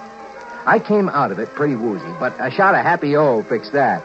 Then I waited in the recovery room until the salesman walked in, followed by a tall, sandy-haired man with tired blue eyes wearing a business suit, who looked remarkably like me. Mr. Faircloth? Yes? Meet Mr. Faircloth, Prime. So, this is me. Shake, George. Why, he even talks like me. I ought to. I've got a dozen Hunyadi tubes in my cranial vault with your speech patterns on them. I'll be doggone. Nice job, eh? Well, it's fantastic. Now, the shut-off mechanism is behind his right ear. Now, bring him in every 2 months for the regular 2-month refill and pattern accommodation. Let me get a few things straight. How do we change places? George Prime has remote recall. You just signal him with this transmitter, and he'll come to you wherever you are. Oh, good. Suppose I call you GP for George Prime. Okay with me, George. Right. Now, there's the matter of the check. Oh, yes, right here. Yeah, all made out. Good. Well, thank you. And, good luck. Okay. Well, let's go, GP. I'd like you to meet the little woman.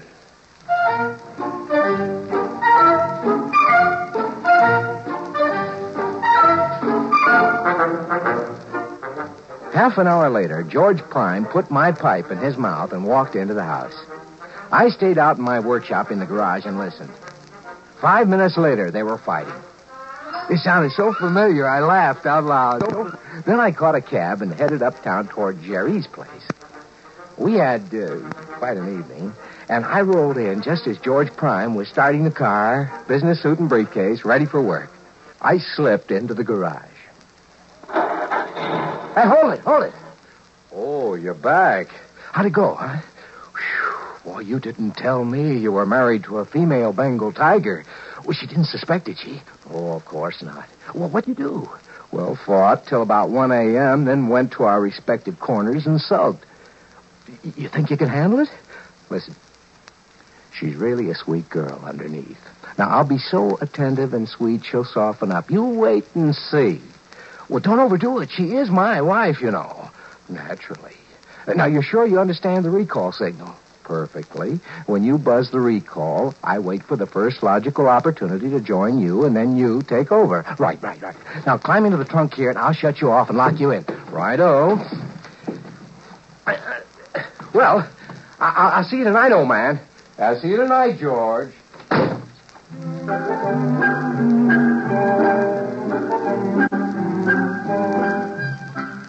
I could go on at some length about my exploits, but I won't. In the end, it was like buying a 3-dimension TV set. After a week or two, the novelty starts to wear off. Well, I got it down to where Tuesday and Thursday nights I was informally out while formally in. The rest of the time, George Prime was in the box. Well, Marge didn't suspect a thing. In fact, George Prime was having a remarkable effect on her. Oh, that you, George? Yeah? Hello. Oh, you look tired. Have a hard day? Well, now that you mention it, yeah, I did. Yeah. Well, why don't you sit down and relax? I fixed a martini before dinner. That sounds like a splendid idea. Are you all right? I'm fine. Why? Nothing. Well, what are you looking at? Are you? You've done something to your hair or something. You like it? Yes. You know, I've always thought you were a darn beautiful woman. Well, thank you, Mr. Faircloth. You know, you're not so bad yourself since you stopped scowling and snapping. I guess that's a compliment, huh? George, isn't it about time we stopped clawing each other? It's what I've always wanted, Marge. So have I. And, well, you've changed so much recently. What changed? Well, you know, you've been less irritable and more considerate and so much more vital. Oh, you know what I mean. Yes, I'm afraid I do. George. Yeah? Look, let's have dinner and some wine and spend a nice evening together, like we used to when we were first married. Why, sounds fine. Holy smokes. Hey, what time is it? It's 7:30. Why? Listen, I have to run down to the corner for some tobacco. I wouldn't want to spend a relaxing evening without tobacco, you know. But there's some in your holder. Well, I want something fresh. You chill the wine. I won't be a minute. All right, dear, and hurry back.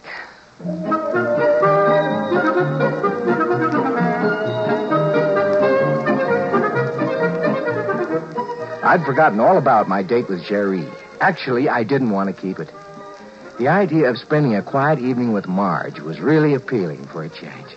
But I had to run over and explain to Jerry, so I sent George Prime in to keep Marge company till I got back, which was about midnight. As I walked down the path, I looked in the window. George Prime was there, and he was kissing my wife the way I hadn't kissed her in years, and she wasn't exactly fighting him off either. I almost wore off my thumb on that recall button before he came out to the garage. Are you there, George? It's me, GP.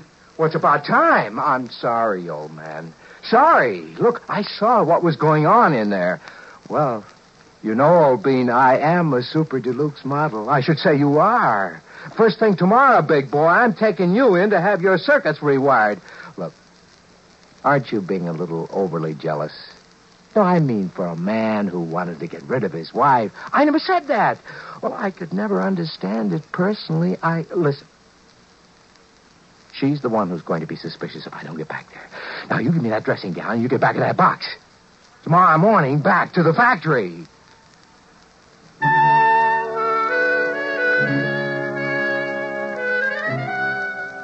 Marge was waiting for me. And one of those flimsy things that I'd given her when we were first married. I must say she looked so charming and lovely that my heart just melted. And still I was overwhelmed with a sense of guilt, and I wanted to tell her what I'd done. You finally got back. I thought you'd never get here. Oh, my, you look ravishing. That's the idea. Marge, listen, I've got to tell you something, and before I do, I want you to know that in spite of the cad I've been, I do love you. I always have. I know that. And you don't have to tell me anything. Oh, this is important. And it'll shock you. In fact, you may never speak to me. I know what you're going to tell me. You mean? About George Prime. Great Scott, you knew. Well, of course, George. Now, you don't think I could be fooled by something out of the lab, do you? You've known all along? All along. Oh, Marge. Then tomorrow morning, we'll send that stuffed dummy back to the factory. And then we'll live the way we've always wanted. Oh, yes, dearest. The way we've always wanted. I just don't know where to begin. Then why not begin by just kissing me? I kissed her tenderly, and her lips were softer and more responsive than I've ever known them. Yes, she'd certainly changed. I turned out the lamp. I ran my fingers through her fragrant, tawny hair. My thumb stopped at a little depression behind her ear. And then suddenly, I knew what had happened. It was a turn-off switch, of course. And I, George Faircloth, was now married to Marge Prime.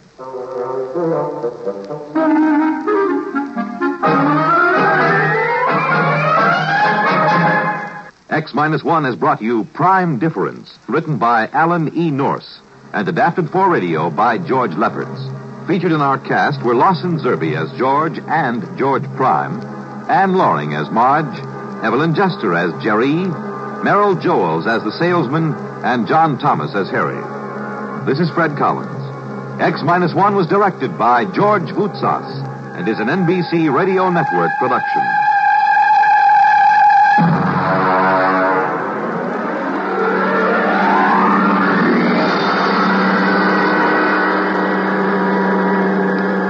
We pause now for station identification.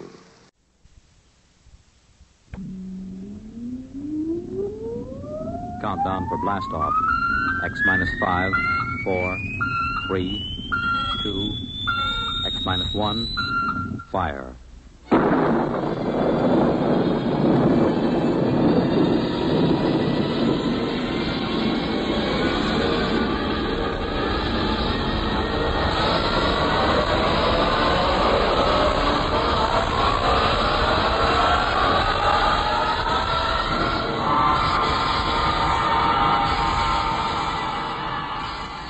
From the far horizons of the unknown come tales of new dimensions in time and space. These are stories of the future, adventures in which you'll live in a million, could be years, on 1,000 maybe worlds. The National Broadcasting Company, in cooperation with Galaxy Science Fiction Magazine, presents X minus 1.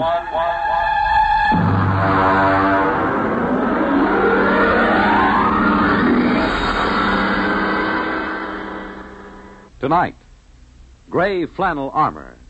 But first, hear this. Everyone knows about and admires Bob Hope's frequent globe-trotting trips to entertain our servicemen in far-flung corners of the earth. But have you ever wondered what it would be like to actually travel halfway around the world with one of America's greatest comedians, accompanied by an all-star troupe of entertainers? Well, this past Christmas, Bob Hope and Company set out on a 12-day tour of the Far East, entertaining servicemen in Honolulu, Okinawa, Korea, and Japan. And NBC's Monitor went along, with microphones open all the way. This weekend, you'll find yourself a voyager on this exciting trip, along with Bob, Jane Mansfield, Hedda Hopper, and Jerry Colonna, as Monitor broadcasts highlights from Operation Entertainment. And this is only part of the top variety of information and entertainment Monitor brings you all weekend long, beginning Friday night. So start your weekend right with Monitor on Friday night, and stay with Monitor all weekend long for celebrities, music, news, and sports over most of these same NBC radio stations.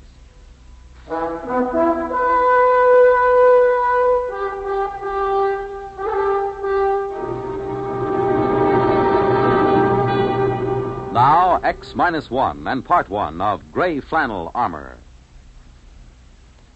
My name is Thomas Hanley, and my case history is of particular interest to anthropologists, sociologists, and students of the bizarre. In its humble way, it serves as an example of one of the more obscure mating customs of the late 20th century.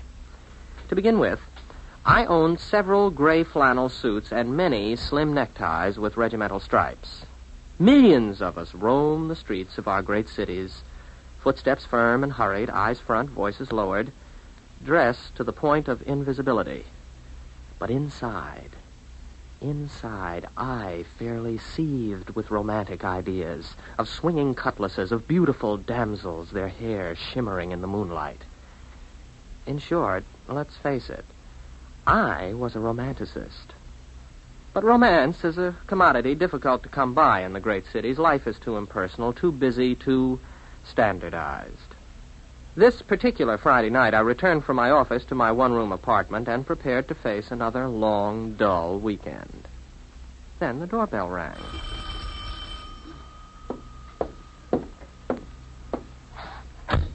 Good evening, Mr. Hanley. If you're collecting for something, come back after payday. My friend, I'm Joe Morris, a representative of the New York Romance Service.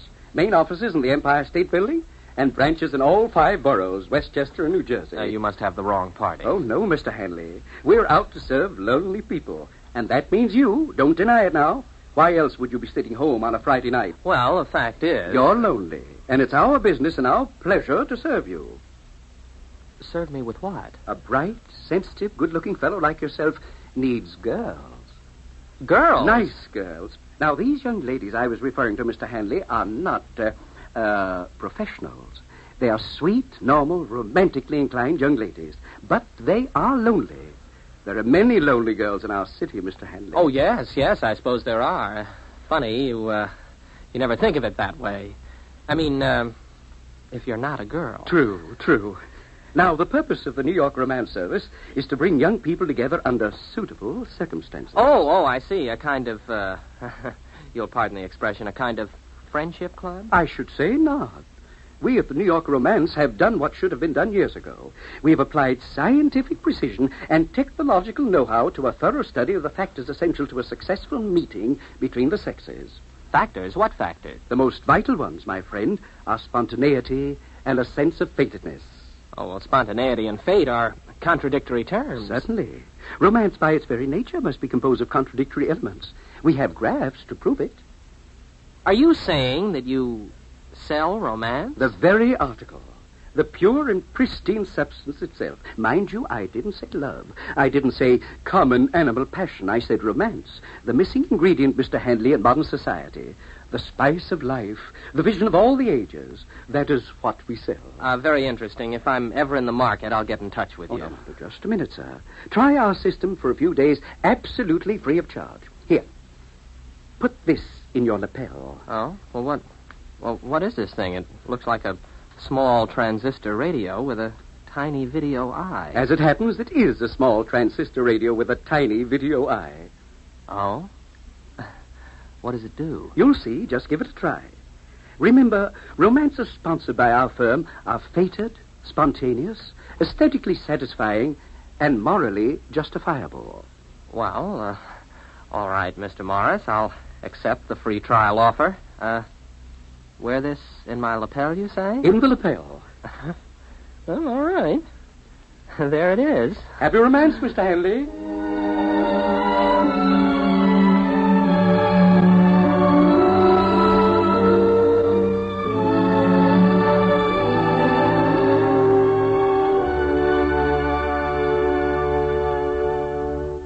You're listening to The Gray Flannel Armor, tonight's attraction on X-1.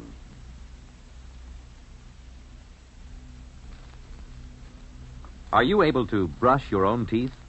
Not everyone can. Not a man whose arms have been crippled by polio. There are thousands of disabled polio survivors who must depend on someone else to help them perform the simplest, most personal acts. With your help, many polio victims can learn how to be independent. Right now, there are 100,000 survivors of crippling polio who need help. They need your dimes and dollars to pay for expensive care and equipment. Your contributions will provide trained hands to teach a polio survivor how to live with his disability. Thanks to you, a polio-scarred life will once again seem worth living.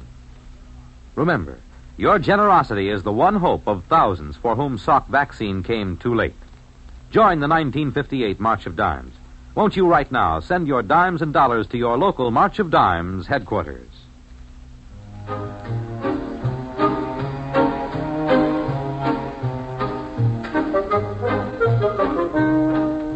Now X-1 brings you Act 2 of Gray Flannel Armor.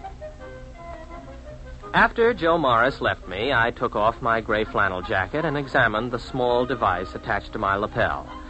It had no knobs or controls. It didn't seem to do anything at all. I shrugged, put my jacket on again, tightened the Windsor knot in my tie, and went for a walk. It was a clear, cool night. Like most nights in my life, it was a perfect time for romance. Around me lay the city, infinite in its possibilities and rich in its promise.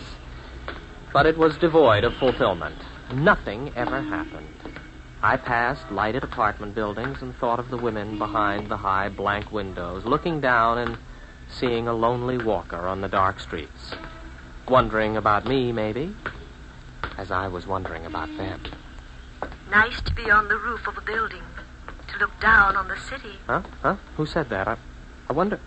Oh, sure. This transistor thing. Hey, what was that you said about a roof? Oh, I guess it isn't two-way. Well, it's not a bad idea, though. would be kind of pleasant to look down on the city lights. No. Not that one. Well, what's wrong? Oh, sure. Wrong building. You mean this one over here? Oh, no answer again. Well, it must be the right one this time. At least I hope so.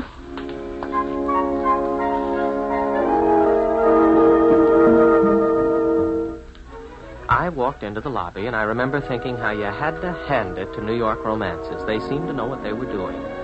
I took the self-service elevator to the top floor. From there, I walked up a flight of stairs to the roof.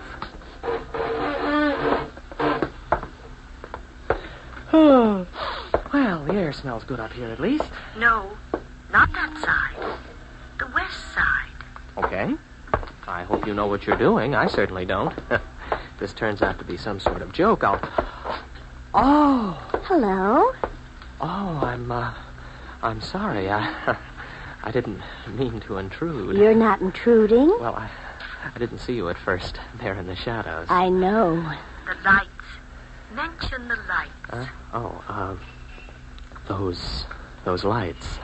The lights of the city down there. They're beautiful. Yes, like a great carpet of stars, or spear points in the gloom. Like sentinels keeping eternal vigil in the night. Like sentinels keeping eternal vigil in the night. Take her in your arms. Take her... What? Nothing. Nothing, a mistake. Come here to me. Yes. Yes.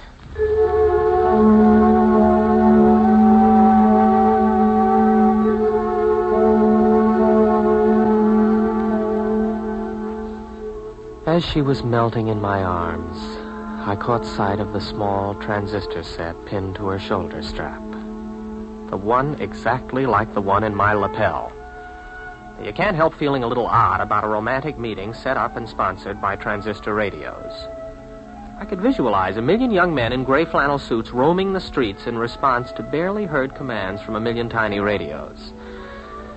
I tried to forget my doubts. The next night, I took another walk and found myself in a slum section of the city. I decided I'd made a mistake and started to turn around. Why not walk on? You want me to walk down this alley? Oh, well. Help! Help! Oh, good night. 2 muggers after a girl. I better look for a policeman. Why do that? You can handle them. No. A policeman can do it a lot better. No, you must do it now. But there's 2 men. They're probably armed. You can do it. Well, here goes. Oh, you don't. Now, wait a minute. I'll take you. Let go of her, you nuts. Oh, there. Take that. And that. That'll teach you to harm a helpless girl. Oh. You saved me. You saved my life. I had to come. I had to come. Yes, I know. Take her in your arms. Yes, I know.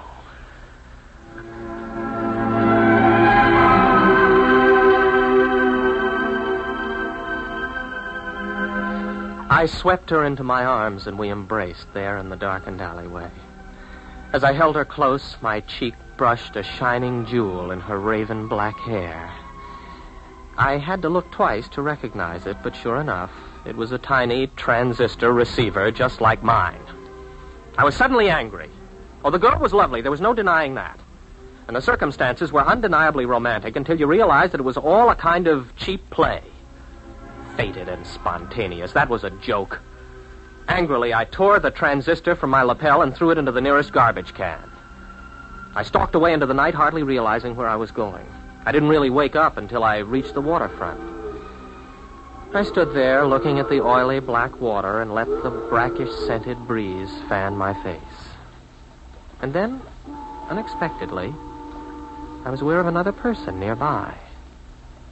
The moon slid from behind a cloud, and her auburn-tinted hair caught its light and held it for a moment. She turned her face toward me with frank curiosity. At this time, there was no transistor radio to throw me a cue. I didn't need one. It's a nice night. Maybe. Maybe not. The beauty is there. if you care to see it. What a strange thing to say. Is it? Is it really so strange? Is it strange that I'm here at this very moment, and that you're here, too? Perhaps not. No, perhaps not. Now, let me look at you. Oh, you're really beautiful, you know. Am I? You know you are. Oh, you're lovely. Do you really like me? Like you? If I could only tell you. Oh, I'm so glad. You see, I'm your free introductory romance, given you as a sample by Greater Romance Industries. What? With home offices in Newark, New Jersey. You see, only our firm offers romances which are truly spontaneous and fated. Spontaneous and fated? Due to our technological researches, we are able to dispense with such clumsy apparatus as transistor radios and... Sir, where are you going?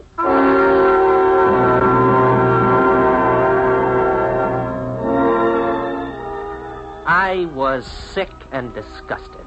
After that, there were several other attempts to get in touch with me, but I ignored them. I wanted no more to do with the romance game. In a couple of days, I called up a twittering aunt of mine, and she arranged a blind date for me with the daughter of one of her oldest friends. The blind date was a nice, friendly girl with plain, mousy brown hair. We were introduced in my aunt's living room, and we sat out on her sun porch and talked. So you're Tom Hanley. Yeah, I guess I am. Your aunt has told me a lot about you. You work in advertising, don't you? Yes, that's right. Madison Avenue. Oh, I think that's thrilling. Advertising, I mean. It's such an interesting field. Well, we like to think so. Yes, I imagine you do all right. Seems like, it's warmer this evening, doesn't it? Yes, it is. Although I don't mind the cooler weather so much. Lots of people complain about it, but I don't mind. Well, I don't either, I guess. As long as you're dressed for it. Yes, I suppose that's the secret. Oh, I was just thinking, do you like bowling? Oh, I don't know. I've never bowled. Oh. Do you like tennis? I'm crazy about tennis. Well, tennis is all right. Yeah. I guess you could say tennis is fine. I'm crazy about it.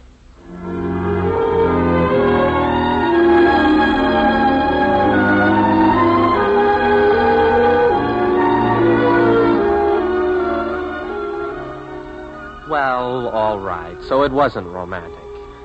At least it wasn't at first. But there must have been something about it. We began to hit it off, and we had more dates, and one thing led to another, and the first thing you know, darned if we didn't get married. Yes, that's the story of my courtship. Of course, it isn't the whole story. At least, if you're making a case history, you have to know the important things. And to my mind, one of the most important of all happened after we were married. We bought a nice little house out near my aunt's and settled down in it. Then, one Saturday morning, I was out cutting the lawn. Hi there. Huh? Did you say something? I said hi. Don't you remember me? Joe Morris. Oh, sure. New York romances. Well, I'm sorry, Mr. Morris, but you better take me off the list. I'm married now. Certainly. I know all about it. Congratulations. Oh, thanks. I mean, I know all about the way it happened. Introduced by your aunt, talking on the sun porch. Corny, old-fashioned stuff. And now, don't get me wrong. I'm not knocking it. Quite the contrary. Do you know what we down at New York Romancers call this? No, what? Hanley's Mode. We studied you. A lot of commercial possibilities there. We've got it down on graphs. Effects of embarrassment on the psyche. The role of the aunt in American courtship. The whole works. What are you talking about? New York Romancers. What else? We've got a new service. It's called the old-fashioned plan. The what? We provide bonded aunts for young men to call up. We even have the aunt walk into the sun parlor at unexpected intervals with a plate of cookies or something. They say the suspense becomes almost overpowering. Like our motto always said, spontaneity and a sense of fatedness. It never misses, my boy. Never misses.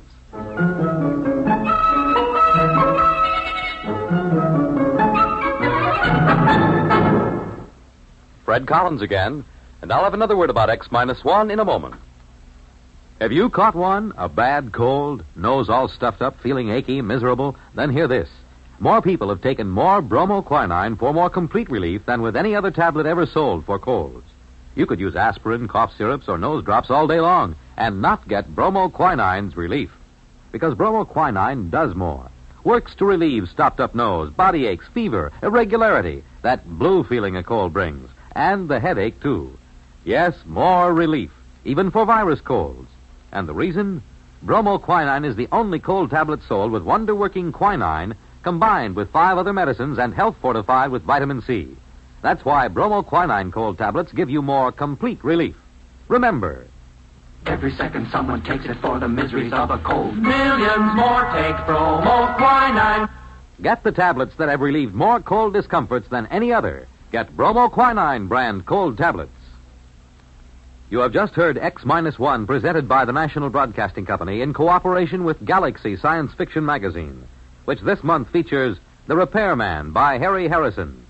Being an interstellar troubleshooter wouldn't be so bad if only you could shoot the trouble. Galaxy Magazine on your newsstand today. X-1 has brought you Gray Flannel Armor, a story from the pages of Galaxy written by Finn O'Donovan and adapted for radio by William Welch. Featured in our cast were William Redfield as Thomas Hanley and Guy Rep as Joe Morris.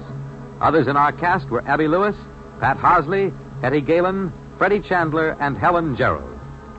This is Fred Collins speaking. This broadcast concludes this series of X-1. We sincerely hope you enjoyed it. X-1 was directed by George Voutsas and is an NBC Radio Network production.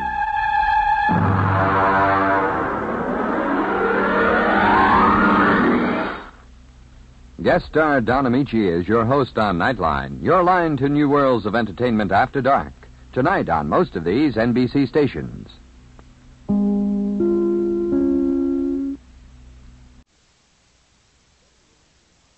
WRVR presents X-1. This is an experimental program on WRVR, and we'd like to hear your comments. Please drop us a note to X-1, WRVR, New York, New York, 10027. And now, tonight's adventure on X-1. Countdown for blast off. X-5, 4, 3, 2, X-1, fire.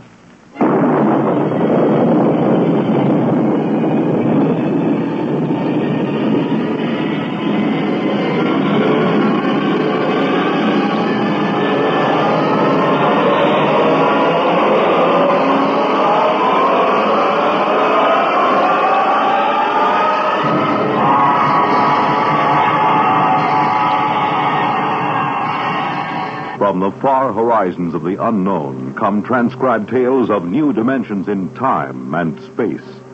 These are stories of the future, adventures in which you'll live in a million, could be years, on 1,000 maybe worlds. Renaissance Radio Network, in cooperation with Galaxy and Worlds of If Science Fiction Magazines, presents X minus 1.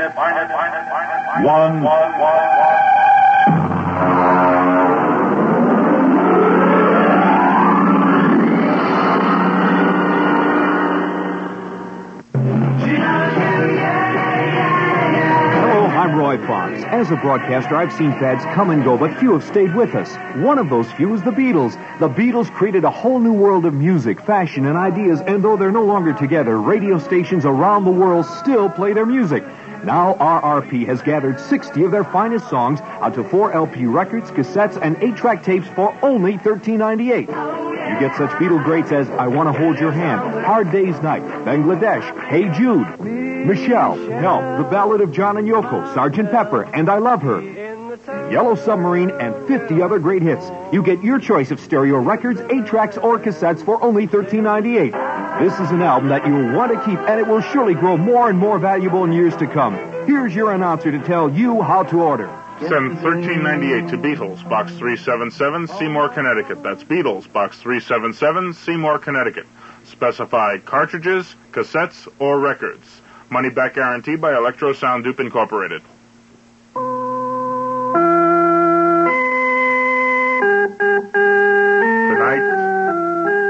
Iron Chancellor by Robert Silverberg, starring Leon Janney and Evie Juster.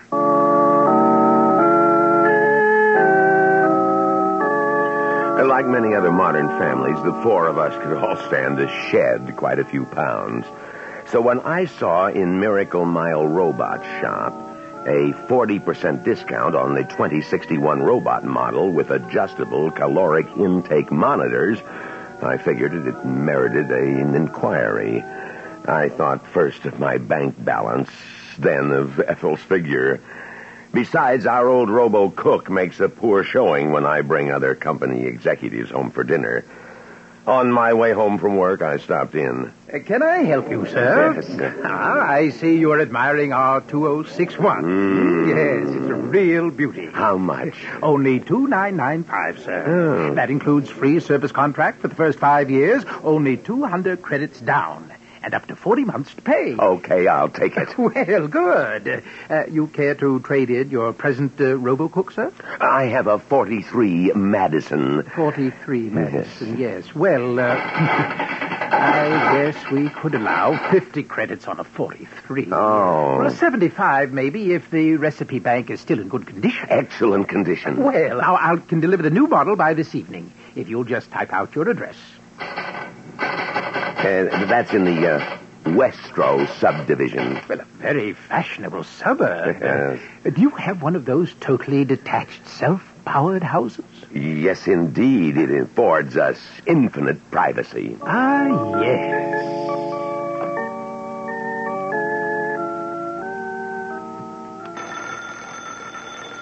I'll get her.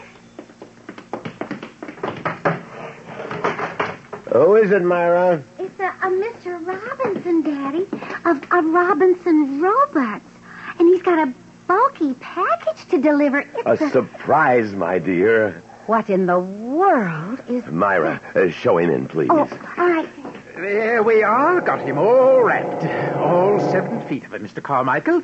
Lots of delicate circuitry in that job. You ought to be very proud of him. Joey, help Mr. Robinson unpack the new robo-cook. No, that's okay. I can manage it. And it's not a robo-cook, by the way. It's called a robo-servitor. Sam, it must be a fortune. It's very reasonable, Ethel. Now, don't worry so much. There. This is the instruction manual. Now, don't fret about the thickness of the booklet. It's just part of the trimmings. This robot's no trouble to handle. Now, here's the recipe bank. Biggest and best ever designed. And what about the special features? The reducing monitors, you mean? Yes. Well, they're right over here, see? You just program in the names of the members of the family and their present and desired weights. And the robo-servitor takes care of the rest. Computes caloric intake, adjusts menus, and everything else. I told you I was going to do something about our weight, Ethel. No more dieting. The robot does all the work. Oh, my. I don't think there'll be any trouble. But if there is, just give me a buzz. Right. I felt a momentary twinge of nostalgia when Robinson took our obsolete robo-cook. After all, it was with us 16 years. That night, the four of us spent the evening discovering things about our new robot. Joey prided himself on his knowledge of practical robotics, so I let him integrate our weights and desires. You wish this schedule to take effect immediately? Oh, well, tomorrow morning at breakfast. We might as well start right away. Good morning, one and all. Oh, good morning. Your toast and coffee, sir. Well, I like cream and sugar in my coffee. You must learn to drink your coffee without such things if you wish to lose weight. Oh, yes. Yes, of course. Well, this regimen is more Spartan than I anticipated. Joey, why don't you pour that glass of milk into the cereal? Won't it taste better that way? Sure it will, but Bismarck says I won't get another glass if I do, so I'm eating this way. Bismarck? It's the name of a famous 19th century German dictator. They called him the Iron Chancellor. Pretty good name for him, huh? No, it's silly. Well, it has a certain ring of truth, though. Here is your luncheon menu. You are the only member of this family group who will not be eating 3 meals a day under my personal supervision. Please adhere. And I did, even though I had to avoid my colleagues and eat at a robo-cafeteria so as not to be ribbed or questioned. Needless to say, I wasn't full. Dinner loomed in my mind. My hands shook. When I arrived home that night, I handed the robo-servitor my hat and cloak and, as always, reached out for my cocktail. Yes, sir. How may I assist you? Well, are we, out of gin? No, sir. How come no drink, then? Because, sir, a martini's caloric content is inordinately high. But gin is rated at 100 calories per ounce, and Okay, enough. It is almost dinner time, sir. Did you have a good day, sir? No, I'm hungry. The first days of diet are the most difficult. Excuse me now while I prepare the meal. The name Bismarck was beginning to fit him more and more. After dinner, if you can call it that, Bismarck was in the basement. He gave us a chance to speak privately. Lord, Sam, I don't object to losing weight, but we're being tyrannized in our own home. Mom's right. It doesn't seem right for that thing to feed us whatever it pleases. I'm not happy about it either, but we have to give it a try. We can always make readjustments in the programming if it turns out to be necessary. I had 3 meals in the house, and I'm starved. Me too. Bismarck's downstairs. I'm going to get a slice of lemon pie while the coast is clear. No. No? There is no sense in my spending 3,000 credits on a dietary robot if you're going to cheat, Joey. I forbid you to have any pie. But, Dad, I'm hungry. I'm a growing boy. Now, don't give me that line. Sam, we can't starve Joey. If he wants pie, let him have it.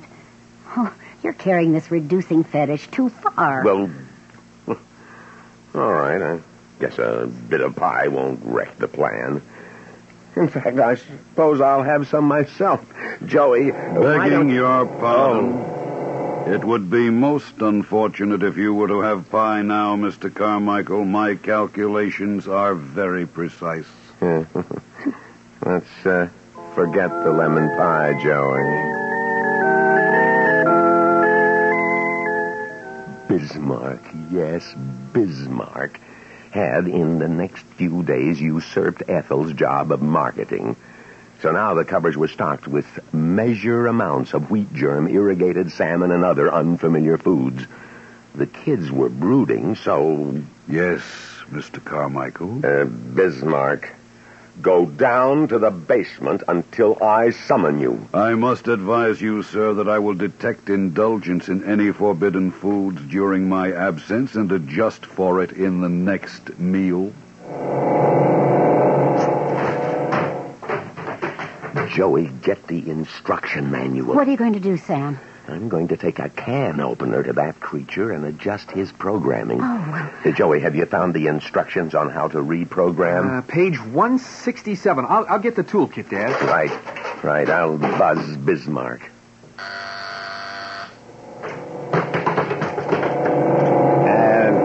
Bismarck, I'm afraid it's necessary for us to change your program.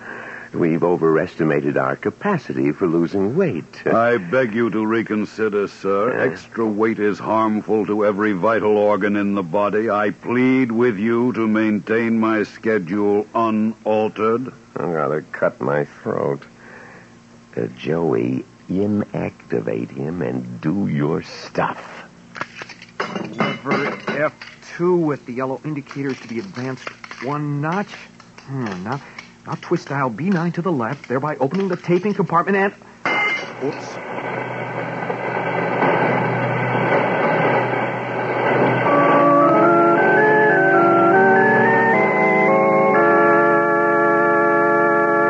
We will be back with the second half of the Iron Chancellor after this message of importance. I'm Roy Fox. As a broadcaster, I've seen fads come and go, but few have stayed with us. One of those few is the Beatles. The Beatles created a whole new world of music, fashion, and ideas, and though they're no longer together, radio stations around the world still play their music.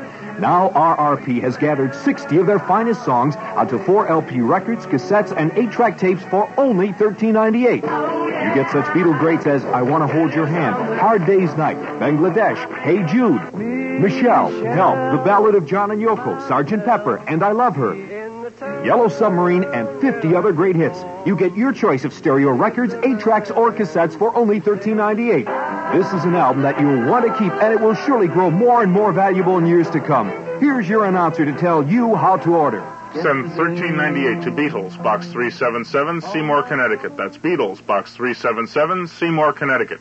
Specify cartridges, cassettes, or records. Money back guarantee by Electro Sound Dupe Incorporated.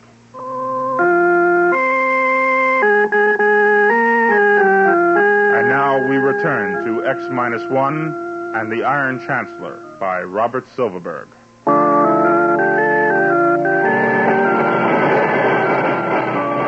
Damn it! What happened? Drop the damn wrench. I guess I shorted out something in there.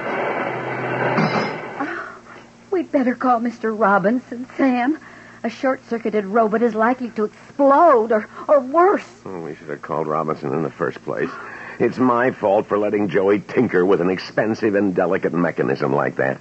Myra, get me the card Mr. Robinson left. Gee, Dad, this is the first time I've ever had anything go wrong. Here, Daddy. Thank you, Myra. I hope we can reach him at this hour. If we can... I'll take that card. Here, There will be no further meddling with my program tape. Sam, Quiet, what are we going Ethel. Now, Bismarck, I order you to shut yourself off at once. My apologies, sir. I cannot serve you if I am shut off. I don't want you to serve me. You're out of order. I want you to remain still until I can phone the repairman and get him to service you. Oh, you destroyed Robinson's card. You are violating the first law. According to the first law, further alterations of my circuits would be detrimental to the Carmichael family. I cannot permit you to summon the repairman. Don't get him angry, Dad. I'll call the police. I'll be back. You will remain within this house. I have now reversed the polarity of the house privacy field. Since you are obviously not to be trusted to keep the diet I prescribe, I cannot allow you to leave the premises. You will remain within and continue to obey my beneficial advice. Breakfast will be served at the usual time. Good night.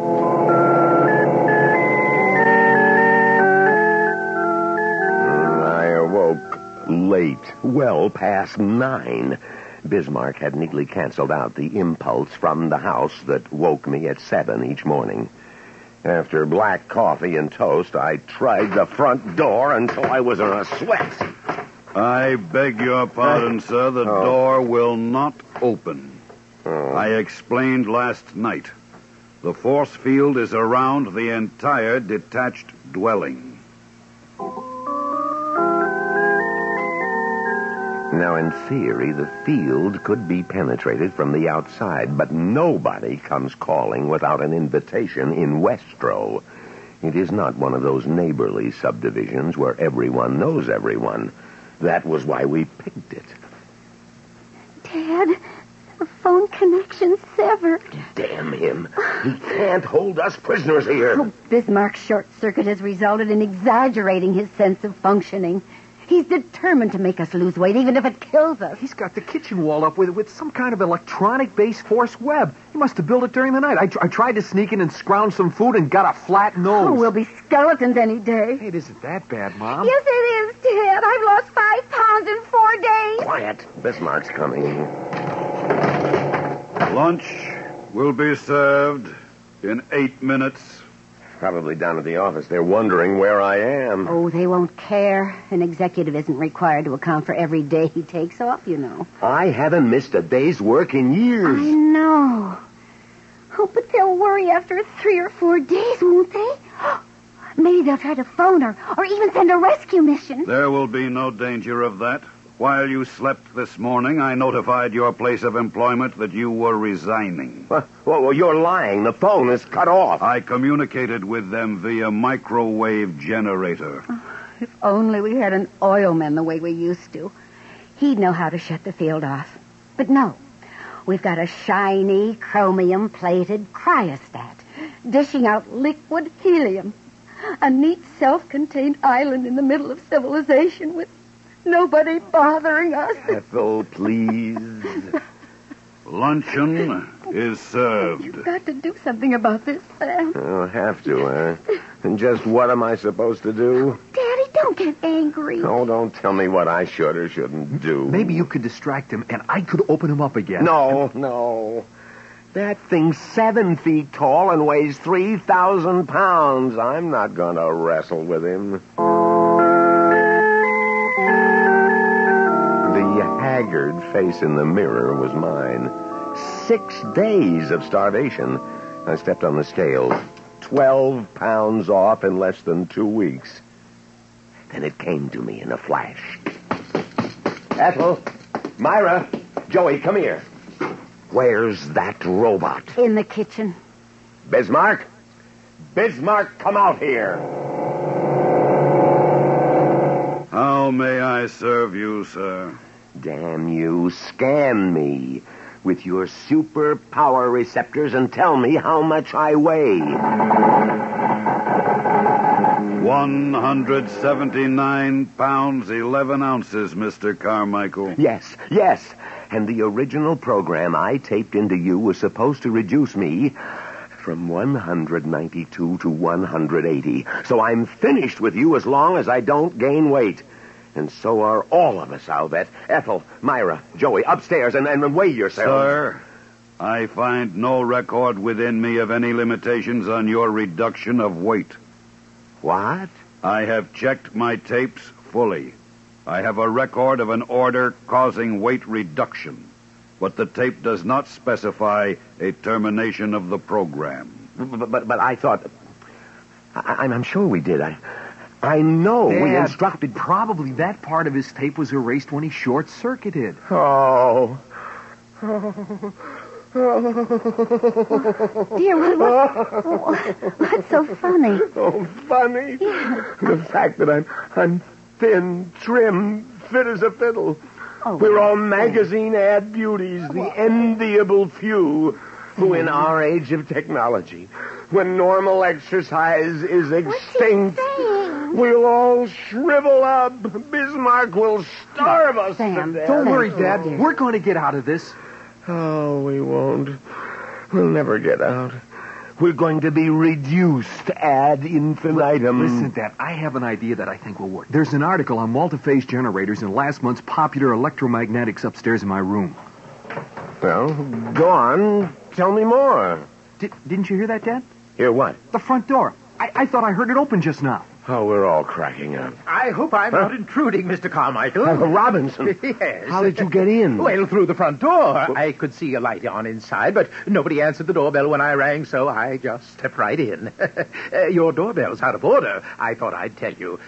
No, it's rude. No, don't but apologize. We're delighted to see you. Well, I was in the neighborhood, you see, and I figured I'd drop in and see how things were working out with your new robot. Well, as a matter of fact, your robot has held us prisoner here for 6 days and is gradually starving us to death. Held you prisoner? Oh, no. Well, I thought you all looked a bit peaked, but, oh, dear. Now there'll be an investigation and all kinds of trouble. I think I short-circuited him. I see. Well, at least I can end your imprisonment. Now, let me see. I have a force field damper in my toolbox. There you are. Yes, that's a great little gadget that neutralizes the blockade. Quick, here he comes. There. That should immobilize him. Oh. Now, let's have a look in that chassis. Oh, free. Free at last. Am I going to eat? I'll eat myself right into oblivion. Warm, buttered rolls, martinis, steak. You know, this really is fascinating. The obedience filters are completely shorted out, and the purpose nodes are somehow soldered together by the momentary high voltage arc. Do you know, I've never seen anything like this before. Neither did we. Really, though, this is an utterly new breakthrough in robotic science. You see, if we can reproduce this effect, it means we can build self-willed robots. Think of what that means to science. We already know. Oh, I'd love to watch what happens when the power source is operating. For instance, is that feedback loop really negative or... No. My circuit chancellor is destroyed. Bismarck is reactivated. This attempt at interfering with the well-being of the Carmichael family was ill-advised. He moved so fast. He did indeed. Well, luckily, we have an unoccupied guest bedroom for you, Mr. Robinson. Welcome to the home of the Iron Chancellor.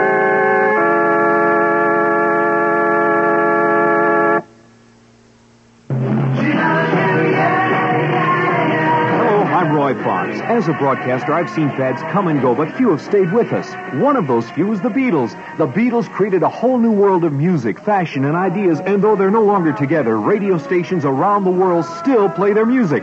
Now RRP has gathered 60 of their finest songs onto 4 LP records, cassettes, and 8-track tapes for only $13.98. You get such Beatle greats as I Want to Hold Your Hand, Hard Day's Night, Bangladesh, Hey Jude, Michelle, Help, The Ballad of John and Yoko, Sgt. Pepper, and I Love Her, Yellow Submarine, and 50 other great hits. You get your choice of stereo records, 8-tracks, or cassettes for only $13.98. This is an album that you'll want to keep, and it will surely grow more and more valuable in years to come. Here's your announcer to tell you how to order.